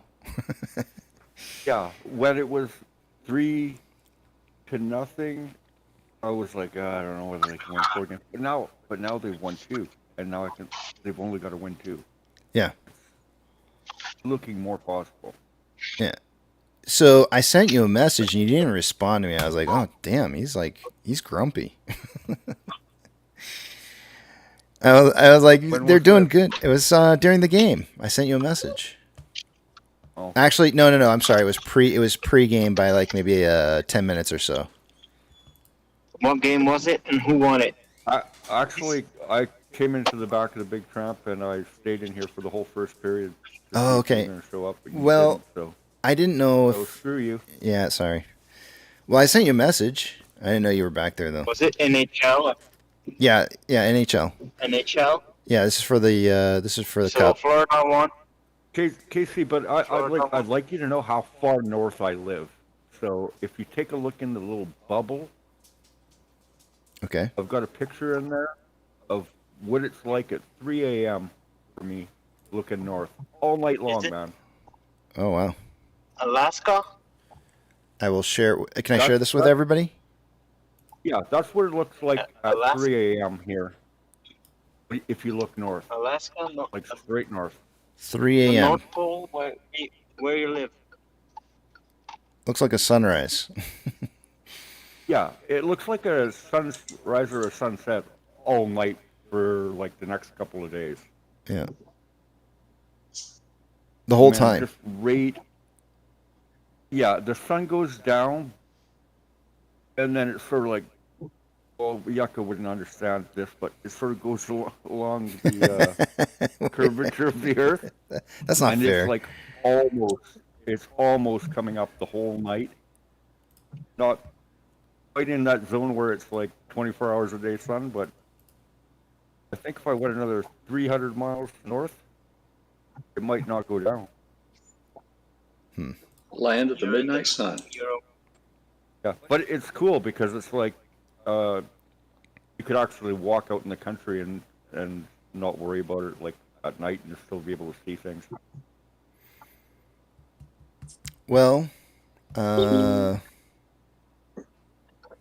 tell you what I sent you for message. I don't know if you saw it or not, but I want everybody to hear it. And I understand why this is the case, but wheeling out the trophy before the game is even started, I feel like that's some bullshit. Hey! Yucca! Welcome, Yucca. Good to see you. No, here, Yucca's going to explain to me why the sun stays up all the time. Welcome, I'm Yucca. here with this flat Earth theory. Oh, I'll tell you why. Because it's closer to the center of the Earth, where the light travels. The more north you are, the more center you are on Earth. The further the sun moves to the side of the containing wall of ice, the less the light hits the center where the continents are. Light travels. Well, I'm confused now. Yeah, but why? But why is it only like this for like, maybe light travels? Why is it? Yeah. Only part of the only for a very small period of time. He's saying. You're not asking the right question. The question is who's controlling the sun. Oh. Yeah, don't ask him questions. Don't expect him to answer stuff about this. Come on. Who's controlling the sun? Yaka, who's controlling you? That's what I'm wondering. Exactly. Who's controlling me or Byron? I mean, well, who's making you push like these type of ideas? That's what I'm wondering. Nobody controls me. Where are the thoughts? I'm a loose cannon. Where do the thoughts come from? That's the question. You open up a little. It's just weird. I don't. I'm so lost. Damn it. What are we talking about? Casey. I forgot what we were We're talking talking about. about everything. We're talking about the sun. That here in California, the sun doesn't set until 9 now. Oh, okay. 9. Well, Amateur. closer to 9. 8:30. Let me say 8:30. Almost 9, Casey. Yeah, I think I don't remember. Somewhere it was Don't make something like any. 8 or 9 o'clock the other night, and I mentioned something to Melissa, and I was like, "Well, I'm sorry. I thought. Oh, I know what it was. We were talking about going over to Home Depot. I'm like, well, I'm gonna head over to Home Depot. Do you want to go with me? She's like, sure. So I go downstairs to hit the restroom before we leave, and then I looked at the time I was in the restroom. I was like, wow, I don't think it's open anymore. It's like I think it was like 9 or 8:55 or something like that. And I walked out, and she goes, "Is it still open?" I said, "No, I just looked. It's not open still. It's but I thought it would still be open because it was light outside still. So I thought, oh, surely, if it's light out, it must still be open." My roommate asked me to go to like a restaurant last night. I'm like, it's 11:30 at night. It's so light out. I'm like, well, sunset officially here is like about 10 minutes after 10. That's right cool. Now. And sunrise is like 5 o'clock in the morning. So, and like it goes down so slow that the sunset, like the light from that lasts till at least 11. Yeah. 11:30. I wonder if this is what they call the Great Awakening, when the sun eventually would just extend itself, like 24 hours. I don't know what to tell you, man. So JT saying Yucca, and before you answer Yucca, don't say anything, but says Yucca, not sure if you've clarified before, but are you joking or do you truly believe that the Earth is flat? And I'm just going to go ahead and respond for you, Yucca. JT, JT, hold on. JT, we around here, I've found that it's better to not ask questions because sometimes you find out the answer and you're just not happy anymore. Like Cody. so sometimes it's best to just not ask questions like that and just roll with it. It doesn't really matter. You lose friends when you speak your mind. They just don't like you anymore. Yeah, just don't ask. Who cares? JT, I don't know if it's flat or round. I don't think it helps me in any way. There's nothing I can do about one or the other. It's just an ego thing. That's all it is. You can either choose to be flat and stick with it, and your ego will just say it's flat, or you can believe the NASA propaganda along with the world, believe that, but it doesn't really help you personally. That's my thought. So I really don't care if it's flat or. So you don't think there's any value in knowledge of geography? Is that what you're saying? I don't really think so. Nope. No? Okay. I mean, and like the globe itself, I don't think there is, but there is knowledge in the like the stars. That part, yes. Like the sun, because you can travel, like you said before. You just look up in the sky, and then as a pirate, you know which way to travel when you're on your ship. Four leaf. Literally every single one of these are 4 leaves. That's it. 4 leaf. 4 leaf. And 4 the world leaf. stood still. Every single clover you see here is 4 leaves. Yeah. Wait a second, Casey. Wait a second. Uh-huh. No, there was something happening in the background. You just didn't know. Oh. You have to go back. You have to go back and find out in the live stream. I was looking at the stream. Okay. I don't know what you're doing with your face. Yeah, I was probably licking my lips. Oh man.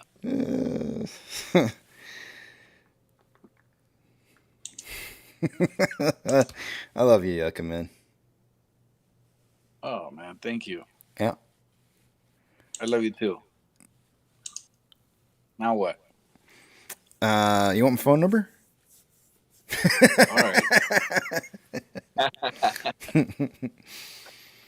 right. Boy.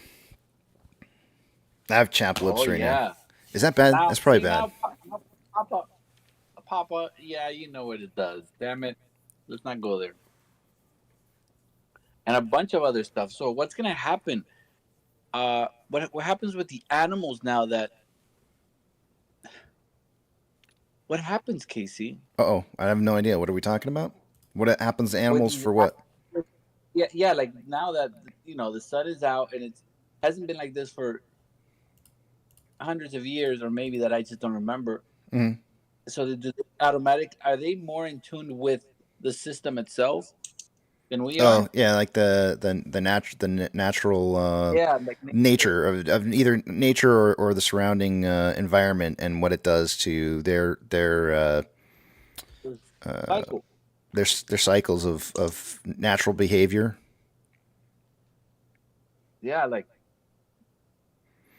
Well, I know like when water temperatures tend to change and change like locations of food sources for animals, they tend to migrate to areas where those food sources move to. So I would imagine that like if there's something that's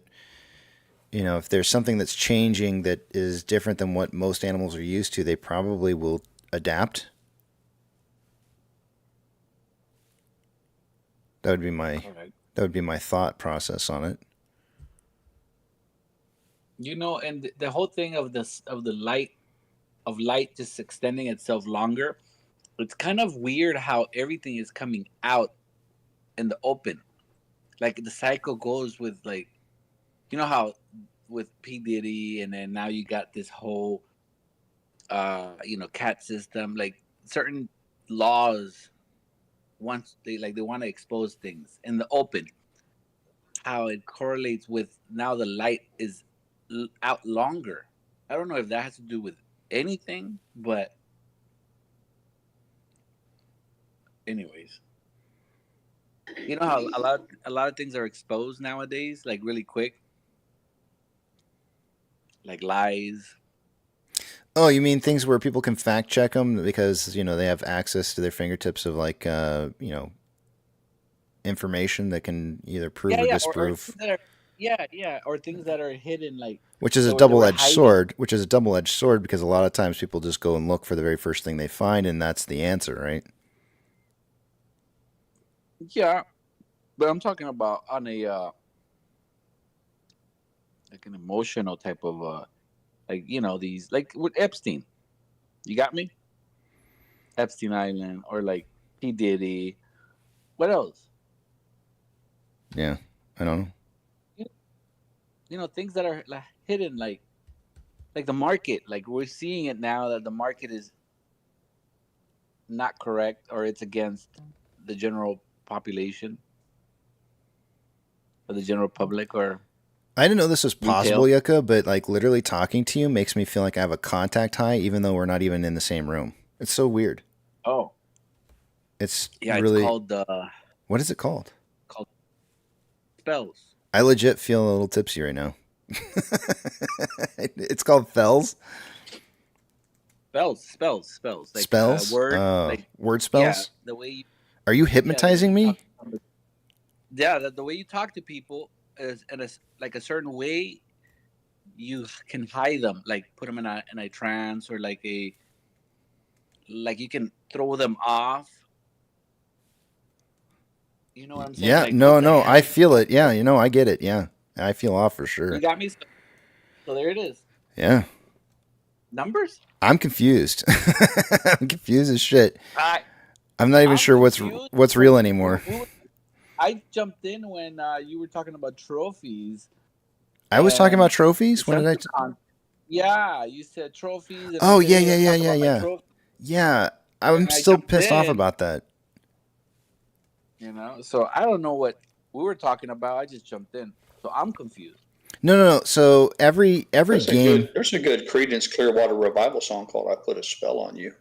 Yeah. I mean, it's true. There's certain music I've listened to before in the past where I feel like it puts me into like a trance or something almost, where you kind of find like your place of quietness, I guess, maybe, or like just zen. I don't know. I don't know what to call it. But you feel different, right? Like you feel like you're maybe like floating, or the music just makes you feel good inside. And I've had that experience for sure. Yeah. Without any kind of substance, no alcohol or drugs. Yucca is your happy place. One time I posted. He found where I live. Did you see it in the general tab? Oh, I saw the Vegas post there. Yeah, the Yucca neon light. Yep. Yeah, that was pretty cool. That's funny. Yeah. Is that where you got your name? No. I should show everybody so everybody knows what we're talking about, because otherwise people are probably just sitting here going like, what the hell? What? Hold on a second. Give me a second, guys. I'll pull it up. Oh, here it is. I found it.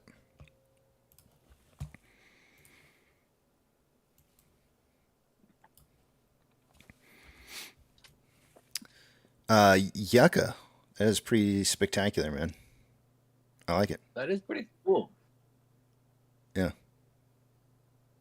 Are you gonna buy that when this is all over? You should buy that. I can just get one done. It's missing. Like, I felt like, did somebody scratch or erase the back part, like with the A ends? Like, there's more. Like, it's Yucca Frida? Maybe Yucca Inn? You guys can stay at my hotel. Yucca Frida. But you crossed it out. What Well, are you, a gang member? No. No. I didn't cross it out. Yes, you did. You crossed me out. That's it. I was trying to. No, I was pointing out the spot where you were saying it was missing something, and so I was drawing. I should have drawn it lower so I could underline it. But yeah, Yucca Frida. Yeah, Frida means fried, like fried. Mm-hmm. You can just. It does look like it's missing something. I agree. I've been canceled. Papa says, "Damn it." Why? I don't know. Because you crossed me out. Oh, oops. The Frida part. Yeah. Well, all right, numbers. No, but before we get into numbers, I want to see what Censored Content's take is on like the whole wheeling in the trophy and making a spectacle of the trophy being there before the game's even. I get that every single game going forward in this matchup, these 7 games, every game going forward is the final game. Could be. So I get it. I understand why they're wheeling it in there, because they got to have it in there. But making a spectacle of the fact that they're wheeling it in there just kind of seems like a little too much. Like, seems over the top. Do you think they're doing it for motivation purpose? I mean, hype, man. Florida just has to win one game. That's it. Any one of these next games of the next 2 games that is a win for them. And so to wheel that in there, and before they've even started the game, just kind of feels like they're just kind of like. Maybe it's for the other team. Yeah, I don't know. Rub it in, kind of rub it in. Yeah. Maybe it's for the other team. I don't even follow hockey. I don't know the first thing about it. But after all the hate that we caught from Censored Content about Florida sucking and how masterful they are, right. I just want him to win so I can rub his nose in that shit. Oh. Dang. Wait.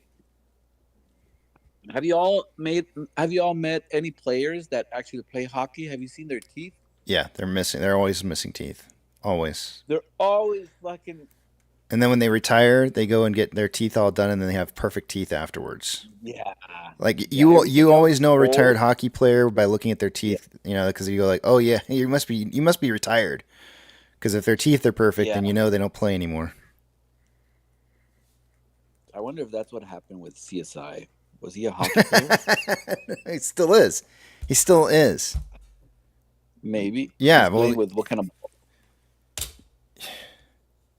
Or was it a putt? I'm sorry. Why are you getting me into these positions where you get me talking about don't do that. Yeah, let's do this. I love him, man. Let me take you guys JC, other people, 'cause- JC says, does Texas have a cornhole team asking for a friend? Guess you'll find out. You'll have to let the rest of us know.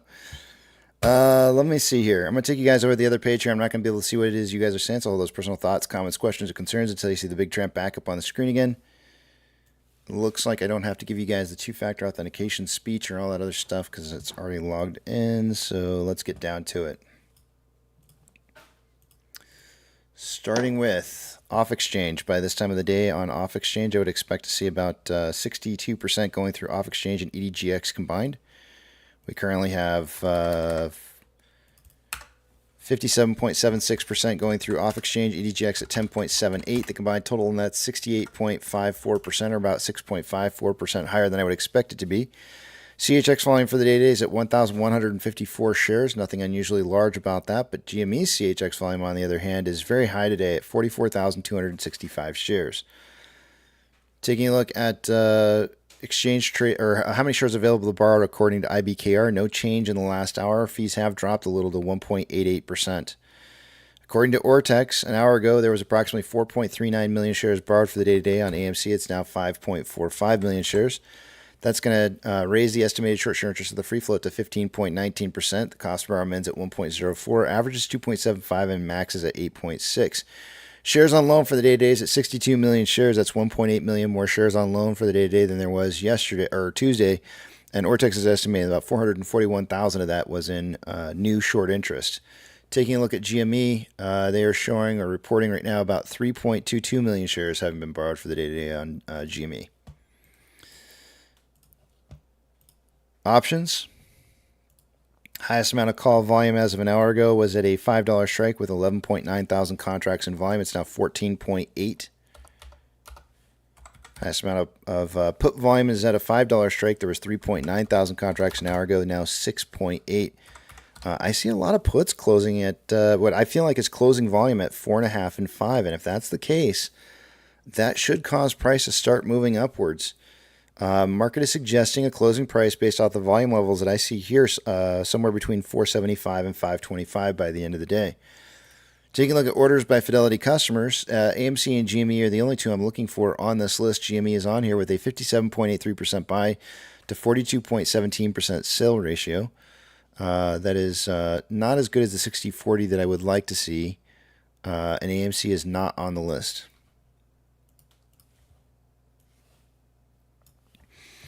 MMRI was 280.3 as of an hour ago. It's now 280.21. Drop back down again. The spread between the 2-year and 10-year bond rates was 0.475 as of an hour ago. It's now currently at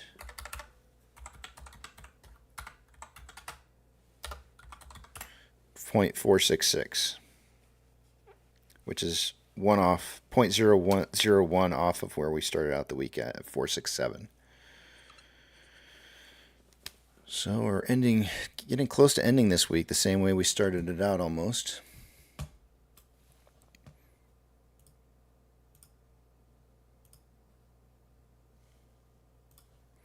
NASDAQ is down 0.11, Dow Jones is up 0.24, and the S&P 500 is up 0.02. We have 3,002 decliners to 2,570 or 87 advancers. The market is more declining this hour than it was an hour ago.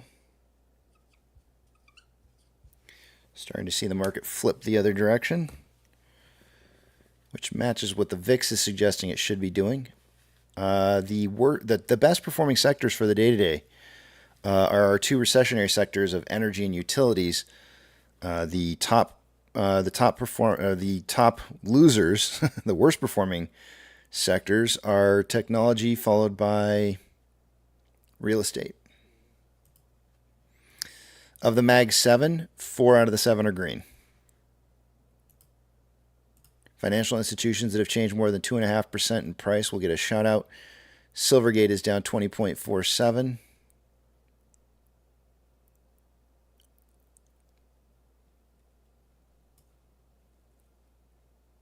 That's about it. Gold is up 1.1 and appears to be making a downtrend after the uptrend it was in earlier. Silver is up 2.8%, starting to consolidate with maybe a slight downtrend after an uptrend. Ethereum Classic is down 1.05 and starting to take a hard trend back down again after some consolidation. The US dollar is up 0.33 and starting to rise.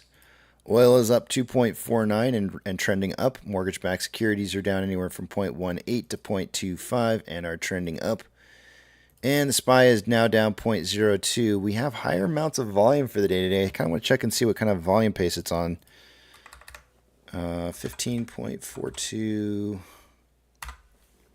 We are 159 minutes into trading.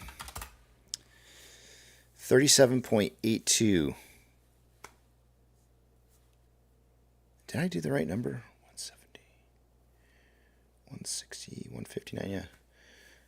37.82 million shares traded for the day today on SPY is what kind of pace we're on. Of course, it's still going to drop some more, but I would suggest that maybe we'll see at least 30 to 35 million shares traded today on the SPY. If we take the SPY out to a daily, and we look at volume levels from the more recent past, actually that's kind of lower volume.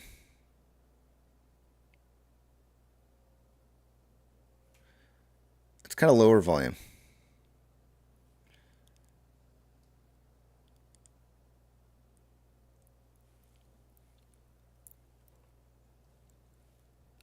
I thought that was higher.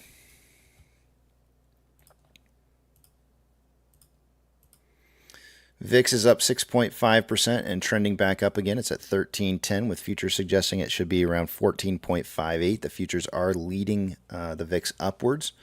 We have not seen the typical crush down yet.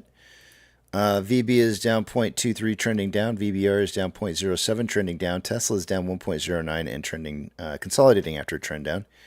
Amazon is up 1.26 and consolidating after a trend down. Cinemark is down 0.91 and consolidating.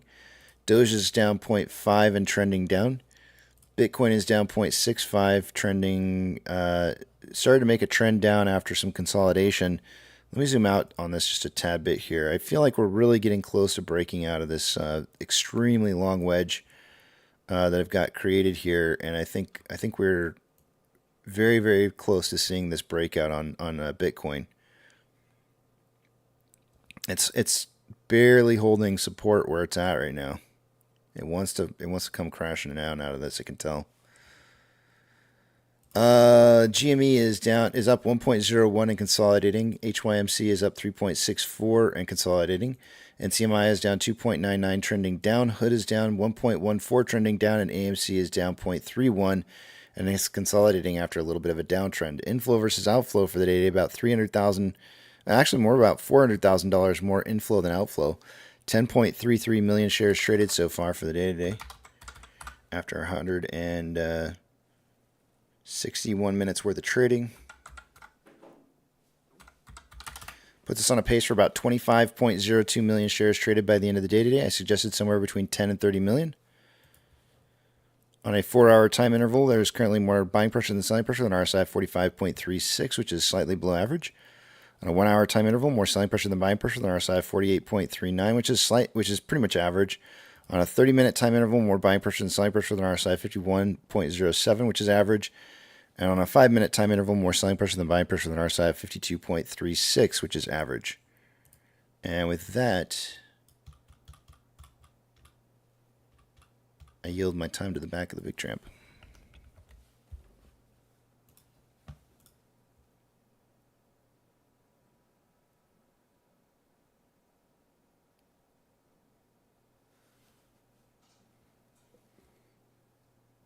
Somehow numbers has managed to make me feel a little bit more sane than I was, I don't know, 10 minutes ago.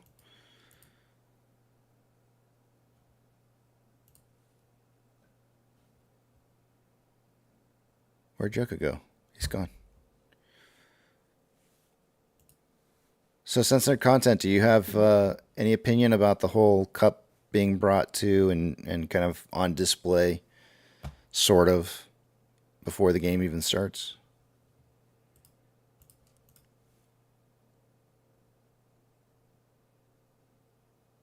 Okay.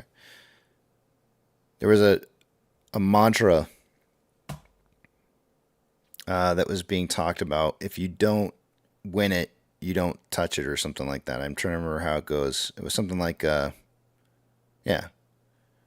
Let me look it up. I bet you it's a thing. If you don't win it, you don't touch it.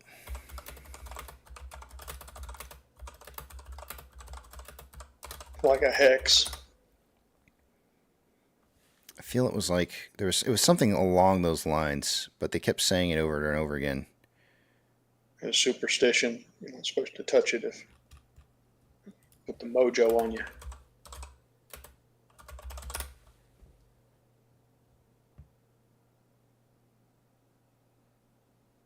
It says, if you don't win it, you don't touch it is an unwritten rule in hockey that refers to the Stanley Cup.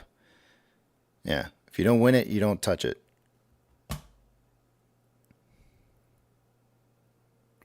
You haven't earned it until you've won it. I don't know. I was thinking about that when they were doing that little talk about the Stanley Cup, and I was thinking, kind of like in regards to us and AMC, we haven't won it yet, right? So the whole idea of like making claims in any direction whatsoever, there's no winning here until it's over. Maybe we can talk Yucca into making a trophy for us. And whoever ultimately sells one share at the highest, whoever sells at the highest price, whoever's the ultimate diamond hand can prove that he sold a single share at the top can have a trophy.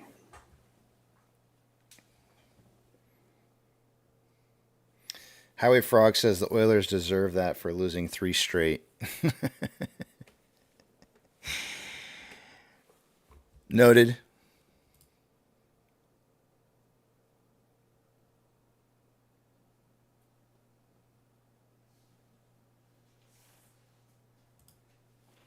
Two Shares knows what I'm talking about. Says you can't touch it until you win it. That's right.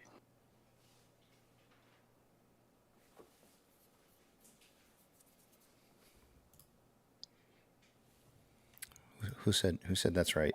Mailer, welcome. I said, hey, Casey. Mhm.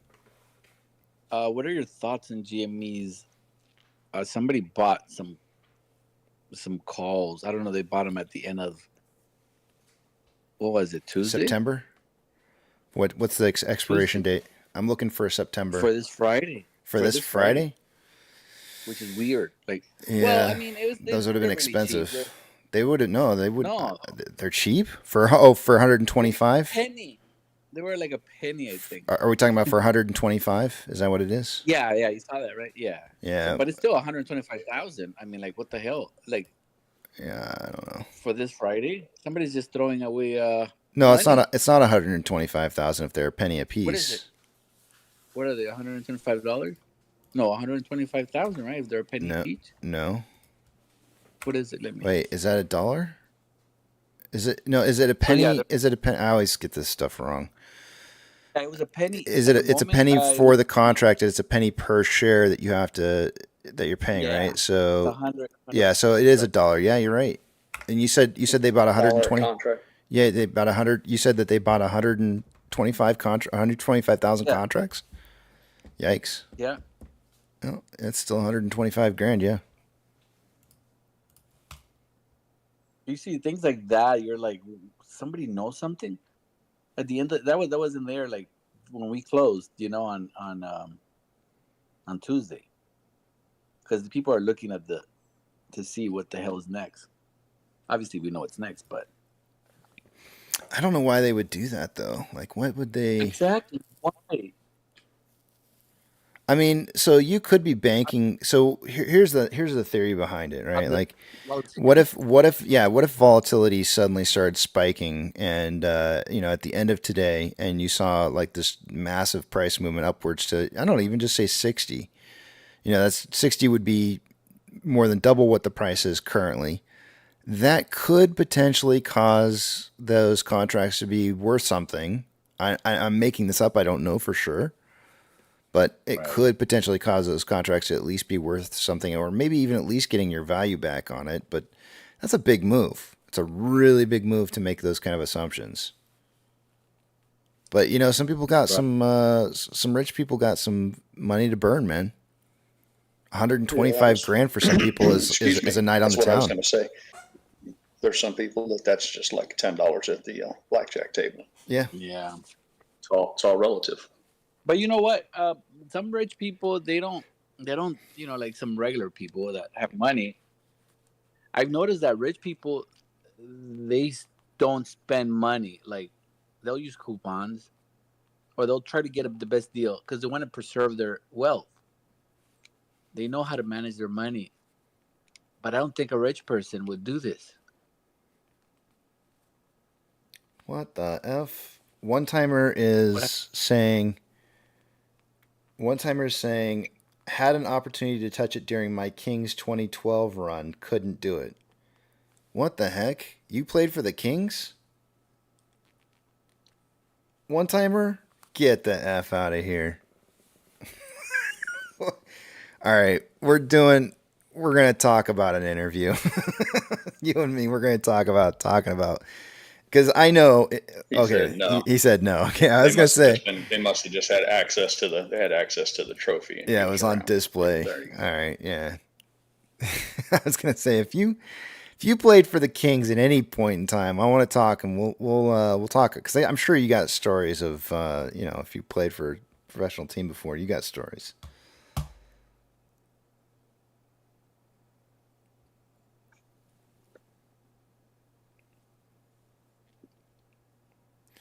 Roadrunner says that could be a hook to get people to buy and they collect the premium. It could be. You know, maybe there's, maybe institutions are trying to drum up. Well, all right. So here's the other thing too. Let me just make sure. I got to look this up because I'm not an option expert here, guys. So you ask me option questions and it's like I always have to like dig deep here because it's like I'm not sure. But let me just check something out real quick here. Does increased, I think this is true.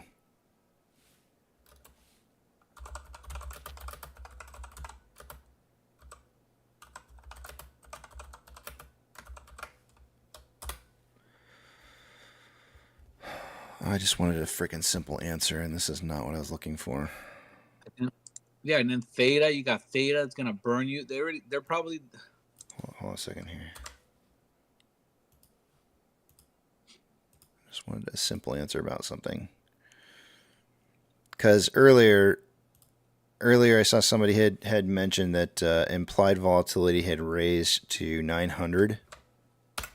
It's at 1,000 right now. And I think, okay, it looks like this might be right. Does increased buying of option calls raise IV? And I think it does. So an increase in buying of option calls can raise implied volatility. The increase in demand for the options could raise the IV, and so the idea of this being a hook or somebody potentially trying to price out retail, that's certainly what this could be. It could be an institution who's going in there and putting down 125 grand to price out anybody who may try to buy some last minute option contracts at certain values, because it'll end up costing them more money, right? Raising IV will cost them more money for the contracts that they might want to make between now and tomorrow. And if there is going to be a price increase between now and tomorrow, then they certainly wouldn't want people to come in unless they had large amounts of money to spend. So if you think of it like in terms of like gambling, the bookie was increasing the spread so that they have a greater chance at winning, is essentially what that would be doing. Got it. They don't want you. They don't want you to win, so they're artificially raising the spread by creating activity or action on the long side of the bets. Does that make sense? It does. If anybody disagrees with me, speak now, because to me, that's what it looks like.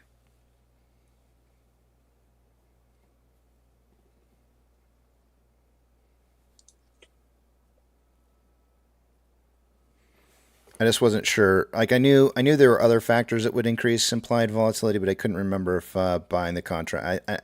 I think that high demand does increase IV.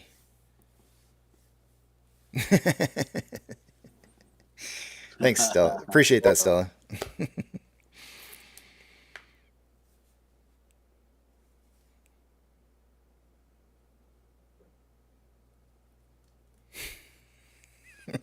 Bookie's trying to get even money on both sides of the spread, please. Say again? A bookie is trying to get even money on both sides of the spread. That way they just get the juice, the 5%. The premium, essentially. Yeah. Right? Correct. Yeah. Yeah. That's what I'm suggesting is they want to collect premium. So by creating a bet on the top side of it and increasing the spread, they're going to catch a lot of people who are just going to walk away with nothing, and they get to collect the premiums. Exactly, because they're decreasing their risk by doing it. Exactly. So yeah. They're just collecting on the premium, the juice, the rate, whatever you want to call it, sports wise. Right. And I'm not a person who does betting, so I'm not like into that kind of stuff. But I'm trying to relate it to that and doing a poor job because I don't know. I'm not into betting, so on anything in sports or anything related to any kind of betting. So you're pretty close. Yeah. So they just want even money on both sides, so that way they don't. The risk isn't on them. They're going to get their juice, their cut regardless. Yep. Right. Yeah. Yep. One way or the other, they get paid.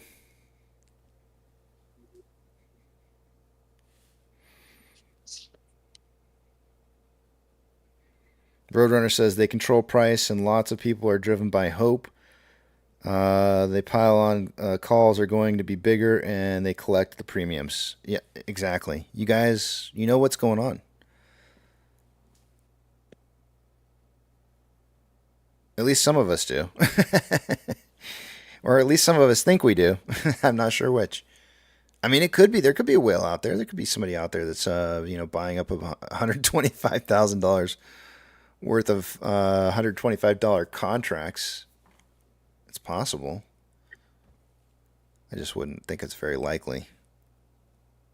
My thought was always that they're collecting this premium for the last 3 years and getting as much as they can to eventually, when they let this go, that it mitigates a lot of their risk.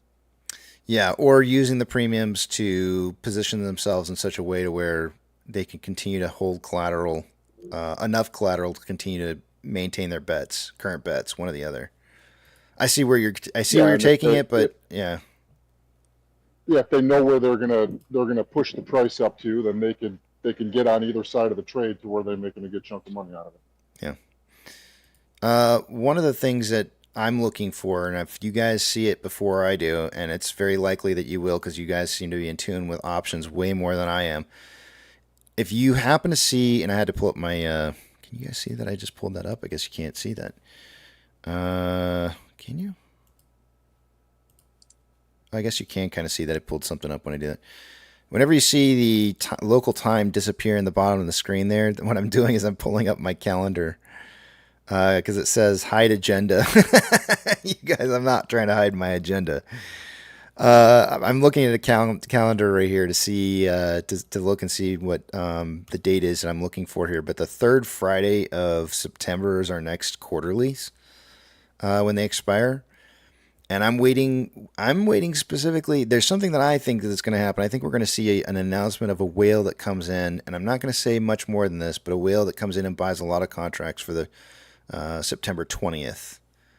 But I don't think we're there yet. I think that's going to be further down the road, but I am waiting on it. I have a feeling that's going to happen. It's just a hunch. A strong hunch.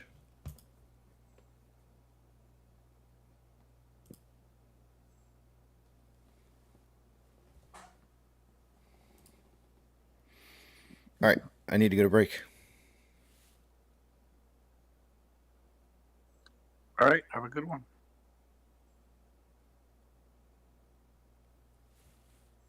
Thank you. Appreciate Appreciate it. Let me mute the back of the big tramp. I also see that we've got. I feel like there's somebody. Oh yeah, Tech came back. Rex. Oh, Rex is here. Rex here, guys. Rex, any new news before I go?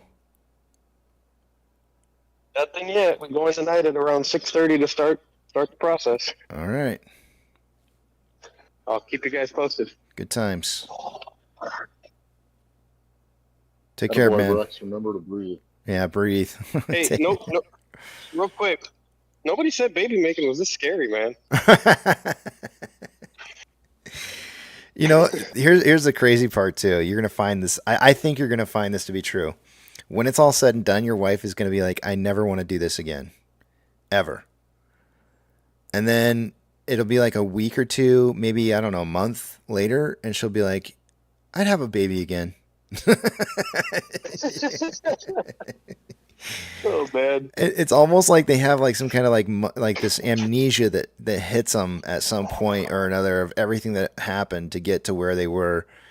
And you know, everybody's different, right? Like maybe it hits them right away. Maybe some people are ready to have another kid instantly and never even feel like it was that bad. But eventually, at one point or another, most of them, even no matter how bad or hard it might have been for them, they end up, saying like, I might have another. So it's kind of interesting. Isn't delivery usually easier for the second and third? So I've heard. I don't know if that's true for everybody, but yeah, supposed to be. I think it matters whether you've had a C-section or you had natural. Regular. Yeah. Or if you have a daddy stitch. Yeah. So I think that makes a difference. Or at least, I don't know, man. I'm not a doctor. I shouldn't even be saying stuff I don't know. I'm just saying, like each one of my brothers, we came sooner each time, so Yeah. less labor. Yeah, well, I mean, like in life, anything that you do, when you've done it once before, probably tends to be a little bit easier the next time around, right? It's like breaking in a catcher's mitt. Once you get some wear and tear on it, everything kind of moves a little freer. I didn't want to say that, but sure. Yeah. Catcher's mitts. Okay. I'm going to head to break. Break them in. Break. I'll see you guys in a bit. I love you, pirate.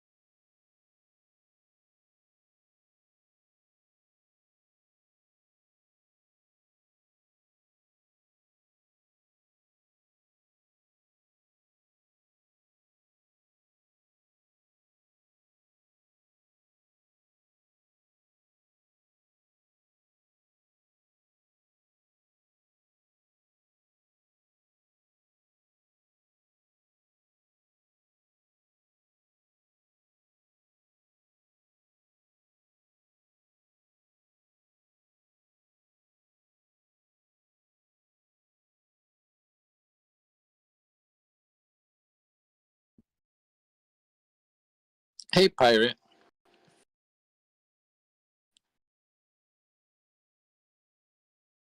You there? Yeah, buddy. What's up? You know what's crazy? People are getting hot and bothered about that. Anybody that turns 18, they automatically get registered into the military for draft. But that's been happening, hasn't that been happening? Yeah, it's just people trying to get drama. It's clickbait. It's been that way for 30 years. The day I turned It's been 18, like, I had to sign up. Yeah. That's yeah, they you just have to. It's apparently they not just like, renewed the law must have come up for renewal or whatever, and they voted on it and passed it. But it's absolutely nothing new. Nothing has changed. yeah. I was But like, what? but people seize on it. They need some drama. They need something to get those clicks going. So Yeah, I was tripping about that. People are. I was like, what? Yeah, you have to. registering for the selective service doesn't mean we have a draft. There's a difference. Exactly. Being registered for something doesn't mean you can get called up.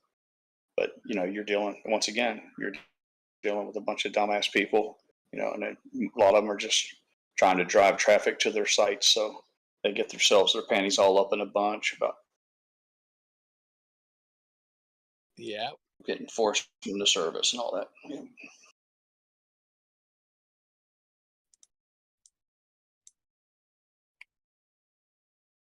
That's funny. So I'm kind of I'm kind of funny on it. I think the women should sign up for it. Just because you sign up for service doesn't mean you actually go into combat.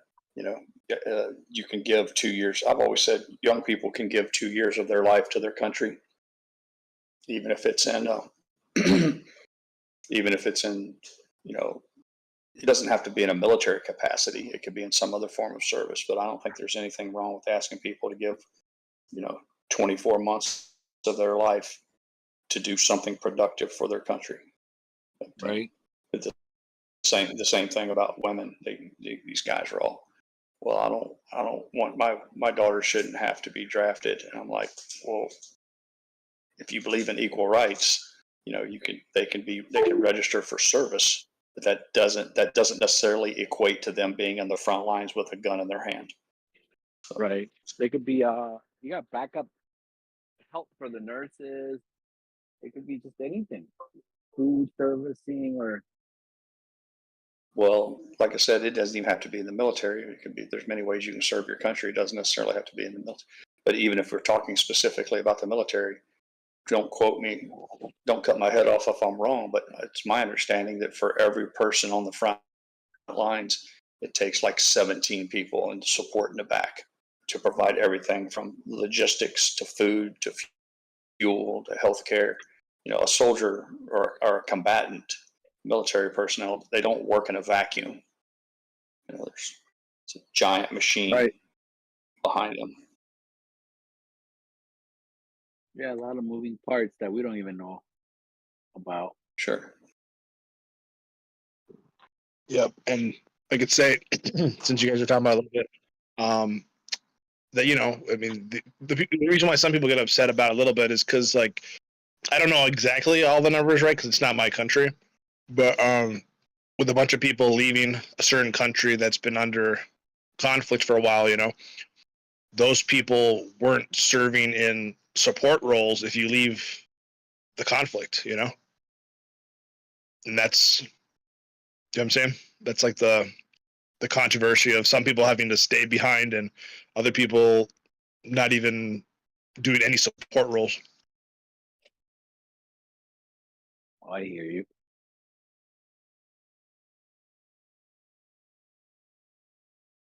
Yeah, makes sense.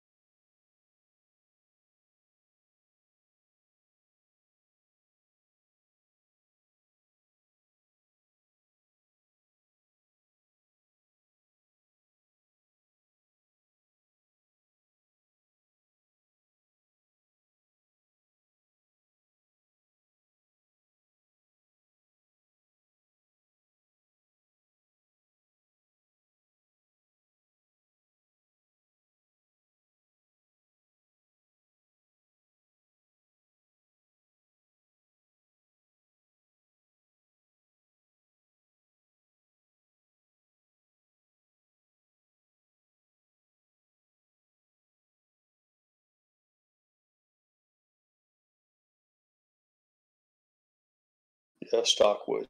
It's when he leaves to go on break, he prints it on the bottom of the screen. If you look on the charts on the right-hand side on the bottom, he usually has his return times. This particular break, it says 12:10.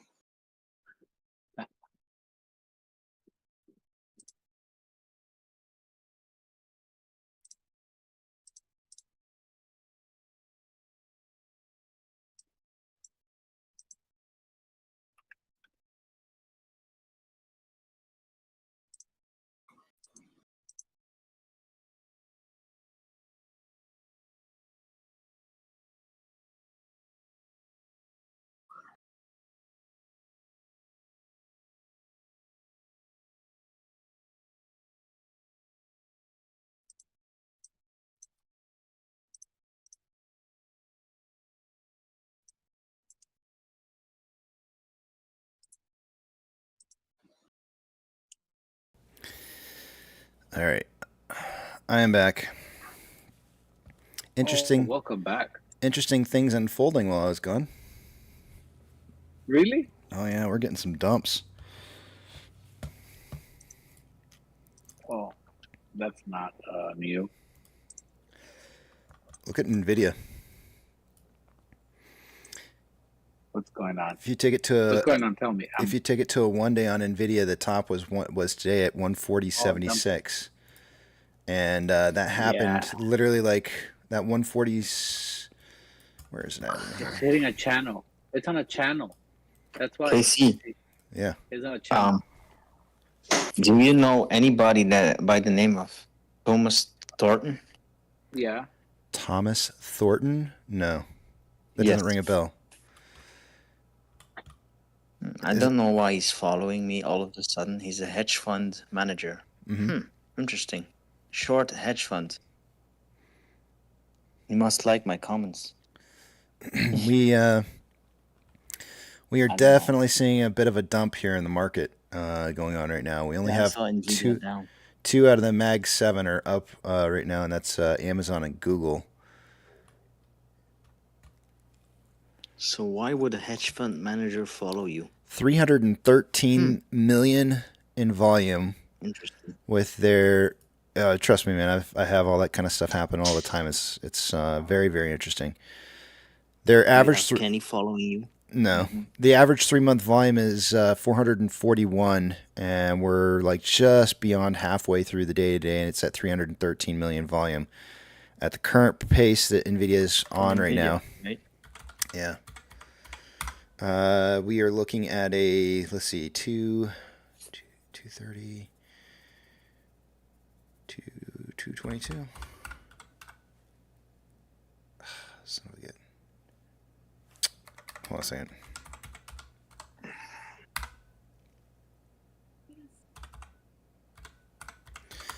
We're looking at NVIDIA having a potential volume run somewhere north of 500 million shares traded in a day. That's 50 million more than the average 3-month volume on a day where it's looking like it's going to finish lower.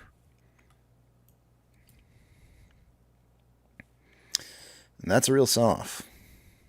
The interesting thing is when I was on my break, there's a crap ton of people who started pumping this morning. And some of them are hedge funds. They were pumping 150 and suggesting that it was going to break down after it hit 150. So we'll have to see what ends up happening, but we're already starting to see that drop starting now. And I don't think this is, let me head out to a, yeah, that is a definite break of its current trend. You're not quite scary. I heard you go. Nope, it's not a definite break yet. It's getting close though. Very, very close. Meaning, if it were to break out of this level of support right here before the end of the day today, around 129, which it's only like 2 points away from, it could drop even further.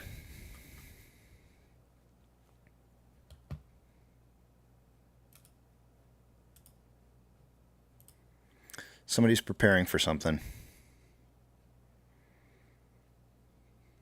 All right.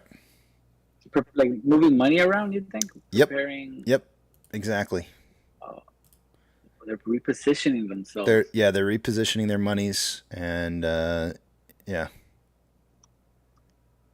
Do you know why people are not doing? Do you know they're not doing 69 anymore? They're doing 96 now. Why? Because the cost of inflation, they can't.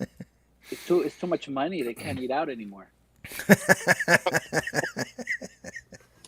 I just dropped $100 million on the sell off. You know.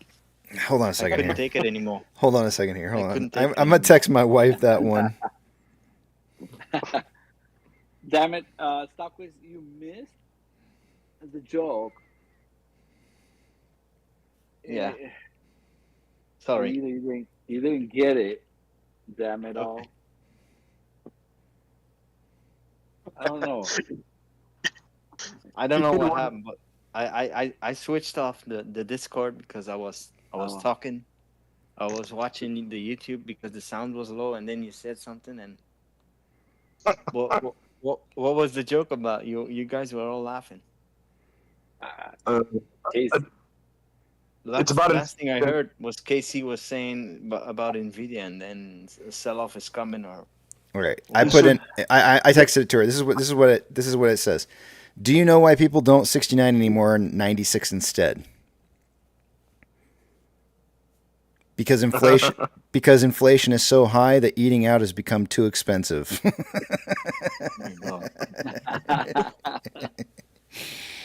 That's a good one, Yucca. That's a good one. I gotta wait for her to send why so I can send a response to her here. I'm waiting for her to send it. That's a pretty good one. I like that. It's not bad. I think that's better than her chicken joke this morning. Oh shit. So that must have been a good one for Danny. Would have you know. Danny would like my chicken joke. I think he'll like that because he can tell it to Luke. All right, numbers. Numbers. Hit us with it. Hit you with my best shot.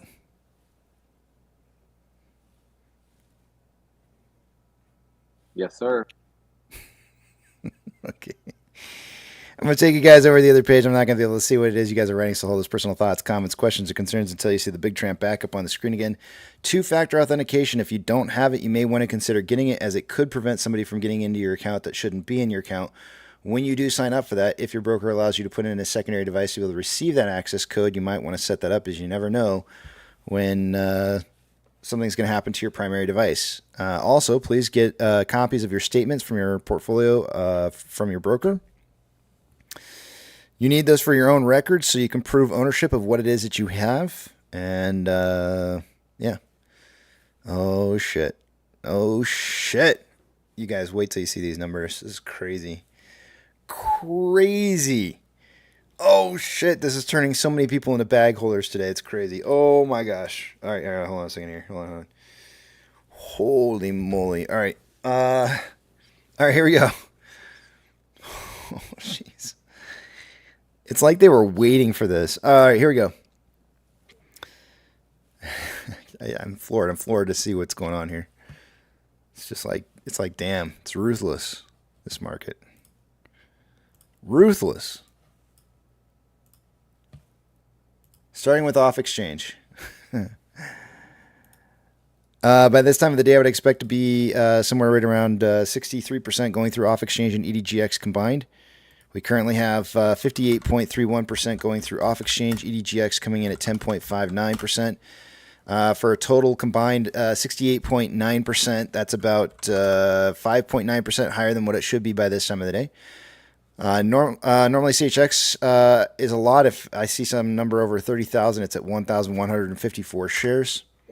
So nothing unusual going with that. GME CHX volume for the day-to-day is coming in at 58,541. Definitely a lot of shares still being returned there. Available amount of shares, according to IBKR, has not changed in the last hour, nor has the fees are 1.86.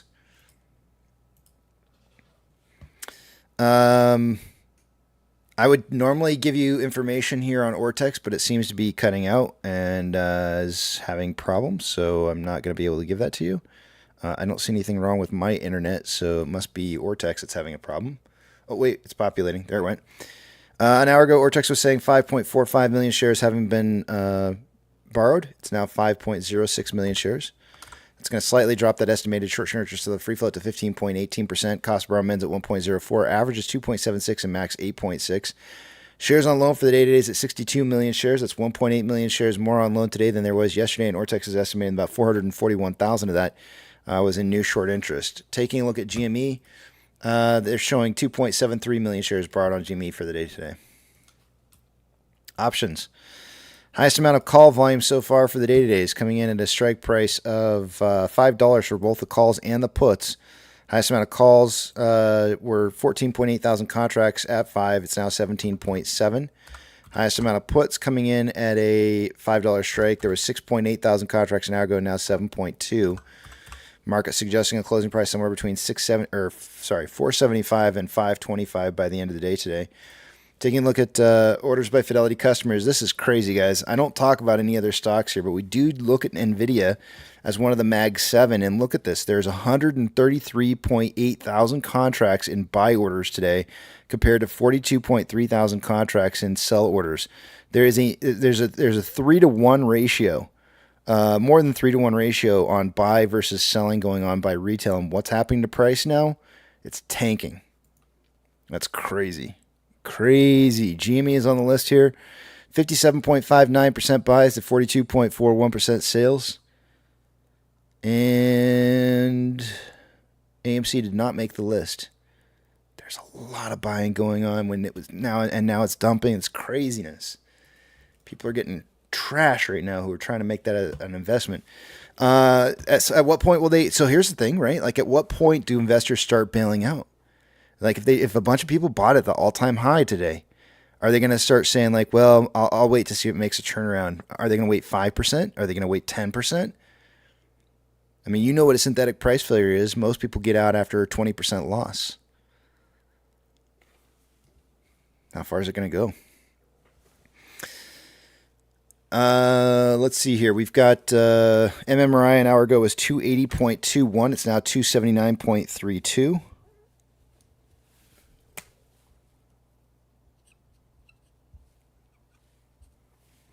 The spread between the 2-year and 10-year bond rates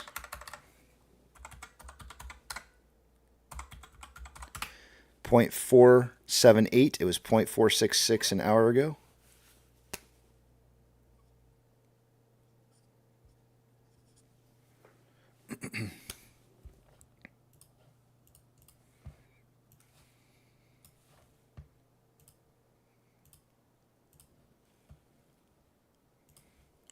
NASDAQ is down 0.83. Dow Jones is up 0.42, and the S&P 500 is up, or down rather, 0.38. We have 3,078 decliners to 2,561 advancers. The market's just slightly less advancing this hour than it was an hour ago. It's not showing massive signs and change for securities overall. Just big losses where we're seeing them already. Sectors that are doing well for the day-to-day, the two biggest running sectors are recessionary sectors of energy and utilities. Worst performing sectors is technology, followed by consumer staples. Is that right? No, staples. Of the Mag 7, 2 are green and 1's about ready to flip over to red here. So we might be seeing 6 out of the 7 being red not too long from now. Financial institutions that have changed more than 2.5% in price day over day will get a shout out. Coinbase, actually, Coinbase has not hit it. Silvergate is down 20.47. And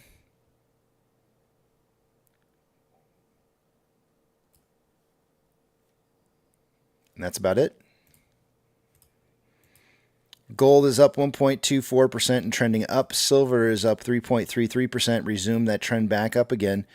After both of those had moved into a downtrend. Ethereum Classic is up 0.34 and on a very slight uptrend right now. The US dollar is currently up 0.35, trending up. Oil is up 3.48, trending up. Mortgage-backed securities are down anywhere from 0.12 to 0.19 and trending up. SPY is down 0.44 and trending down. The SPY will take a big dump if NVIDIA is taking a big dump because it's so heavily weighted. VIX is currently up 8.62% and reached a high of 1352 not long ago before retracing back a little bit and then running back up again. Currently at 1336 and futures suggesting it should be at 1483. So still a full, even after all this jump for the day-to-day, we're still a full point behind the futures on the VIX. VB is down 0.38 trending down. VBR is down 0.2 trending down. Tesla is down 2.33 trending down. Amazon is up 1.14 and consolidating after a trend down. Cinemark is down 2.56 trending down. Doge is up 0.67 and consolidating after a trend down. Bitcoin is down 0.71 and on a slight downtrend still. GME is up 0.25 and is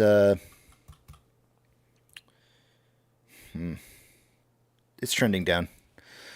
HYMC is up 2.43 and is starting to trend down after having been on a trend up. NCMI is down 3.95, trending down. Hood is down 2.72, trending down. And AMC is down 2.26 and consolidating after a trend down. Inflow versus outflow for the day-to-day, about $500,000 more inflow than outflow. 12.31 million shares traded so far. After 236 minutes worth of trading, AMC is on a pace for about 20.34 million shares traded. By the end of the day today, I suggested somewhere between 10 and 30 million, so we're looking like we're on track for that. On a 4-hour time interval, there's currently more buying pressure than selling pressure than RSI at 41.15, which is below average. On a 1-hour time interval, more selling pressure than buying pressure than RSI at 41.52, which is below average. On a 30-minute time interval, more selling pressure than buying pressure. The divergence on the Vortex indicator within the last hour, RSI at 42.94, which is below average. And on a 5-minute time interval, more selling pressure than buying pressure than RSI at 40.45. Which is below average. We are getting across the board, it seems like we're getting a big push to the downside. It's not everything, but there is a lot of stuff that is starting to move down right now. And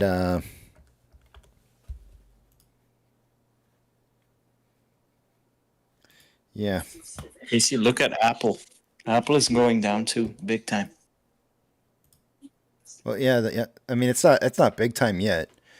But it's moving uniformly with NVIDIA, Tesla. I mean, all these are all taking some dumps here. So there's Apple, there's Meta, there's Microsoft is actually kind of consolidating. NVIDIA trending down, Tesla trending down. Amazon's kind of consolidating after a little bit of a downtrend. Yeah, there's a lot of stuff trending down right now.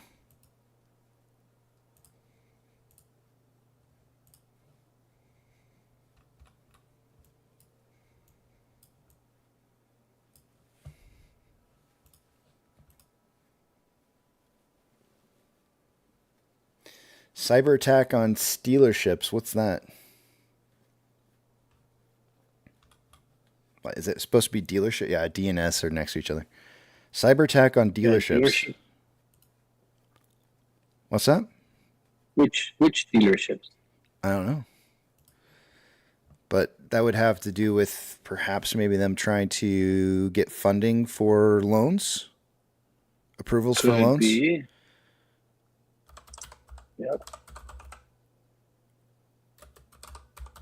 Are they cyber attacks, or are they just not able to get the loans approved that they need to approve for deals for the day? Because there's no money.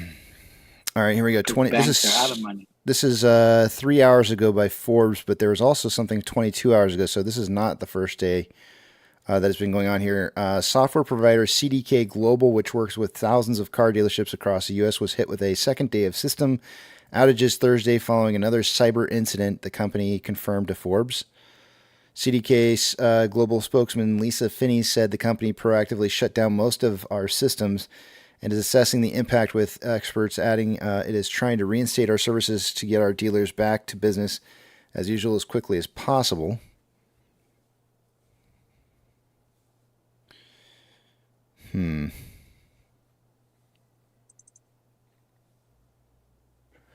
The first cyber attack was reported on Tuesday evening.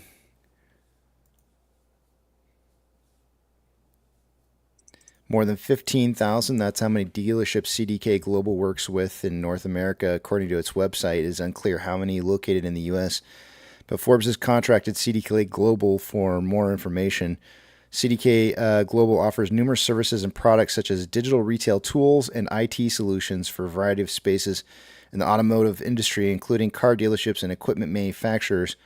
In 2014, it was spun off by the Automatic Data Processing Corporation and was acquired by Brookfield Business Partners for $6.4 billion in 2022, according to Bloomberg. So it doesn't sound like it has anything to do with financing specifically, but yeah.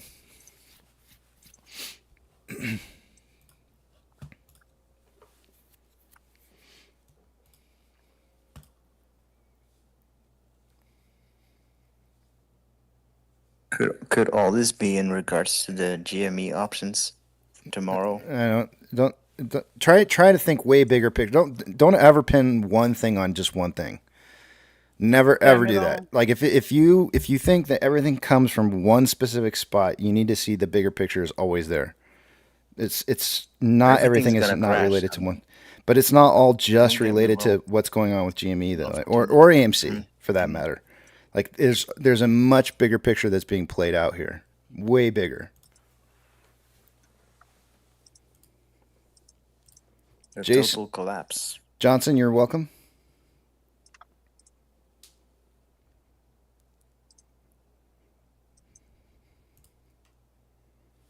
Yeah, there's you can't, yeah, you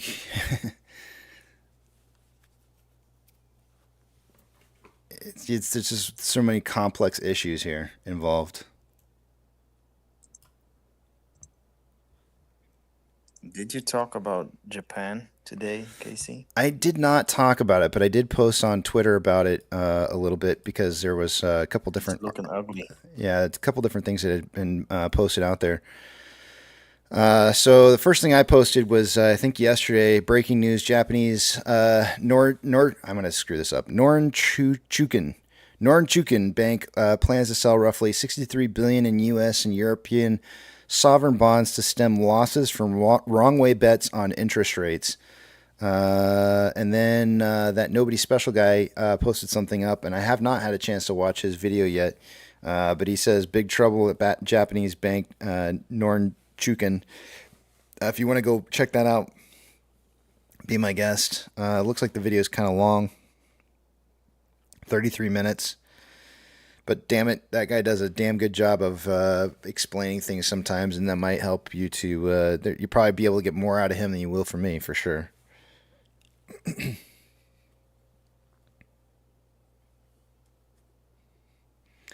One timer says, talking about terminals at dealerships infected because of this. Yikes.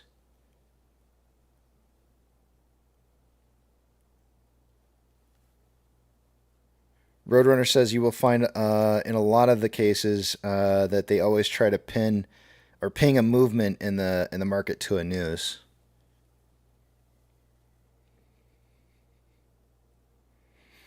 Casey's broken mug. I don't know. I think you need to watch. I mean, if you want to, I feel like the one thing that you need to really just kind of watch is NVIDIA, really, because that's going to be. I think that's going to be your next Enron, essentially. So and I'm looking for today when I pull out and I look at maybe like a 4-hour chart here. I see a level of support here from this most current run that starts back in the end of May. If it breaks past that level of support there, it could drop really, really quickly. And if that drops quick, everything's going to drop. Like the SPY will drop with it really, really quickly. So it's all going to hinge on whether or not they can keep the price above. I'm guesstimating that this is going to be right around like 129.50, right around 129.50. So if you see NVIDIA break past 129.50, you just go ahead and expect a lot of things to start dropping. The more worrying thing is that it's rising volume into falling price, and that is bearish. It doesn't get any more bearish than that. So you got your Bollinger Bands widening up. Do you know what bank has a cozy relationship with NVIDIA, Casey? Does anybody know? What bank? No. That'd be a good question, though, right? We should probably look into that.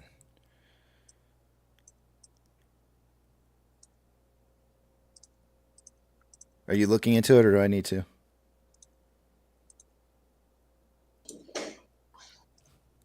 I was hopeful that someone here might know. I know there's a lot of reading on it. You know me, I'm always about the bankers. I always want to know who the businesses obviously do business with more than one bank, but they usually have a cozy relationship. They got their primary lender. And I'm just curious if anybody in chat or if you knew. I wasn't trying to burden you with more work, buddy. Just trying to add to the conversation. Would you believe me if I said the douche? Yeah. The douche stink? There you go. No, I'm just... Douche Stank announced a partner. This is from December of 2022, so this is a long time ago. This is an old article. But they announced a partnership with NVIDIA to accelerate the use of AI and machine learning in the financial service sector. That was a partnership there. I mean... The rumor mill, and again, it's just a rumor, and I haven't done a real deep dive on it, was that, we talked about them round tripping their products, cooking their books by inflating their sales numbers.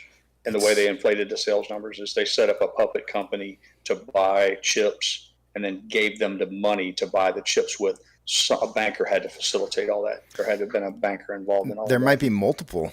I mean, if you search banks and NVIDIA, I mean, I'm seeing like Bank of New York Mellon. I'm seeing J.P. Morgan. I get like tons of hits on lots of different things. So I mean, I feel like they probably work with a lot of different banks on stuff. Douche Stank. Who else was there? BNY. I already said that one. Maybe the better question is this company that's rumored to have bought all this product. It's this fakery.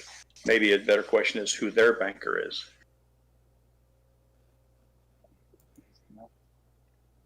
Bank of America on June 4th, earlier this month, added NVIDIA to the best investment ideas list. I don't know what that means. Let me just pull up NVIDIA and see what banks are heavily invested in it. How's that? That might make a difference, right? What about the other one that's popped? The other ticker that popped that was just like NVIDIA. Maybe they have the same banks. Computers, chip something, CS something. I don't know about it. Come on, man. It popped more than NVIDIA at one time. Owners. Super microcomputer. Who's banking with them? Let me see. Oh, SMC? Ooh, because they're still up there. They're still in the 900s. Yeah. Yeah, that one. Why is this not showing?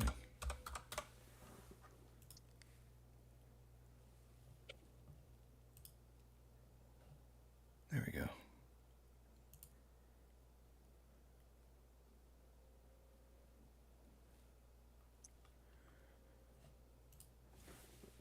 Bank.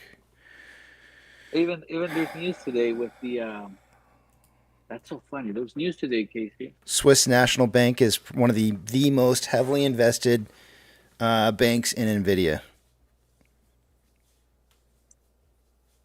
Then we have Bank Julius Baer, followed by SoftBank, followed by KeyBank National, Commerce Bank, and then it gets much smaller and smaller. I read that SoftBank is there's rumors swirling about them. That name jumped out at me.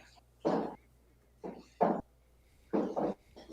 can't remember where. I apologize. I'm not just making this up, but it doesn't matter. We're just having a conversation here. I saw something that SoftBank is under duress.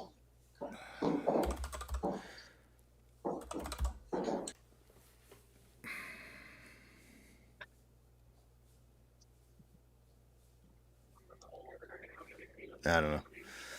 But it's dancing all over. It's dancing over the level of a major breakout here. I mean, it's just it's dancing on it like it's like, oh shit. Well, whoever it is, they're still falling. Nvidia just hit 129.52.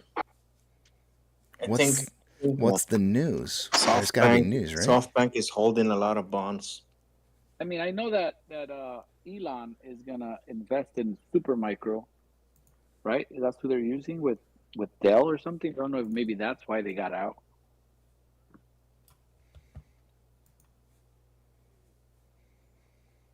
They're not using Nvidia for Tesla vehicles.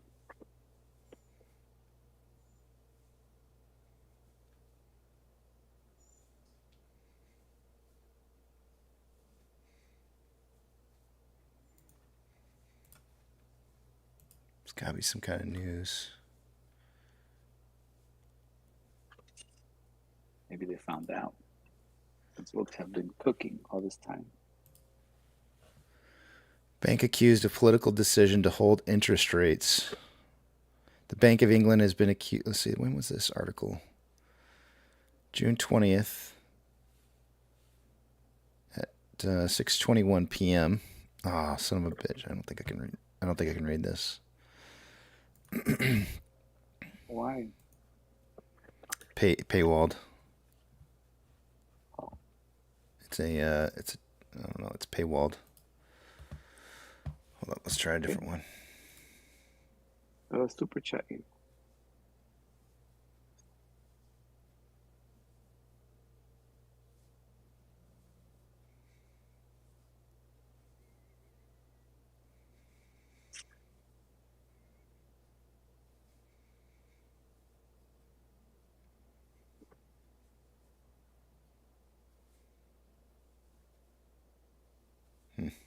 I don't know.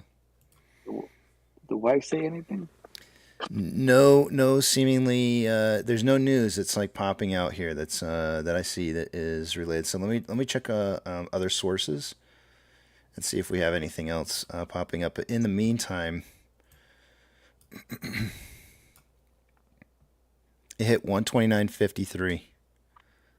It was so close. It's like right on the hairy edge here. All right, let me go back over to AMC over here real quick. Hold on. Gotta retest it. AMC is moving up a little bit. Yeah, I show 129.52.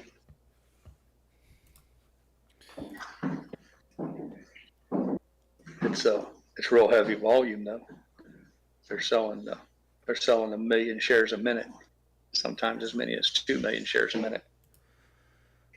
It's I mean when it blows, it's gonna blow big time, and it's gonna have a shit ton of volume going through there. So I mean, I'm surprised it's still at 350 right now. To be honest with you, there's still 100 away. With we're an hour past the halfway point for the day today. So we were hitting 300, which means what? If we do another 300 in the second half of the day, that's 600 million volume in a day where you have 441 million as an average 3-month.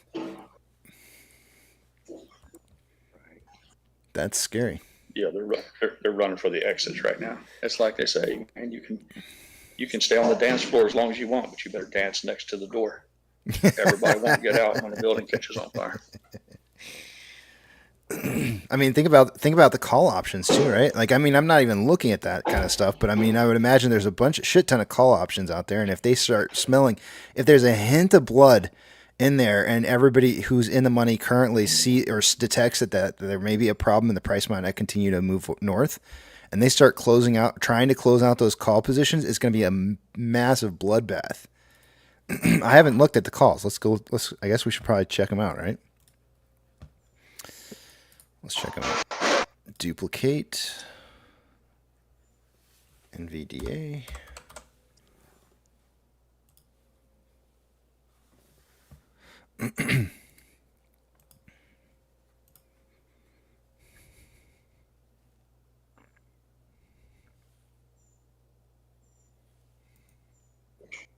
Where in the world? I mean, to be fair, they're only down 3.5% on the day, so that's hardly under normal circumstances. That wouldn't be anything to take your breath away. But when you drop back and look, Are you sure? I thought it was more than that. I'm okay. Yeah, right as of right now because it's climbing back up, but it was more than that just a little bit ago. Yeah, even if it's 4%, even 4.5%, that's hardly a. But when you, like you said, if you pull back a little bit and look at it in terms of what it's done recently, All right, and then all the selling, all the pushing. Look at this. This is insanity. All right, hold on. Let's go back over to. This is insanity. Option contracts right now. Remember, it was at.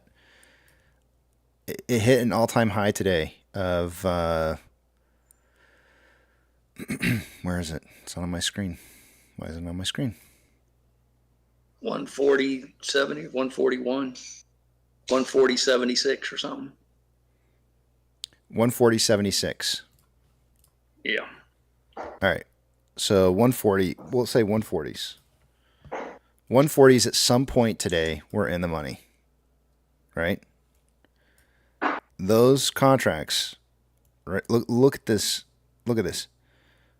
Those call contracts were in the money.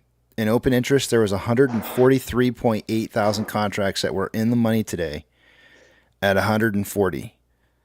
In total for the day today, there's 476.6 thousand contracts in volume. Dude, something's happening here. Wow. That's a lot. That's an average day's trade. That's an average day trade just in an options contract. Holy shit. Yeah. If there's the next big level of support is going to be 130 because there's 60.4 thousand contracts, but there's already been 51.7 thousand contracts in volume. If those 130s were closing out, if that's what that volume is right there, what did it start at today? Open was 139. That has to be, dude, these are option. This 51.7 thousand contracts is call options closing. It's got to be. It's got to be call options closing because as the price was dropping from 140 down to 130, they were probably just pile driving out, trying to escape the bloodbath as they were in the money at that point. And we're like, oh shit. And then they had to drop their positions. That means there's no support there left at 130. I don't know what's holding the stock price here. What do the puts look like? Open interest, 130, 61.2 thousand contracts. There's some good contracts over here on the put side that would probably just absolutely love to see price continue to move down. There's been 290,000 contracts created at 130 today. There's some put contracts that would love to see price break 130 today. And it did, momentarily. That's going to be your support right there. Because if those puts closed out, if the price was price open today at 139, if they bought puts at 130 and hit today, then they'd be closing those puts out more than likely. Because they only have today and tomorrow to hit it.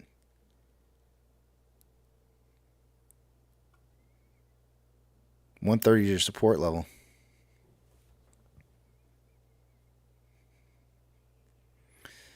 But I'll tell you what, though, if it drops past that 129.50,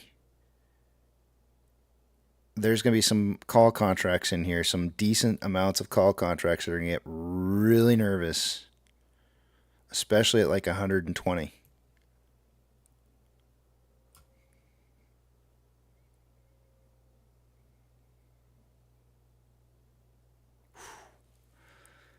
It's like, I feel like the market is like dancing on glass. It's like doing a Congo line over coals, hot coals, and you're praying that nobody in front stops at some given point where you're the one stuck over the coals. You're like, everybody keep moving, go. That one person decides to rubberneck for just a second. It reminds me of those pictures where you see those YouTube clips where they take like 300 mouse traps and they set all of them and put them out in a room and then they just toss one ping pong ball in there. Yeah. Sheesh. All hell breaks loose.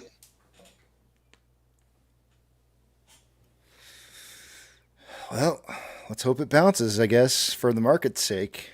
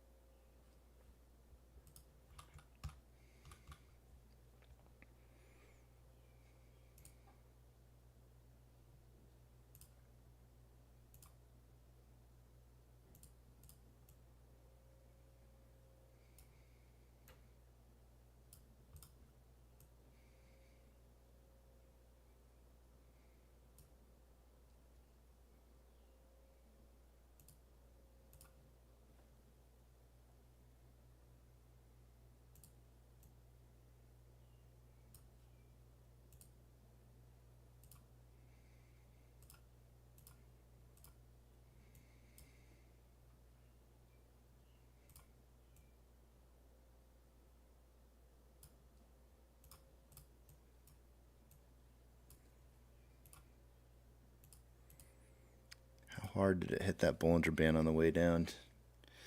Okay, so on the way down on the Bollinger Band here, I mean, it was hitting several times along the way. I mean, you got one, there was somewhat of a mild attempt to get back to simple moving average before hitting it a second time.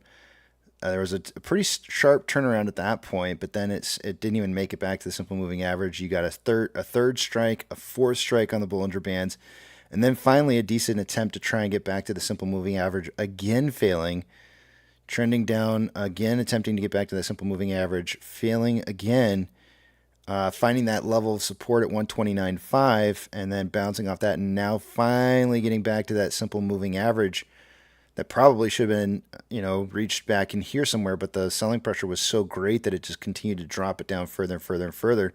If it doesn't push through the simple moving average, it's where it continues to find more downwards trend here and can continue to retest the Bollinger Bands once again.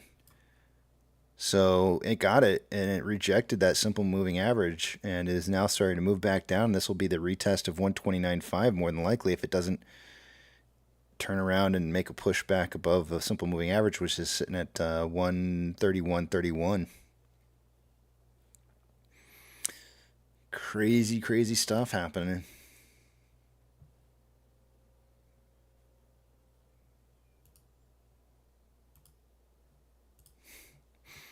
I'm all watching NVIDIA. You don't understand, this is like the main pillar of the whole market right now is NVIDIA.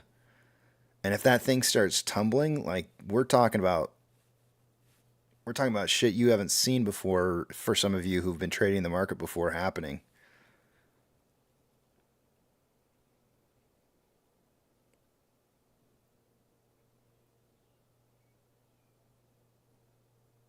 Yukon says SoftBank has lost $14 billion due to the WeWork bankruptcy, per the Wall Street Journal.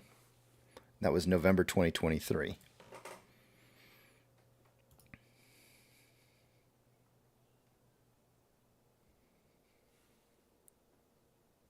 Oh.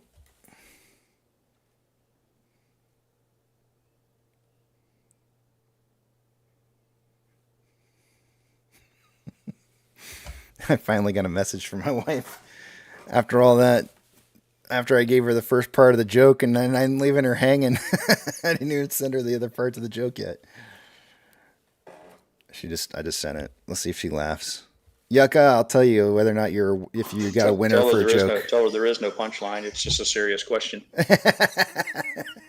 There's no punchline. I was just asking.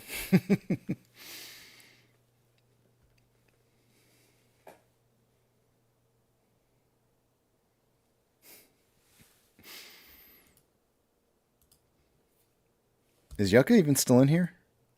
Yeah, he's in here. Okay. Tendies, what's going on, buddy? Yeah, I'm here. Look at that. Tendy. Whoa, where is he at? He's no, what is that? Oh, you're muted. You're muted. Come on, man.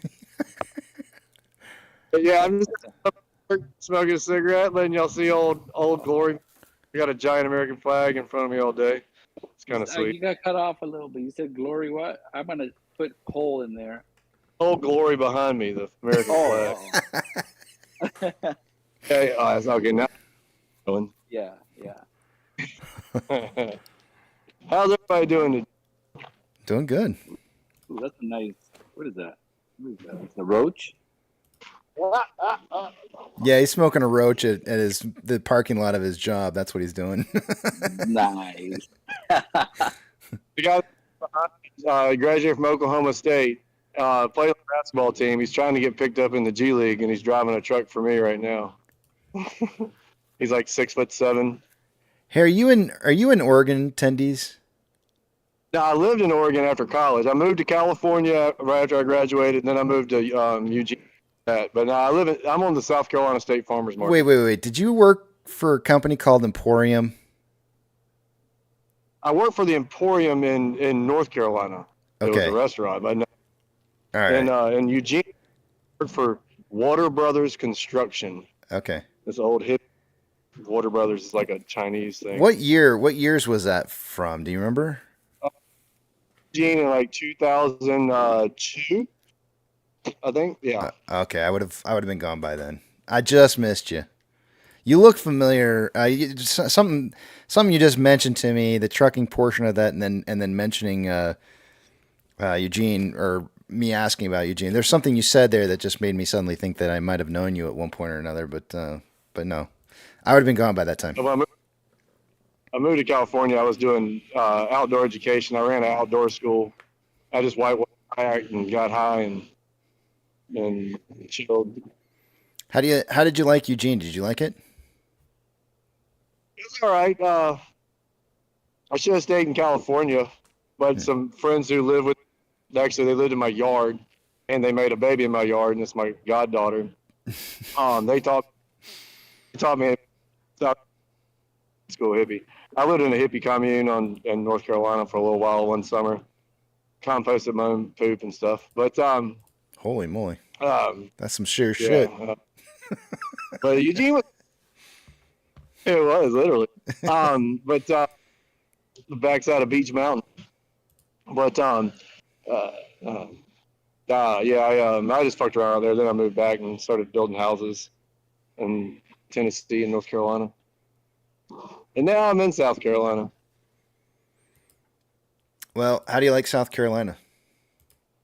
I love it. All my family's here. I'm near the beach, near the mountains, and it's a good place to live. Cheap to live. None of the craziness of any of the big cities and whatnot. All that political stuff. Do you like? How about North Carolina? Do you like North Carolina at all? Is it decent? I went to college there, met my wife there, got married there, bought my first house there. So yeah, I went to Appalachian State and bought a house in Boone, got married in Boone. I love Western North Carolina. Okay. So we go there all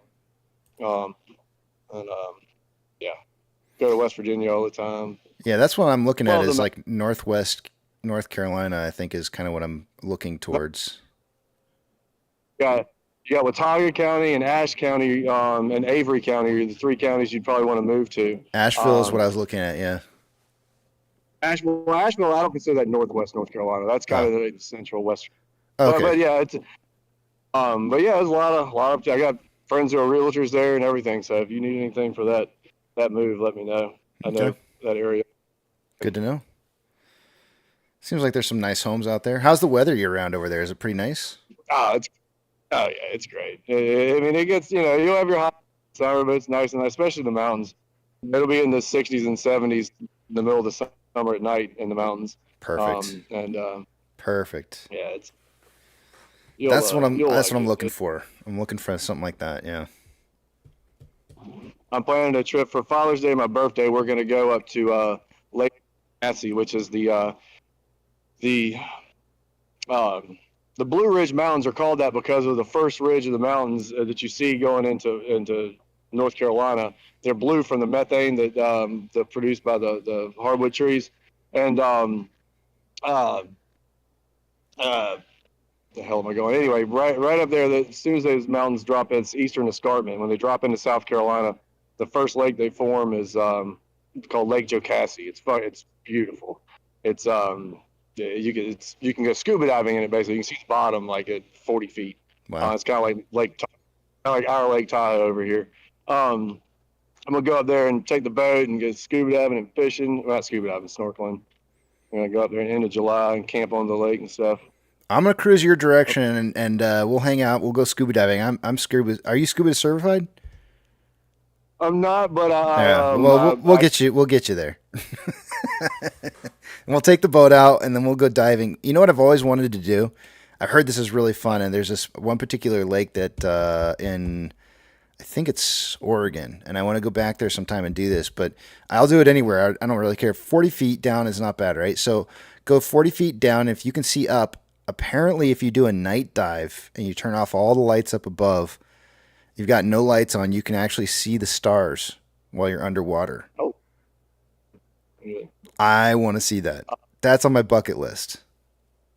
That's pretty cool. Yeah, I would think light pollution in the southeast would not allow that, but I'll give it a try. Well, it's like I said. This is what I'm talking about. You can do this in Oregon, and there's where I'm talking about is like I think it's oh gosh, I'm trying to remember. They have a petrified forest that has trees that are still standing up in the bottom of the lake.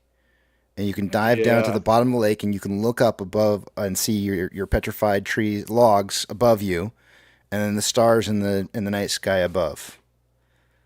And no light pollution.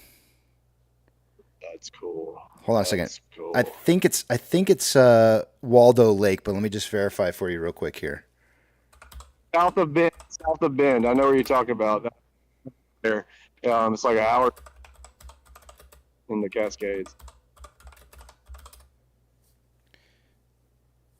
Let's see. It's it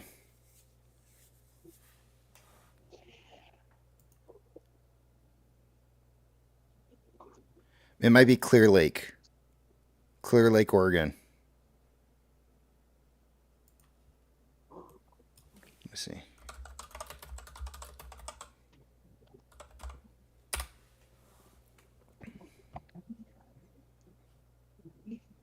I can go stand in a room full of bananas, like 40,000 pounds of bananas. A long time ago, started on Reddit before I was even on YouTube, and it was just a Reddit thing. I went into the banana room and posted it. Yeah, I think you did. You did.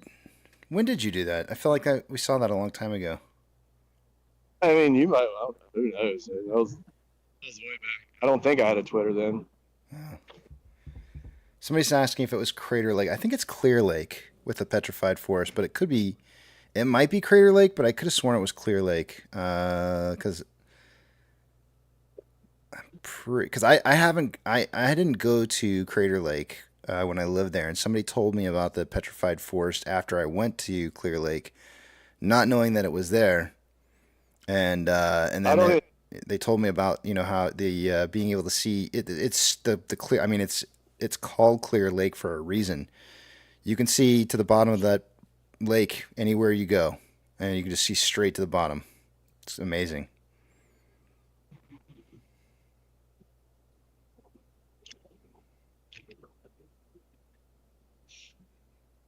It's cold as hell, though. So I'll be gone next week with you. I'll be on the beach as well. Flying to Puerto Rico on Monday. Oh, very nice. Enjoy. Pretty excited. Yeah, sounds like fun.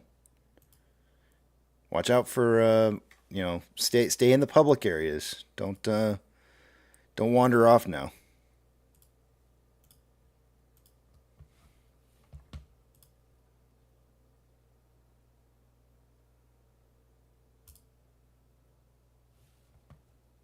I've already got my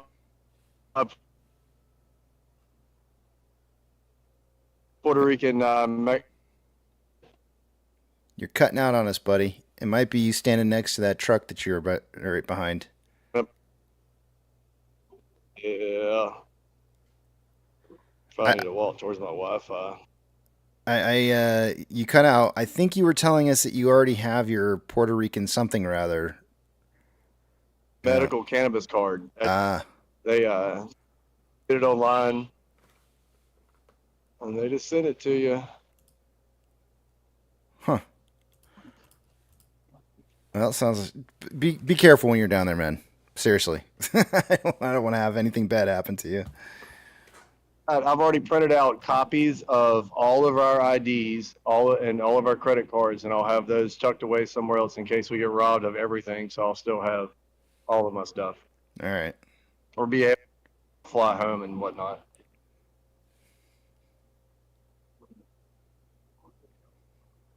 But we're in a good part. I've been assured that I picked the right location.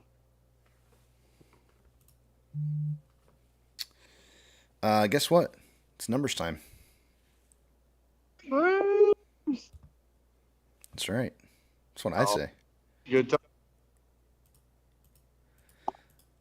Let's get to it. I'm going to take you guys over the other page here. I'm not going to be able to see what it is you guys are saying, so hold those personal thoughts, comments, questions, and concerns until you see the big tramp back up on the screen again.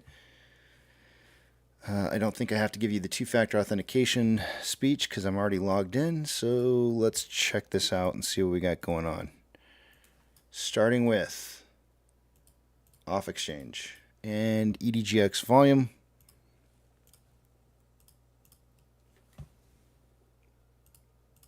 AMC currently has 58.82% of our volume going through off exchanges. EDGX is at 10.71. By this time of the day, I would expect to see about 64% going through those exchanges, and it's at 5.53% higher than that amount. So definitely being those exchanges are being heavily utilized. We would probably be having a little bit more price movement upwards if that were not the case. CHX volume for the day today is at 4,454 shares. Not a whole lot. GME CHX volume for the day today is coming in at 69,044 shares. Nice. It's a big number. Borrow fees and shares available to borrow has not changed for AMC and at 1.86% on the fees. According to Ortex an hour ago, there was approximately 5.06 million shares borrowed for the day. It's now 6.02. It's going to raise the estimated short-term interest of the free float to 15.25%. The cost per borrow ends at 1.04. Average is 2.78 and max is 8.6. Shares on loan for the day today is at 62 million shares. That's 1.8 million more shares on loan today than there was yesterday. And Ortex is estimating, I said yesterday, Tuesday. And Ortex is estimating about 441,000 of those is in new short interest. GME's borrowed share amount is 2.4 million. Taking a look at the options on AMC, the highest amount of call volume so far for the day today has been at a $5 strike. An hour ago, there were 17.7 thousand contracts at 5. There's now 20.1 thousand contracts. Highest amount of put volume coming in at a $5 strike. There was 7.2 thousand contracts an hour ago, now 7.3. The 4.5 contracts are starting to pick up a little bit more in volume and might beat out the 5s. But market is suggesting a closing price somewhere between 475 and 525 by the end of the day based off of current volume levels in those option contracts. Orders by Fidelity customers. Man, this number is massive. GME's got 57, is on the list with 57.02% buy to 42.98% sell ratio. I'd like to see 60-40 or better, but it's not. AMC did not make this list. MMRI was 279.31 an hour ago. It's now 279.21. Not really much of a change. The spread between the 2-year and 10-year bond rates as of an hour ago is 0.478. Now currently 0.478, so no change.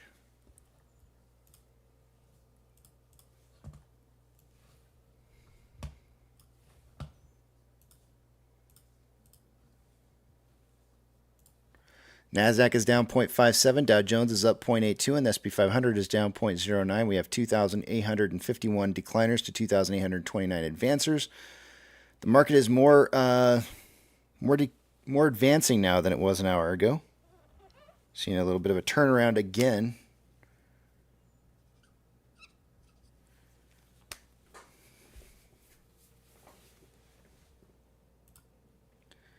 The top performing sectors for the day today is energy, followed by utilities. Those are our recessionary sectors. And technology is the worst performing sector, followed by consumer staples. Of the Mag 7, 3 green, one of those looks like it's about ready to flip back over. Nope. I said flip back over, but one of those is close to being able to flip over. I should say that differently. Financial institutions, anything plus or minus 2.5% or more of a change will get a shout out. SI is down 20.47%. Nothing else meets the criteria for discussing. Gold is currently up 1.34% and trending up. Silver is up 3.33, trending up. Ethereum Classic is up 0.68%, trending up. US dollar is up 0.35, trending up. Oil is up 3.48 and consolidating after a trend up. Mortgage-backed securities are down anywhere from 0.09 to 0.21 and trending up. And the SPY is down 0.13 and breaking that downtrend that it was in into an uptrend.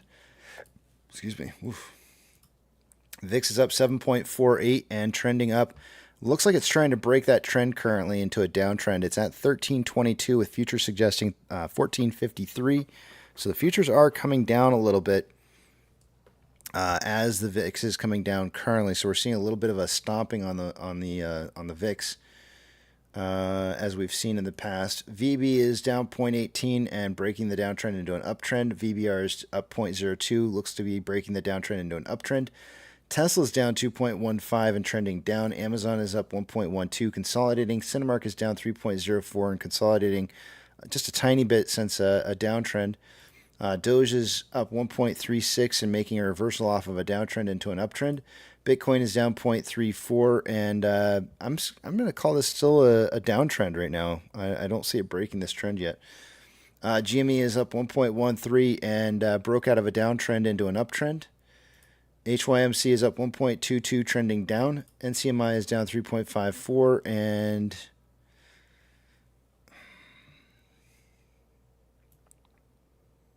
this still looks to be trending down to me. HUD is down 1.05 and breaking a downtrend into an uptrend, and AMC is down 1.34 and broke a downtrend into an uptrend. Inflow versus outflow so far for the day today, we have $1.4 million more inflow than outflow. 13.71 million shares traded so far. After 282 minutes worth of trading, we're on a pace for 18.96 million shares traded by the end of the day today. I suggested to you in the pre-market somewhere between 10 to 30 million. Looks like that's going to be good so far. On a 4-hour time interval, we currently have more selling pressure than the buying pressure than RSI 43.3 or 43.46. Which is just that's slightly below average. On a 1-hour time interval, more selling pressure than buying pressure than RSI 45.02, which is slightly below average. On a 30-minute time interval, more selling pressure than buying pressure with an RSI 47, which is slightly below average.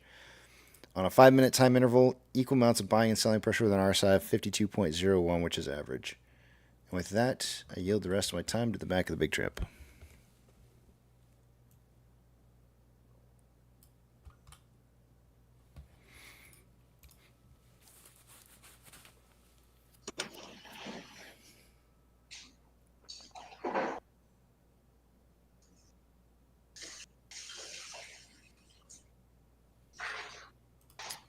Let's see here.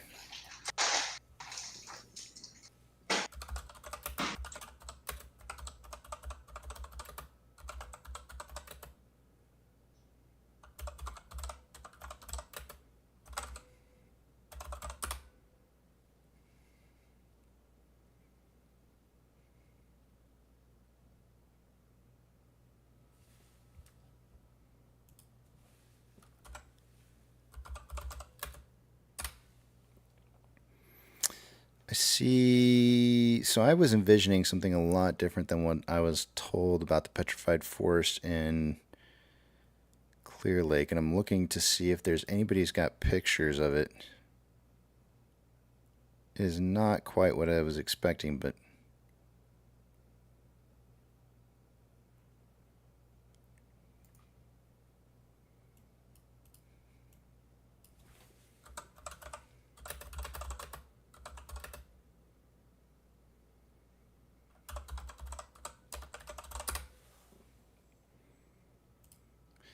I'm searching to see if I can find if anybody. It would probably be really, really difficult to get a picture of the stars while you're underwater. It's probably something that you can only just see with your eyes.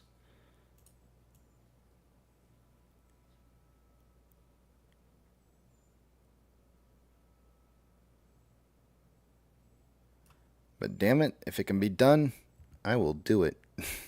Even if I'm the first person ever. I'll have to rent probably a really expensive camera. Because a picture like that's one of those kind of pictures that could probably win some kind of awards.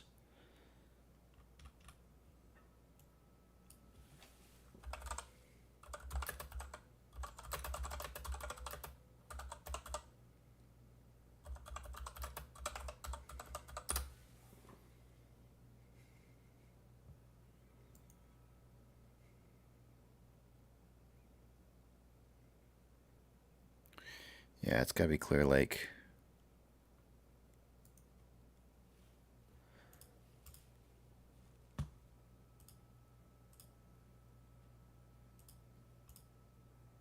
Maybe that'll be the first thing I do. I've been thinking for a long time about what would be the first thing I would do. And I always told you guys, go somewhere, take a little tiny vacation, go to a beach maybe somewhere, prop your feet up for a while, for maybe a week. Sit back. I'm not going anywhere. And just think about what it is that you're going to do. Don't do anything crazy. Maybe buy one special item that you've been wanting for a long time. Just one. Nothing outrageous, not a house. I'm doing anything, Casey. Huh? I'm not going to do anything. Just think. I'm going to go with a tent outside your house and sleep there.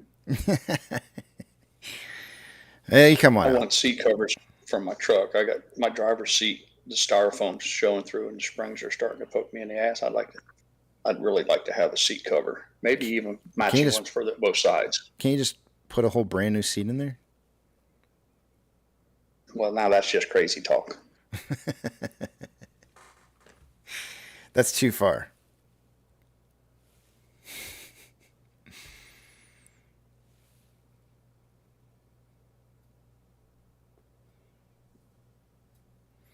Yeah.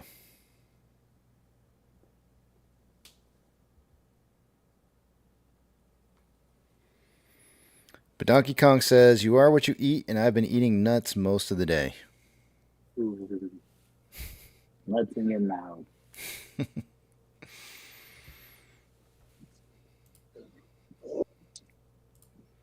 Yeah, I think maybe that's what I'll do. I will go out. You eat nuts? I will. I'll take my son Bradley because he's dive certified. I'll tell him look, I need you to take a leave for about a week. We're gonna go up to you and me. We're gonna go over and we're gonna check out Clear Lake. We're gonna go up there. We're gonna sit back, camp for a little while. The whole family can come with us, and we'll go there and just kind of chill out for a week. And you and I, at nighttime, we're gonna go out there and we're gonna dive to the bottom. And we're gonna rent a super expensive camera that can do amazing video or amazing pictures from underwater. We'll take it down to the bottom and we will just lay down on the bottom on our backs and stare up at the night sky from 40 feet underwater and take pictures. Consider a different location when you have your discussions with him. I recommend going to Vortex Springs. Pardon me, excuse me. Vortex Springs, you get certified as a cave diver. They have classes there. I think they're 2-day classes. The water is crystal clear. So here's what I don't want to do. Great campground. Yeah. I don't want to take risk. I don't want to go too far. I feel like diving 40 feet's not a big deal. The whole cave diving stuff kind of scares me a little bit. I'm not real. Yeah, I don't. They have shallow caves there. It's not so much about the depth. It's just about learning how to use the strings to navigate and all that. The dinosaurs go under the. I'm a little bit. I have a little bit of claustrophobia going on, so I don't know if I would do too well on that. Well, I mean, don't get me wrong. I'm probably not. I'm not bad like a lot of other people are, but I don't like. Have you ever watched those videos of those guys that are squeezing their way into cracks when they're going? Yeah, it's nothing like that. These are caves. They have caves that are very big. It's not like a claustrophobic type thing. It's just a dome type. Yeah. You don't have to take your tank off and push it ahead of you. No, that's a good way to die. Yeah. Well, I mean, that's what they do. That's what some of these guys do to fit through some of the spots. They take their tank. Well, they take their tank off and push it ahead of them. So. It's 1 for you.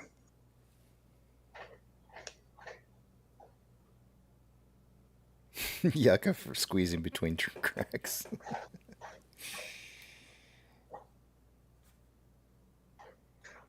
You said it. I didn't. Attendees, it sounds good, man. Highlighting it. Some of my friends got a chance to go on the temporary TDY. It stands for temporary duty. They got to go to the Pacific Ocean, and I think it's called Truck Lagoon, TRUK. And I guess there was a big battle that was fought there when they were fighting for the Pacific. But I guess the bottom there is just littered with tanks and sunken ships and airplanes and all sorts of things. And I guess they were talking about how it's like the dive of a lifetime, as opposed to just looking at another buffer fish. So I hope I don't make myself out to sound like I'm this experienced diver, and because I'm not. And but one of the times when I went diving with Bradley this last time, he took me to a place where he actually got certified at, and the divers there have they put a now I'm trying to remember what it was. I think it was a big old like fake shark model underwater. And he told me about it beforehand, so I knew it was going to be there. But we were swimming along, and I was not looking up at all. I was looking pretty much for the most part down. And next thing I know, I mean, I don't know. For some reason in the water, when I'm in the water, I can feel like I can sense things that are near me or somewhat close. And I just had this like sixth sense that there was something just slightly above me as I was swimming. And so I decided to look up, and as I look up, I'm looking like straight into the mouth of this like shark that's underwater. My heart skipped a few beats. I knew what it was instantly, but it was still, I mean, just when you're not expecting to see something like that immediately, like right in front of your face, or have it sneak up on you, it snuck up on me. So it was pretty funny. But I would love to see some tanks and some old war aircraft and stuff like that underwater. That'd be really cool.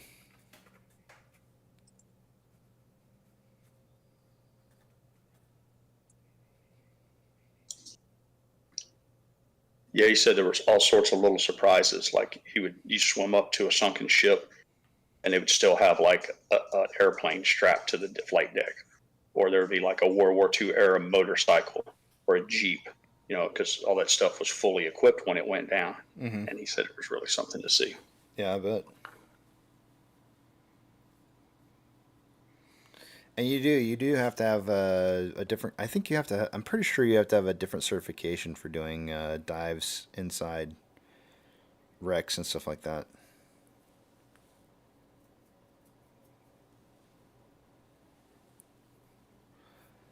JJ says, after that, I'm going to skydive, but jump without a chute and put it on airborne just to show how badass I am. What could happen?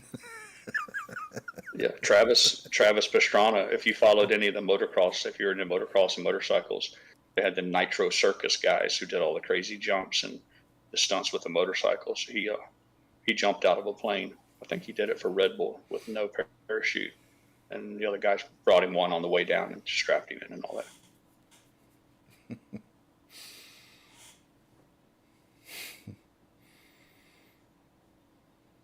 Hey Casey, I got a question for you. Yeah, what's up? With your diving certification, let's just say you did dive into a wreckage or something. Is there police down there that's going to give you a ticket? No, like, but so you need a got special certification. But well, so here's the deal. Like sometimes they won't let you on a boat. You got to go on a boat to go out there, and if they're going out to dive a wreck or to dive caves, if you don't have the certifications, you'll never get on the boat. So there's nothing stopping you from doing it, right? But nothing stops you from driving without a license either, right? Exactly. Yeah. Right, but it's for your safety. Right. It's for your safety and the safety of others as well. Like if you don't know what it is that you're doing, because you're supposed to buddy dive. You're not supposed to dive by yourself. So you're putting both you and the person you're diving with at risk by not knowing what it is that you're supposed to do in certain situations. And so the certifications are meant to be for your safety and for the safety of the person you're diving with. And so while I am totally a rule breaker, I I'm going to yield to the side of caution and say, like, you know, that it really does make a difference to know what it is that you're going to be doing before you go do it. Because what if you run into a situation that's a bad situation and you don't know how to get out of it properly? It's not. It's a lot like it's a death. lot like if you follow the people who climb the Himalayas, who want to go to the Himalayas and summit. They don't just let anybody. Those guys are kind of snobbish. They're snobbery. There's a hierarchy, and there's almost like a clique. You have to earn your way into, you know, going into some of those groups. And it's the same way with the guys who dive on those wrecks. They take charters out. They charter a boat, and you won't even get an invite unless you've got the skills. I mean, I'm not talking about going somewhere and going in 10 feet of water and flopping around with a spear gun. I'm talking about going on a serious wreck dive. Somebody mentioned that GME is starting to take off, and you can see here that it's breaking. This is a 30-minute time interval that I'm on right here, and you can see it's breaking this upper level of resistance as it's going through here. So watch for a retest of... oh, excuse me. Man, I got some bad... it's like a hiccup burp almost. We're going to be looking for, what are we looking for on this? We're looking for breaking past, I guess it would be 2736, right? Let me enter in the data here real quick and find out what we're looking for on GME. Because I don't think it's changed since I put this in at 2361, because 2361 was the bottom, and I did this like I think on Tuesday. So I think we're looking for a break beyond 2736 is the key target. For AMC, we're looking to break that 553 level that we had last on AMC. And that's the last point at which we had... we have not broken out of our wedge just yet here. We're getting close. I kind of feel like it's going to happen tomorrow. Maybe pre-market or... I mean, it could happen in the after hours today. There's no reason why. I just got my box drawn out here for first hour of trading in the pre-market to 1830. So after hours... on a break out of this, and then when it does break out of this, I'm kind of expecting a retest of 553.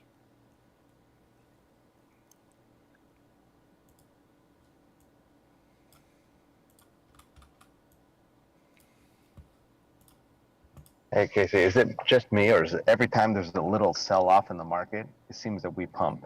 Oh yeah, absolutely. Yeah. Okay, it's just not me seeing that. No, I see it too. Yeah. Because everything was dumping, right, across the board. Like, there was just a lot of stuff was taking hits at the time, especially a lot of the collaterally held positions, right, of the Mag 7. That's when you start seeing the Mag 7 taking hits like that, you know something's coming. And it took hits, but it's starting to go back up too. It hit 129.50. So my guess is that they must be pulling money out of something right now to kind of prop this back up. I don't know what. Because Bitcoin's currently rising. Maybe they took it out of gold, out of metals. Let's see. Doesn't really look like it. Maybe. This is this morning. It may have come from metals. I don't know, but metals are going back up too, though. So I don't know. They're pulling money from somewhere.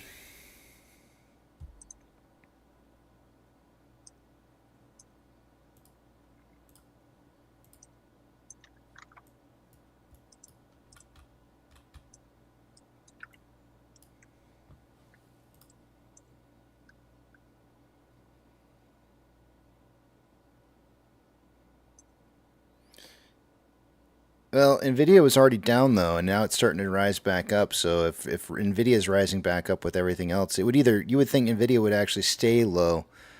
But if money's being pumped back into NVIDIA, then where's that money coming from, right? If some of the money for this move up here on both AMC and GME is happening, then where's that money coming from? Or in general, is it just a pump of the whole market? It could be retail trying to buy the dip, and then they can dump it again. Yeah, but they'd have like 24 hours to decide where they're going to put those orders. We're certainly not seeing that on AMC, at least from Fidelity's perspective. We're not even on the top 30 most heavily traded stocks. So GME is. Yeah, well, I say retail's buying NVIDIA, right? Buying the dip on. No, yeah, they did. Retail heavily bought into that dip. Big time buying going into that dip. And then later on, they're going to dump it again. Yeah. Make a bunch of bag holders out of them. Could be. I mean, you've got a 3-to-1 ratio on buy orders versus sell orders on NVIDIA today by retail. That's a lot. Sucks big time. 3-to-1. Just slightly higher. 75.8% buying. All right. I got to go. I got to go to break. I'll see you guys in a bit. I don't remember us voting on this. We never, I know we never vote on it. It's a mandatory thing. It's OSHA, man. Yeah, it's all right. You're not here in the U.S. You don't know what OSHA is. It's we've got this little government system that's set up to protect employees of companies. The companies don't get a choice. They have to abide by these OSHA rules. So, yeah. Well, I mean, those are more for how many breaks are in the OSHA rule? Well, it depends on how many hours you're working. There's a lot of different rules in there. I'm not sure what they are exactly, but I think it does depend on how long you're working for. So if you're doing 6 in the morning till 3 in the afternoon? Yeah. 5. So No. You're right. You're right. It's 6. It is 6. Yeah, 6. 9 hours. You're doing 9-hour shift, right? Mm-hmm. Yeah. So you should get like a 30-minute lunch, at a minimum, and then on top of that 30-minute lunch, I think you're probably supposed to have like 2 15-minute breaks as well. And then depending on what company you work for, you probably some people will let you merge those together, so you could have like 1 full hour or something like that off. But I'm taking 3 45 minutes.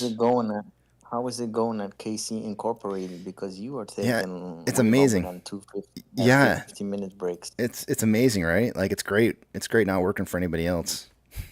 I think I'll need your manager's phone number or email or something. Yeah. Let me give that to you. Are you ready? Hold on. His agent managed to they negotiated a really good contract for him. We have to provide M&Ms. We got to pick all the green ones out. Not allowed to have any green M&Ms in his bowl. He's got a really ironclad contract. I'm gonna put the numbers up here on the screen for you. Are you ready for these to write these down for the phone number for this? Here we go. First number. Yeah. There you go. All right. I'll see you guys back in 45 minutes. It takes too long. Like I only know I saw the number. I thought you said you only have 15 minutes break words. Well, I figured you probably have to dial 1 when you're dialing out. That's right. To another country. I have universal sign of love. Man. I have I have an app I can call cheap to the US. I can call to the union representative. It's no problem. Isn't it crazy how that works? I have boss revenue. You probably don't even remember what it was like when it used to cost you money to make an international phone call. Do you remember that? Don't lie. Yeah, I remember. Don't. Oh, come on. What were the going rates? Do you remember what the rates were? You don't remember that. Your parents probably paid them all. You don't know. That's all right. €3 for a minute. I don't even. You didn't have euros back. Now, see, now I know you're lying because they didn't have euros back then. There was no such thing as euros. €3 for a minute. So they didn't have a euro. There was no euros back then. 120 Belgian francs a minute, something like that. Let me see. It was expensive. So €1 is you have to multiply. January of 1989 was when the euro was created. Maybe. How? Euro was launched. It says euro was launched on January 1st of 1999, and I think. Correct. We probably maybe the euro was in existence when there were still collect calls. So I take that. Well, maybe not. I don't know. It's close. Yeah, it probably was. It probably was. It wasn't expensive though. All right, I gotta go. I'll see you guys in a bit. In 15 minutes, right?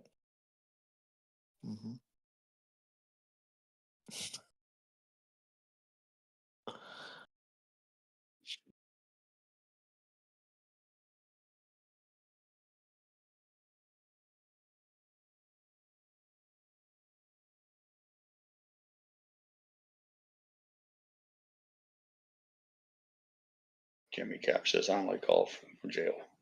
I've got some of those. You pick up the phone, you say hello, and it says, this call originates from a penitentiary, from a state penitentiary, from an inmate named, and then the guy's name pop up. To accept the charges, press 1.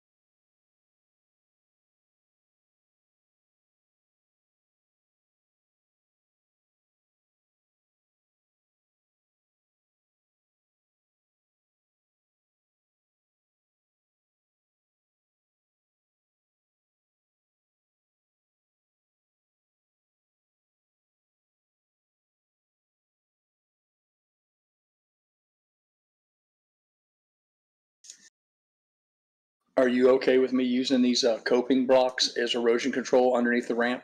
Because if you are, I'm gonna have Jesse pull those scraps of wood out from the side of the ramp so I can put them down in there. Are you okay with me using these coping blocks as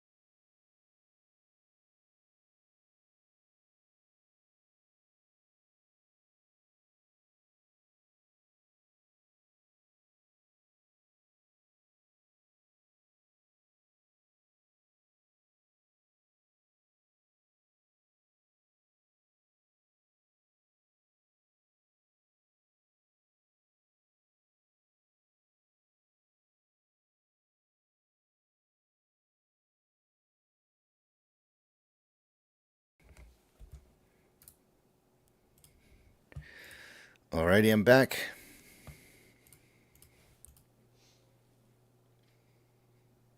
Welcome back. Apparently, you had a hot mic while I was gone, I guess. Yeah, I just now I was barking out some instructions, or actually a question for Mrs. Pirate. We have the coping around the top of that swimming pool that we're demolishing. They're not really big enough to use as erosion control on the beach or on the seawall, but we have a handicap ramp that goes down the side of our house, and I think they'd be ideal tucked up underneath of there. But she's been adamant about not wanting to repurpose some of the stuff that's man-made because it doesn't look too nice. But our argument is that you can't see it underneath of that ramp. But that's what you got an earful of that. My apologies.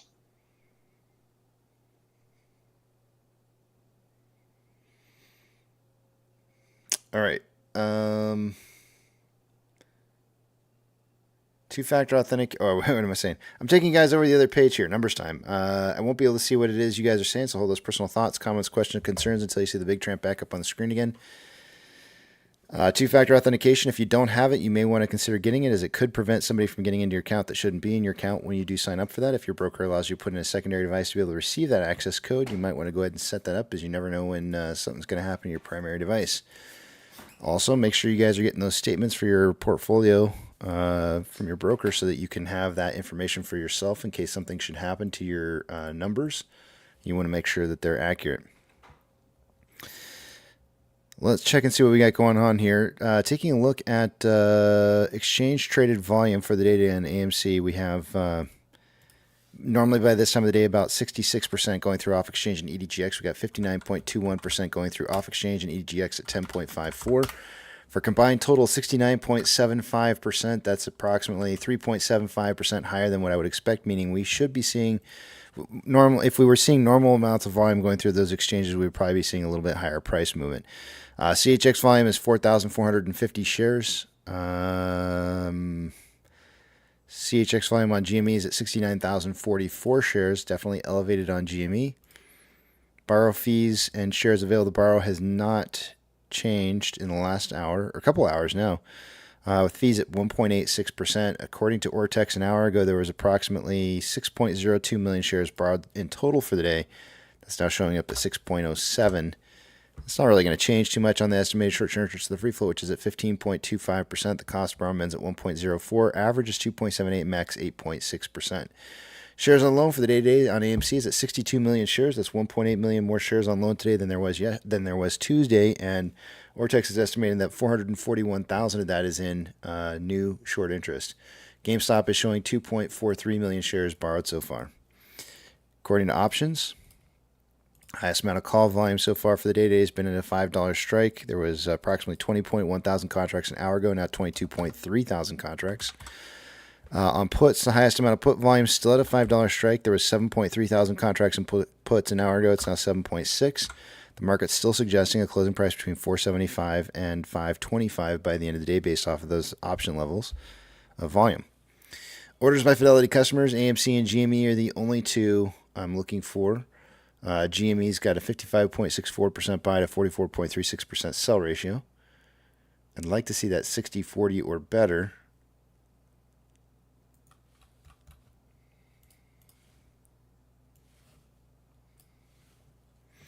MMRI was 279.21 an hour ago. It's now 278.99.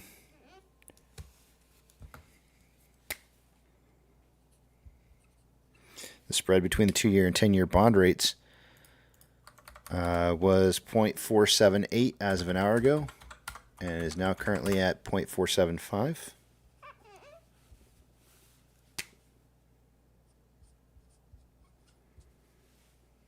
It's a little bit lower than where we started out the day.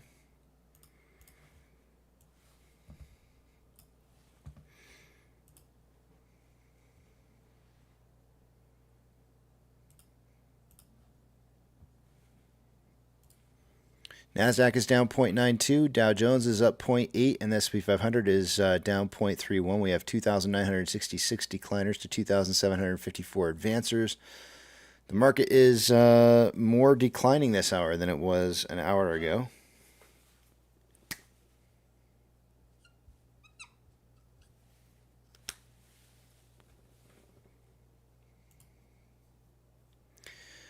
The top performing sectors for the day-to-day are the two recessionary sectors of energy and utilities. The worst performing sector, technology, followed by consumer staples. Of the Mag 7, 3 are red. Sorry, 3 are green. Looks like NVIDIA is still playing around with that 129.51. Tried to come back up. Let's see here. Looking at banks that have changed more than 2.5% since yesterday's closing price, they'll get a shout out. Silvergate is down 12.71. Look at the volume for NVIDIA. We still got another 40 minutes of trading plus the aftermarket hours, and it's already almost at the average 3-month volume here. What do we got going on here? Hold on a second. Any banks plus or minus 2.5? Nothing else to note. Gold is up 1.37 and is consolidating. Silver is up 3.1 and looks like it's starting to make a little bit of a downtrend after the uptrend that it was in earlier.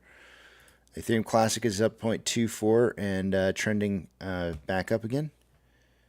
US dollar is up 0.35 and still trending upwards. Oil is up 4.98, trending up. Mortgage-backed securities are down anywhere from 0.04 to 0.14 and trending up. And SPY is down 0.35 and trending down. VIX is currently up 8.7 and is trending up. Looks like it did find a little bit of support at 13.11 and started trending back up again. It's currently at 13.37 with futures suggesting it should be around somewhere around 14.73. We're seeing the futures jump massively. An hour ago, the futures were suggesting 14 point. I think it was like 3 or I think it was 14.4, right around there. So the futures on the VIX are suggesting this should be driving upwards even further, as it's a 1.5 higher now than where it's currently at. So we should be seeing some more volatility in the VIX showing up. VB is down 0.34 and is consolidating. VBR is down 0.11 and consolidating. Tesla is down 2.2, consolidating. Amazon is up 1.17 and trending up. Cinemark is down 3.11 and consolidating.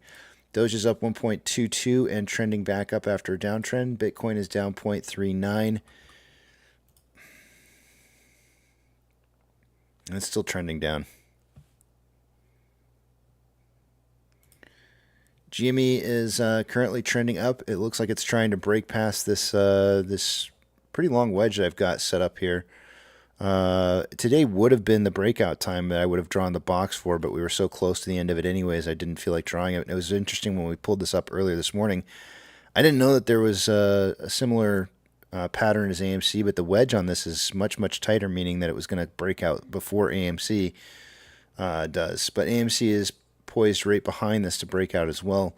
HYMC is up 1.63 and is consolidating.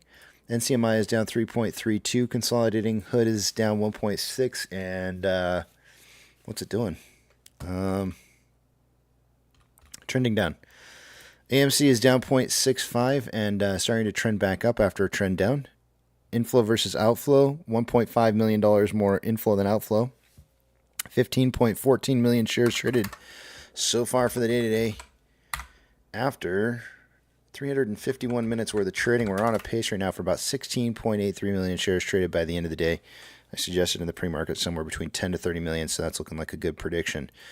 On a 4-hour time interval, we have more selling pressure than buying pressure with an RSI of 44.8, which is slightly below average. On a 1-hour time interval, more buying pressure than selling pressure with an RSI of 47.26, which is slightly below average. On a 30-minute time interval, more buying pressure than selling pressure with a divergence on the Vortex indicator, looking like it may occur in the next 30 minutes. RSI is at 48.79, which is average.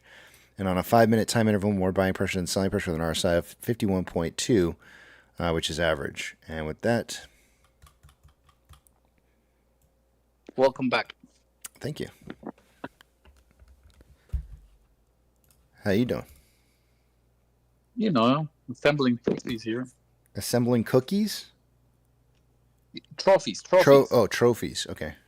What am I gonna do with cookies, Casey? I don't know. I thought I heard cookies. That's all, and I was just like, wait a minute, what?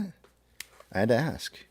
I don't know. Maybe. So what did your wife say? Maybe you got a bake. Maybe your daughter's got a bake sale. She's trying to get you to help her with or something. I don't know.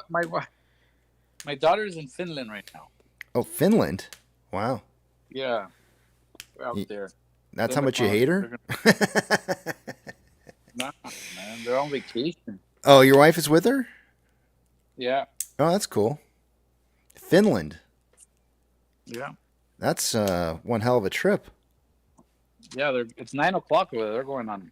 Yeah, they're traveling across, like Paris, France. You know, they're traveling, taking my vacation for like 3 weeks.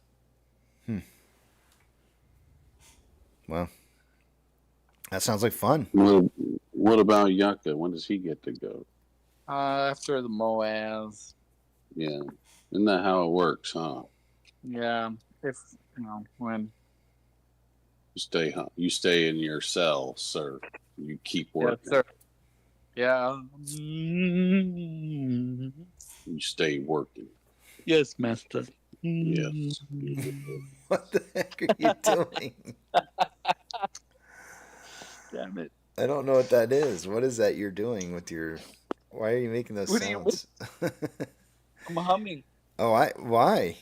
I don't understand. Oh, man. Bad timing with the holiday we just had. Oh, man. I'm sorry. That is messed up. Let's see here. Tendy says, just found out a friend almost died. Husband had to do CPR. Fell off a little cliff in the dark in Boone. Walking the dogs at a rental mountain house. Found her just in time and learned CPR. Yep. You know what's crazy to me is how often they change the compression. The compression. I wanted to call them rules, but the compression cycles and breathing cycles.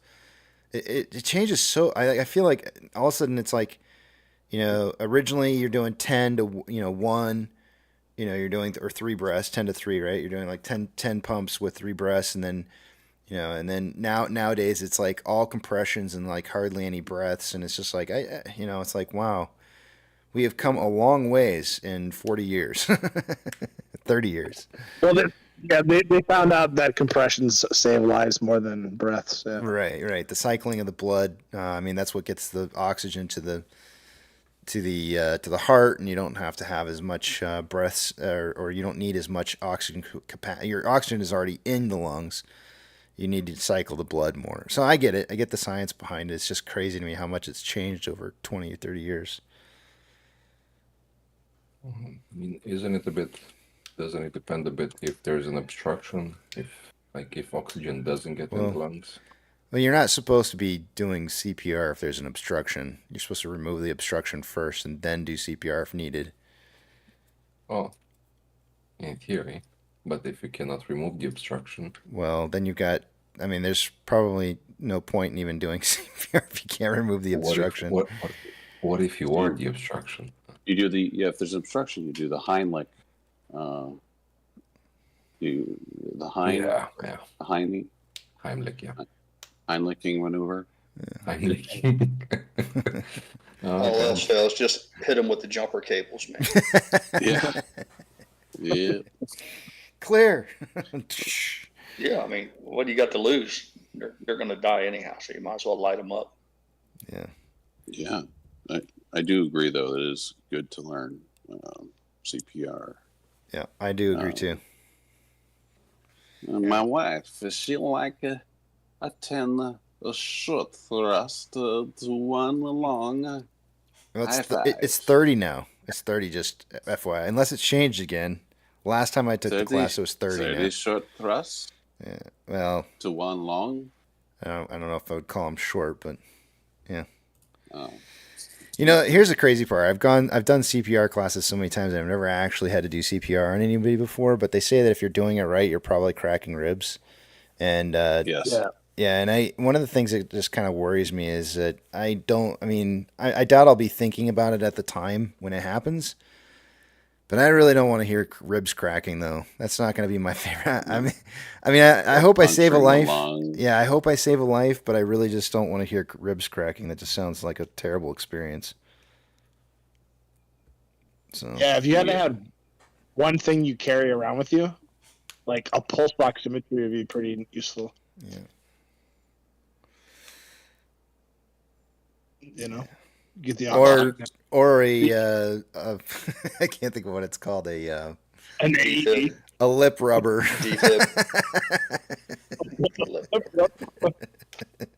Oh, like a dental dam? Yeah, there's something like that. Nowadays, you never know with a complete stranger what's going to happen.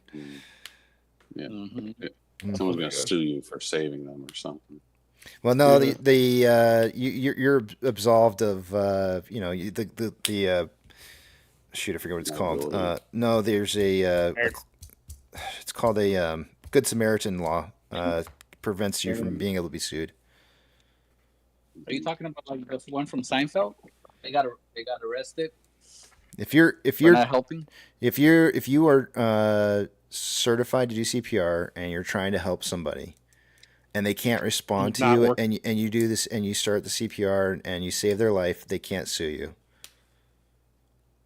If they die, they can't sue you because you were trying to help save their life. It's under Good Samaritan rules that will help prevent you from being in trouble. Yeah, but if they're conscious, they're choking, and they say no, and they keep choking until they pass out. Then you wait till they pass. Yeah. So but that's what about if you did the CPR wrong and you killed them?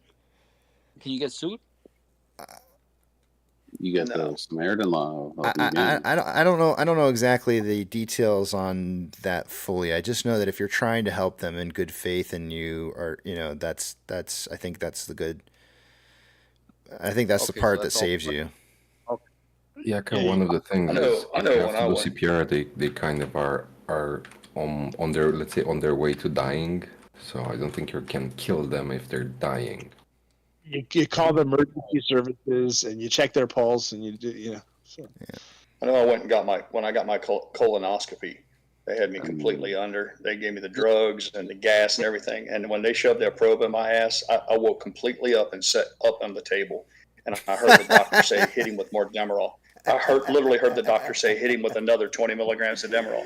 So I told Mrs. Pirate, if she ever finds me unconscious, don't give me CPR. Just stick a garden hose in my ass. It'll bring me around real quick. Wow. You got a butt plug laying around. That's what I'm talking about, man. I'm just saying. I told her, I said, if you ever find me completely out, all you got to do is shove a flashlight in my ass. I'm going to come around real quick. Well, you just get in there, boy. Just hire Food Dog. He likes to take temperatures. Oh. Yeah. Yeah, I was gonna ask a trivia question to Yucca. All right. Do you are you ever on? Like, are you in dating profiles or? No, man. Why would I? Am I on Grinder? No, I'm not on Grinder. No, I'm saying I see. I've never put in like my zodiac sign, and I'm wondering why people do. And Because they get along better. Certain zodiacs, the energy they get along better versus others. so I put my zodiac sign out there. I have less chance of matching with people. So you know what? You can just put something else. Well, all right. Hold on a second here. So what you're saying is you don't believe that the zodiac signs determine whether or not you may be a good or not a good match for a person. Is what it sounds to me like you're saying. Is that right? Correct? Is that right, Tech? Yeah, All I right, don't. So let me ask you this. If somebody else is putting a zodiac sign out, do you think that maybe you might already be a mismatch? Probably. Yeah. But what I'm thinking about though is asking me what's my sign. I can either say skip or I can put my sign out there. So like if I put my sign out there, how many people are like, I'm not gonna like, they do believe in it and they're like, okay, this person's not a good Do you match. see where I'm going with what I just said though? If you said like, just skip it. You're not gonna miss connections because you put a sign in there. You're gonna miss connection. Like maybe you want to miss those connections. I get what you're saying. Yeah. Yeah.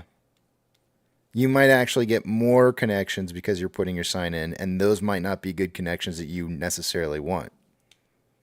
That's true. Yeah. Yeah. I just thought it'd be funny if I put on a Libra, and then like Libra. What? Who's Libra? I think it's pronounced Libra, but maybe I'm wrong. No, we're going with Libra now. Libra, it works. Whatever, it's okay. Libra.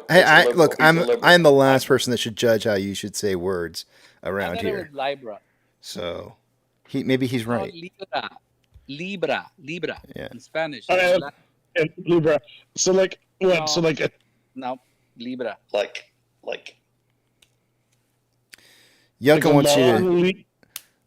Go on. He wants you to twirl your tongue when you say it. Libra. I'm like that one. He wants you to that. Roll your R's. Oh my god. we don't roll. In English, we don't roll anything. Ruffles have ridges. Damn it. Go on. Get to the point. Well, so who does Libra not match with? It's supposed to be balanced. Isn't that supposed to? You're supposed to balance with everybody. Isn't that what scales are? I don't know anything. Don't ask me. I don't know. Yeah, it's supposed to. You're supposed to. You're balanced with everybody. Well, they said that Libras are clingy. They're romantic and kind. There you have it. He just told you you're going to match with everybody by putting that in there. So, bingo. It was like, no, I don't want to be a clingy guy. So, you reply. You should cling on geese, and then they'll love it. Oh man. Let me get this straight, Tech. It sounds to me like you want us to help you fill out your dating profile. Is that what you'd like us to do? Sounds to me like we got some good tips around here. Send that over. We'll review Yucca, I can hook you up, man. Yucca, the tip, man. What you got to do is start hanging out at the local courthouse where they do the divorce proceedings. Divorcees are easy pickings, man. Just hang out in the lobby. You see a girl coming out of the courtroom with tears running down her eyes and stuff. That's low hanging fruit right there, man. You got to be analytical. Be analytical about this, man. Tech, but you're pretty religious. Just go to church. You'll find a hot one in there. Something tells me that's he's got slim pickings where he's at, so he's trying to expand his horizons. Yeah, he's done that fishing ponds all. Something tells me that he wants to be a bad boy. That's why he doesn't. Well, I mean, that could be. Right, You never know. Boy. Do you have any tattoos, Tech? No. Just let us know if you don't want to talk about it. Want one? No.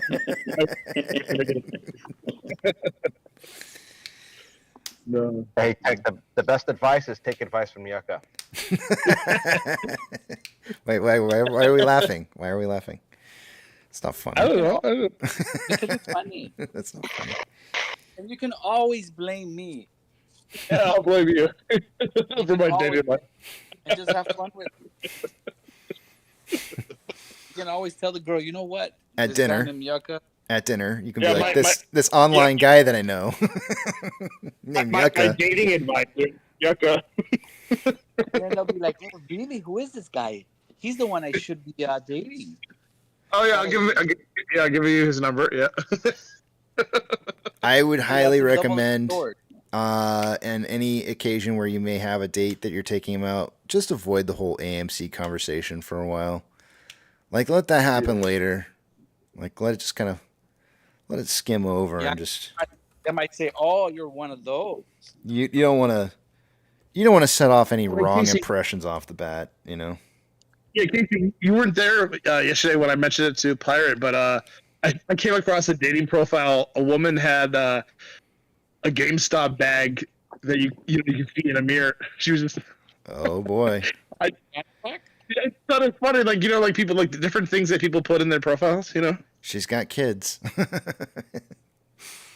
Condoms in there, maybe. No, I think, like maybe she's like it's like toys. Oh, you think she's a gamer? Either a gamer or like he's an investor. I mean, I don't know. I might be reaching. I mean, but like, yeah. Investors have fanny packs. No, she had an empty GameStop bag. She was in a store that wasn't GameStop. Oh man, I don't want to. What do you? She was trying to tell you she was bag holding. Is that what that meant? I don't know. I was wondering. I was like, is this like a secret sign? Like. Yucca, when I was younger and far less reserved with my language, we used to refer to single mothers as women who had fuck trophies. That's what we call them. Damn. Oh wow. I know we don't do that any longer. That's not proper. But I thought you might find that humorous since you are in the trophy business. Ariel says, "Go find a Ukrainian girl. They are hot. I would not date a Western woman to save my life." And then he says, "Tattoos are massive red flags." For who? Dang, Yale. For every. Yale sounds. Cannibals. You sound a little. I've heard that cannibals don't like the taste of tattooed meat. So. Oh, perfect. I'm set.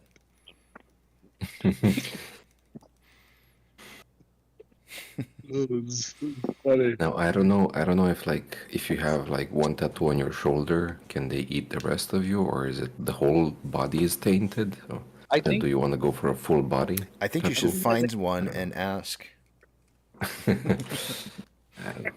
Oh, there was this. I mean, I guess the Dahmer guy or whoever they made it. I think they made Jeffrey a movie about Dahmer? him. Yeah. Yeah, I think Jeffrey he was Dahmer. saying in an interview that, if you want to be safe from cannibals, just tattoo yourself because the meat that he tried it once and never again.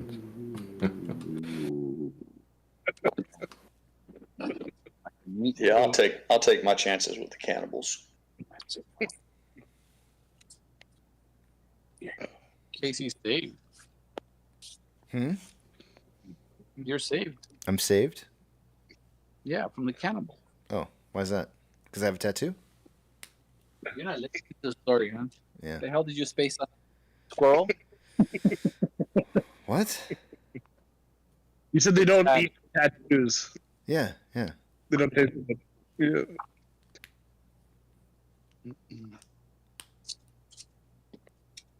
Numbers?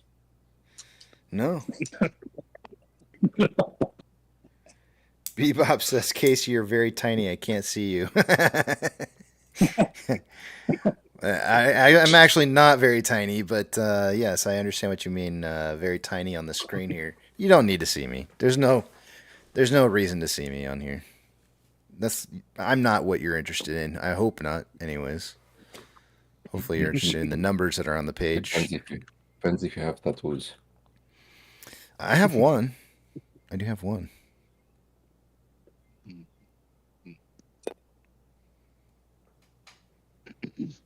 I'm in a toy. I think he meant toy car. Yeah, I am. That is correct. Did the wife say anything about the joke? Yes, she put LOL. When she got home, I said, "Oh, you put LOL," and she said it was a. Hun, what was the term? Hun, what was the term that you Right used here. for Sam's? Or for a joke, you said it was a Sam's kind of joke or something. Salts. SALT. Salt? It was salty? Salts. She says it was a salts joke. Smiled. Smiled a little. Smiled a little, and then stopped. What? Smile a little. Salts. It's a salts joke. It's a. She smiled a little bit, and then it was done. You have to. I think it needs to be a verbal, like verbally told. Okay. Some jokes are not funny until you got to make it funny. With your humor. I agree. We just saw Kim stopped in and she just departed. Go ahead. Who was telling me this? Somebody said that their mechanic, was it you, Pirate? That your mechanic is now available. He was busy and you couldn't. Well, is that who Pirates said that earlier, right? Who was that? That you couldn't get a hold of your mechanic. That he was. Well, he's busy. He's always like 6 to 10 days out, 12 days out. So we went to Firestone for instant gratification, if that's what you were talking about. Yeah. So now the mechanic across the street, they closed their business. Business dried out. How's that possible? They've been here. They were there since the 80s. Yeah, that's bad management. I don't know anybody who can turn a wrench, who has a decent skill set, who's hurting for work. Right now, people are keeping cars longer than they ever have, and so there's probably more to that story than what's being told. I think it's inflation. The cost of I told you, I just got my brakes changed, the back ones.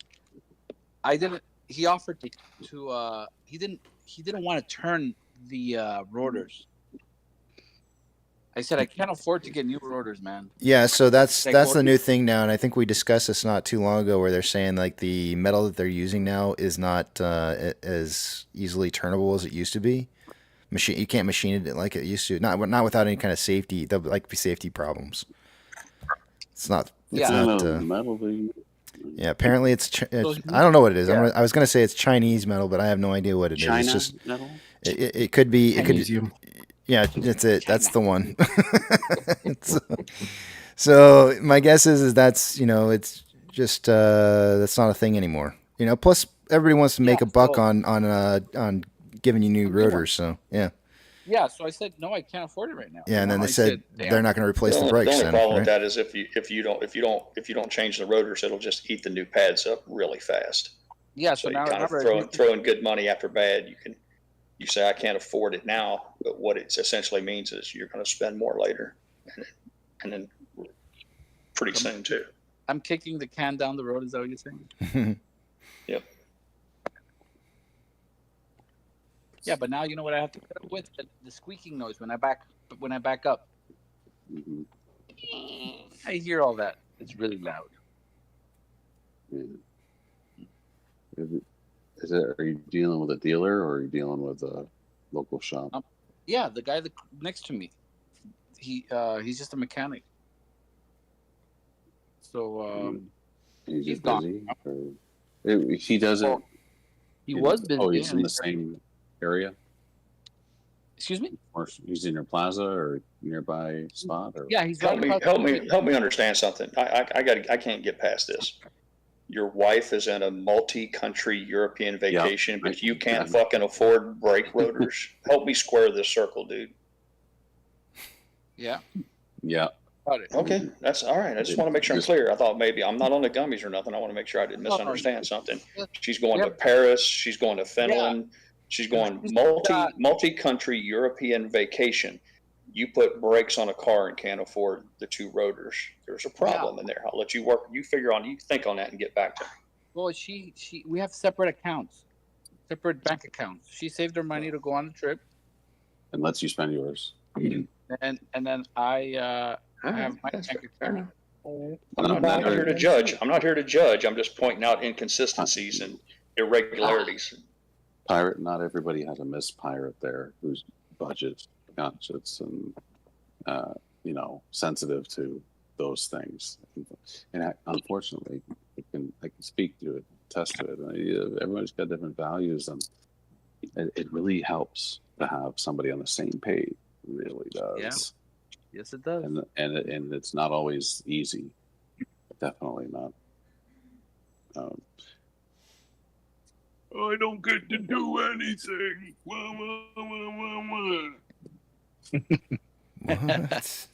I never gonna see the world. All my girlfriends get to see the world and travel around the world.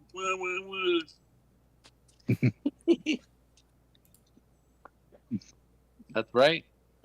I'm at my mother-in-law's house, by the way. Keep my voice. Yeah, I'm not a traveling guy, bro. Yucca, you should be able to do brakes yourselves. If you can assemble trophies, you can take the rear. The hardest part of that whole job is jacking the fucking car up. You're trying to tell me you can't jack a car up and put jack stands under it? That's the hardest part of that whole project. I tried changing my brakes, and I couldn't put new brakes back on. You know why? You didn't compress. You didn't compress the caliper. You need to put calipers and compress the. Yeah. You don't need to. No. Look, you don't need a kit. You can save a lot of money. Just get a little piece of channel locks. You can do it with channel locks and a piece of wood from like a stirring stick for like paint. Yeah, and it literally push it in. Your front, open the hood to your car. Take your brake reservoir off so that it allows the pressure to relieve. And take a C-clamp. You can go to Walmart and buy the cheapest C-clamp they make for $5. Yeah. Put a C-clamp on it, crank down on it, and it collapses the plunger. So there is a little trick here though, because I don't know what's your car maker? Who do you have for? I don't know. Let me tell you what happened. I had a Toyota Camry and I tried to change the brakes myself. I saw a video. It said just pull here. It's very easy. I took it off. I tried to put the new ones on. I couldn't. They didn't fit. Like they were too wide. I have no idea. Well, yeah, it's because you didn't. So then I said, shit. Yeah, that's because you didn't collapse the plunger. With a Toyota Camry, you don't have to do that. God damn it. Let me tell you what happened. Go ahead. So then I said, damn, I got nervous. I said, damn it, I can't go to the other wheel if I can't do this one. So I said, I got nervous and I just put the old one back. Went to work. In the middle of the freeway, I hear clunk, clunk, clunk, clunk. The one that I put back fell off. God, no. Yep, it fell off. And then I was on emergency brake. I had to keep pulling that lever, and I kept a big distance. So there it is. Okay. Oh man. And your mechanic next door was out of business. Is there somebody that's around Yucca? Is there somebody around Yucca that can go help him? There's not one person that you've met in your entire life that can say, "Hey, buddy, I started on this, man, and I got my tits in a ring." Can you? I would go out. You know what? My mom's out there. You could reach out to. Yucca, you want my mom to come over and help you? I'm not kidding. She knows how to. I think she knows. No. I know. No. I think she knows how to do it. I think she does know how to do it. Yes. I don't care anymore. It could be a woman that knows how to change brakes, and they can show I was me not trying to. I was not trying to throw a dig there. No, I know not it at sounds all. like It a has nothing to dig. do with matching, Yeah. and Yeah. It has to do with knowledge. Yeah. I don't know. Yeah. I think she may know how to do that. Maybe. Sophie to come do your brake. Well, she won't do them, but she can show you. I think she could probably show you what to do, though. Yeah, because that's all you need. You need somebody that's done it and that can show you what the hell I'm doing wrong, where I'm missing a part. I'm missing a step. Yeah. You need a coach. A Yeah. coach. Yeah. Because I bundle. I put I bought a car. I had a big dent on it. I put For a second. Pull that. I thought you were going to tell me you bondoed your brakes. I was like, no. You understand? You understand, of course, that when you pay somebody to work on your car, at a minimum, the price they charge you for labor is going to match the parts. Most of the time, it's going to be more than that. So you can take those brakes apart and you can fuck it up 3 or 4 times until you get it right and still be money ahead. Yeah, I guess I chose the wrong time to change them. It was early in the morning and I had to be at work at noon. Oh yeah, that's not. Yeah, that's a bad idea. No, you can't. No, you can't do that. You got to do it on a Saturday or Sunday. Yeah. Where you have all and day, you know maybe even the next day. No, but here's the thing, Yucca, is when you get done with that first one, the second one's going to go in like I want to say half the time, but Exactly. I actually think that I think it'll be even less than half the time for you, because it sounds to me like you took a lot longer than. It shouldn't take you very long. Like whatever, even if you've never done them before, like you did it for the very first time, I think that you could probably cut the time down by half. Because once you've done it, you know what you're doing. You're like, oh shit, this would have been a lot easier if I'd just done this way. And then when you get to the other tire, you start doing it, and you're like, oh yeah, this is done and easy. And it's like next thing you know, you're done in like 20, 40 minutes or somewhere around there, and then you're just like, that was so easy. And I know that the internet is loaded with YouTube clips. Sometimes they're specific to the car, but usually brakes are brakes. I mean, most of the time, I know there's some little abnormalities, but generally the whole thing is the same. There's a rotor, there's calipers, and there's 2 pads. And other than a few subtle little changes, maybe the position of a clip or a bolt but you should be able to pull up a video and literally sit and watch it and follow the guy step by step. Mm-hmm. I'm sure there's got to be 10 videos out there on how to change brakes. Yeah, I agree. But that was back in 2008. Yeah. And then the money that you save by doing it yourself, you can afford the calipers. If I was out there, Yucca, I swear to God, I would. I'd be like, all right, I'm coming over. I would help you with this right away. Yeah, we can stream it live. I could have talked you through it over the phone, man. Yeah. But it's about that time. I'd stand there and laugh. Well, yeah, you do that first. I'm with censor content on that. There's definitely a lot of fun to be made. There's whole lots of ribbing, lots of name calling. There's a price to be paid. Bud, what's your problem? What's your problem? Brake calipers. Can I ask a cautious question? Like, I probably wouldn't be the best person to use it, but like, how safe do you guys feel like using jacks all the time? Pretty safe. Are you kidding me, man? You never had a problem? For one thing, if you're going to work on the car, you need to have a jack stand to put underneath it for safety, which they're cheap as shit. You get them at Walmart. So you have the jack supporting the car, and then you also have what's called a jack stand. But even if you're just changing a flat tire, you don't need to crawl under the fucking car. So even if it falls, it's just going to fall. But, a 15, 16-year-old girl should know how to jack up a car, because you can jack up a car and change a flat tire, or you can be stuck on a country road late at night. If you teach your daughter to drive and you don't take the time to take her to and show her to change a tire, and I don't mean talk her through it, I mean make her change one in your driveway. Literally take a good tire off and put another one on. Then you're doing a disservice to your daughter or your son. At a minimum, they should be able to change a flat. They may not need to pull a transmission or install starters, but if your kid can't change a flat tire, shame on you. But what if they just had their nails done? They're not gonna touch it. That's actually a really good point. All right, it's that time to go. On that note, yeah. Can I wait until my son starts to walk, or do I have to like push him through? Right. No, there's a sweet spot. I would argue. I am telling you right now, that motherfucker back there is not real. You teach those girls that stuff before their nails become an issue. All right, guys, it's that time of the day. Unfortunately, I'm going to not be able to come back to the back of the big trip. I actually have to take off and run some errands because we've got our trip planning, and I will be here tomorrow. I'm not taking tomorrow off, by the way, so you'll see me tomorrow. There's same time, same bat channel. So I will step aside here, guys, and I'll see you a little bit later. I might come back to the back of the Big Tramp if I'm sitting waiting at one of the stops. So I'll see you guys. All right, keep it tight. Later. Later, man.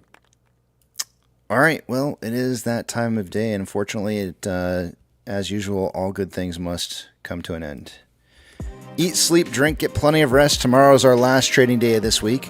Spend time with your family, spend time with your friends, take your pets out for a walk because they like getting outdoors too. And for crying out loud, we've had some amazing days of AMC movies saying, go help support the company and by watching a movie.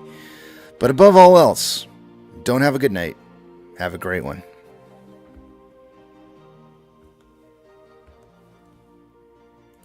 Beep, beep.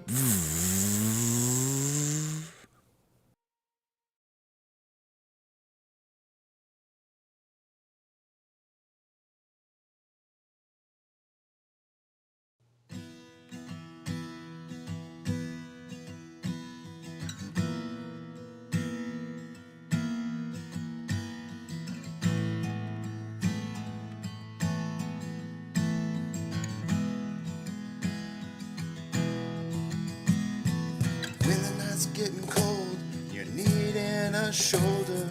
Puff out your chest and be a little bolder. All we do is we buy and hold. There will be shills who wanna steal your thrills. There will be friends who hold till the end. There will be doubt, fear and cloud, but it's all in your head. Those hedges are dead. Panic and fear really are near, but it's not ours to own. We have shown that all we do is buy and hold. Oh, there will be shills who wanna steal your thrills, and there will be friends who hold till the end, and there will be doubt, fear and cloud, but it's all in your head. Those hedges are dead. So when the night's getting colder, you're needing that shoulder. These apes got your back, we got each other. All we do is we buy and hold.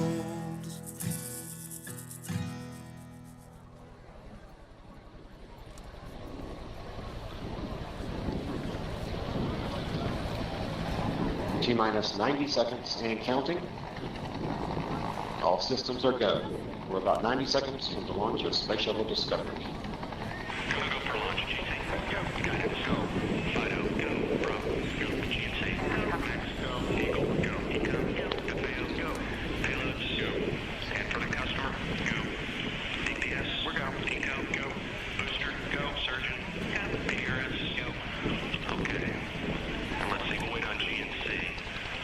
T-minus 60 seconds and counting. We are transferring to orbiter internal power at this time. Discovery is now running off its 3 onboard fuel cells. Coming up on a go for auto sequence start.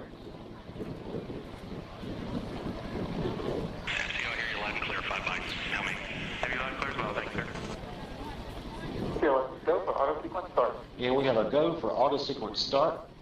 Discovery's onboard computers have primary control of all the vehicle's critical functions. T-minus 17 seconds and counting. 15, 12, 11, 10, 9, 8, 7, 6, remaining start, 2, 1, booster ignition, and liftoff of the Space Shuttle Discovery, returning to the space station, paving the way for future missions beyond.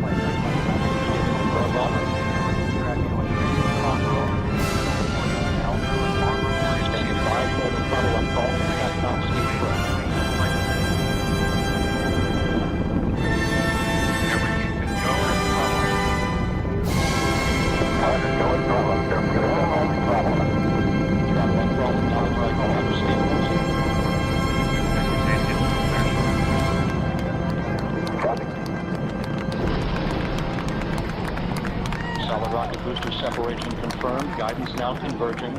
Discovery's onboard computers commanding the main engine nozzles to swivel, aiming the shuttle for its precise target in space for main engine cutoff. Should have a good forward leg now at S10. Okay, you sound good.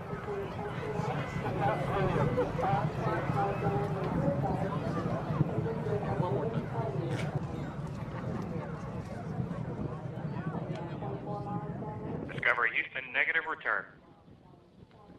Copy, a negative return.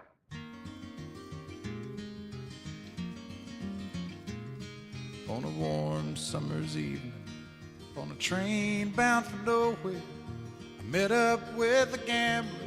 We were both too tired to sleep, so we took turns of staring out the window at the darkness till boredom overtook us, and he began to speak.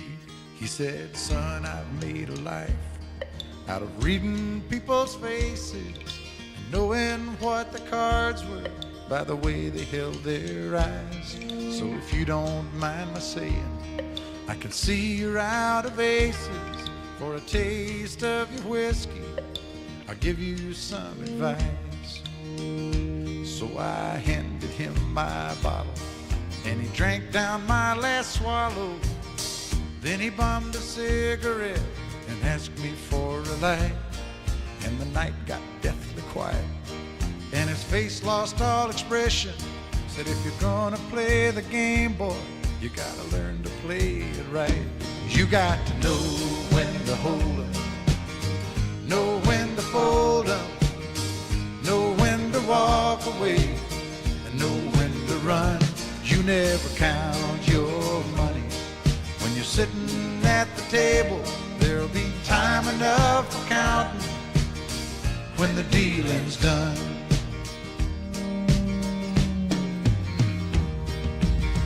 Every gambler knows that the secret to surviving is knowing what to throw away, knowing what to keep. 'Cause every hand's a winner and every hand's a loser, and the best that you can hope for is to die in your sleep.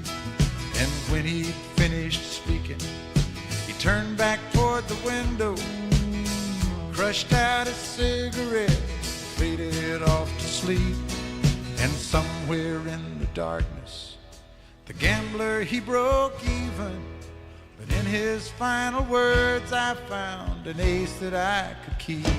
You got to know when to hold up, know when to fold up, know when to walk away, and know when to run.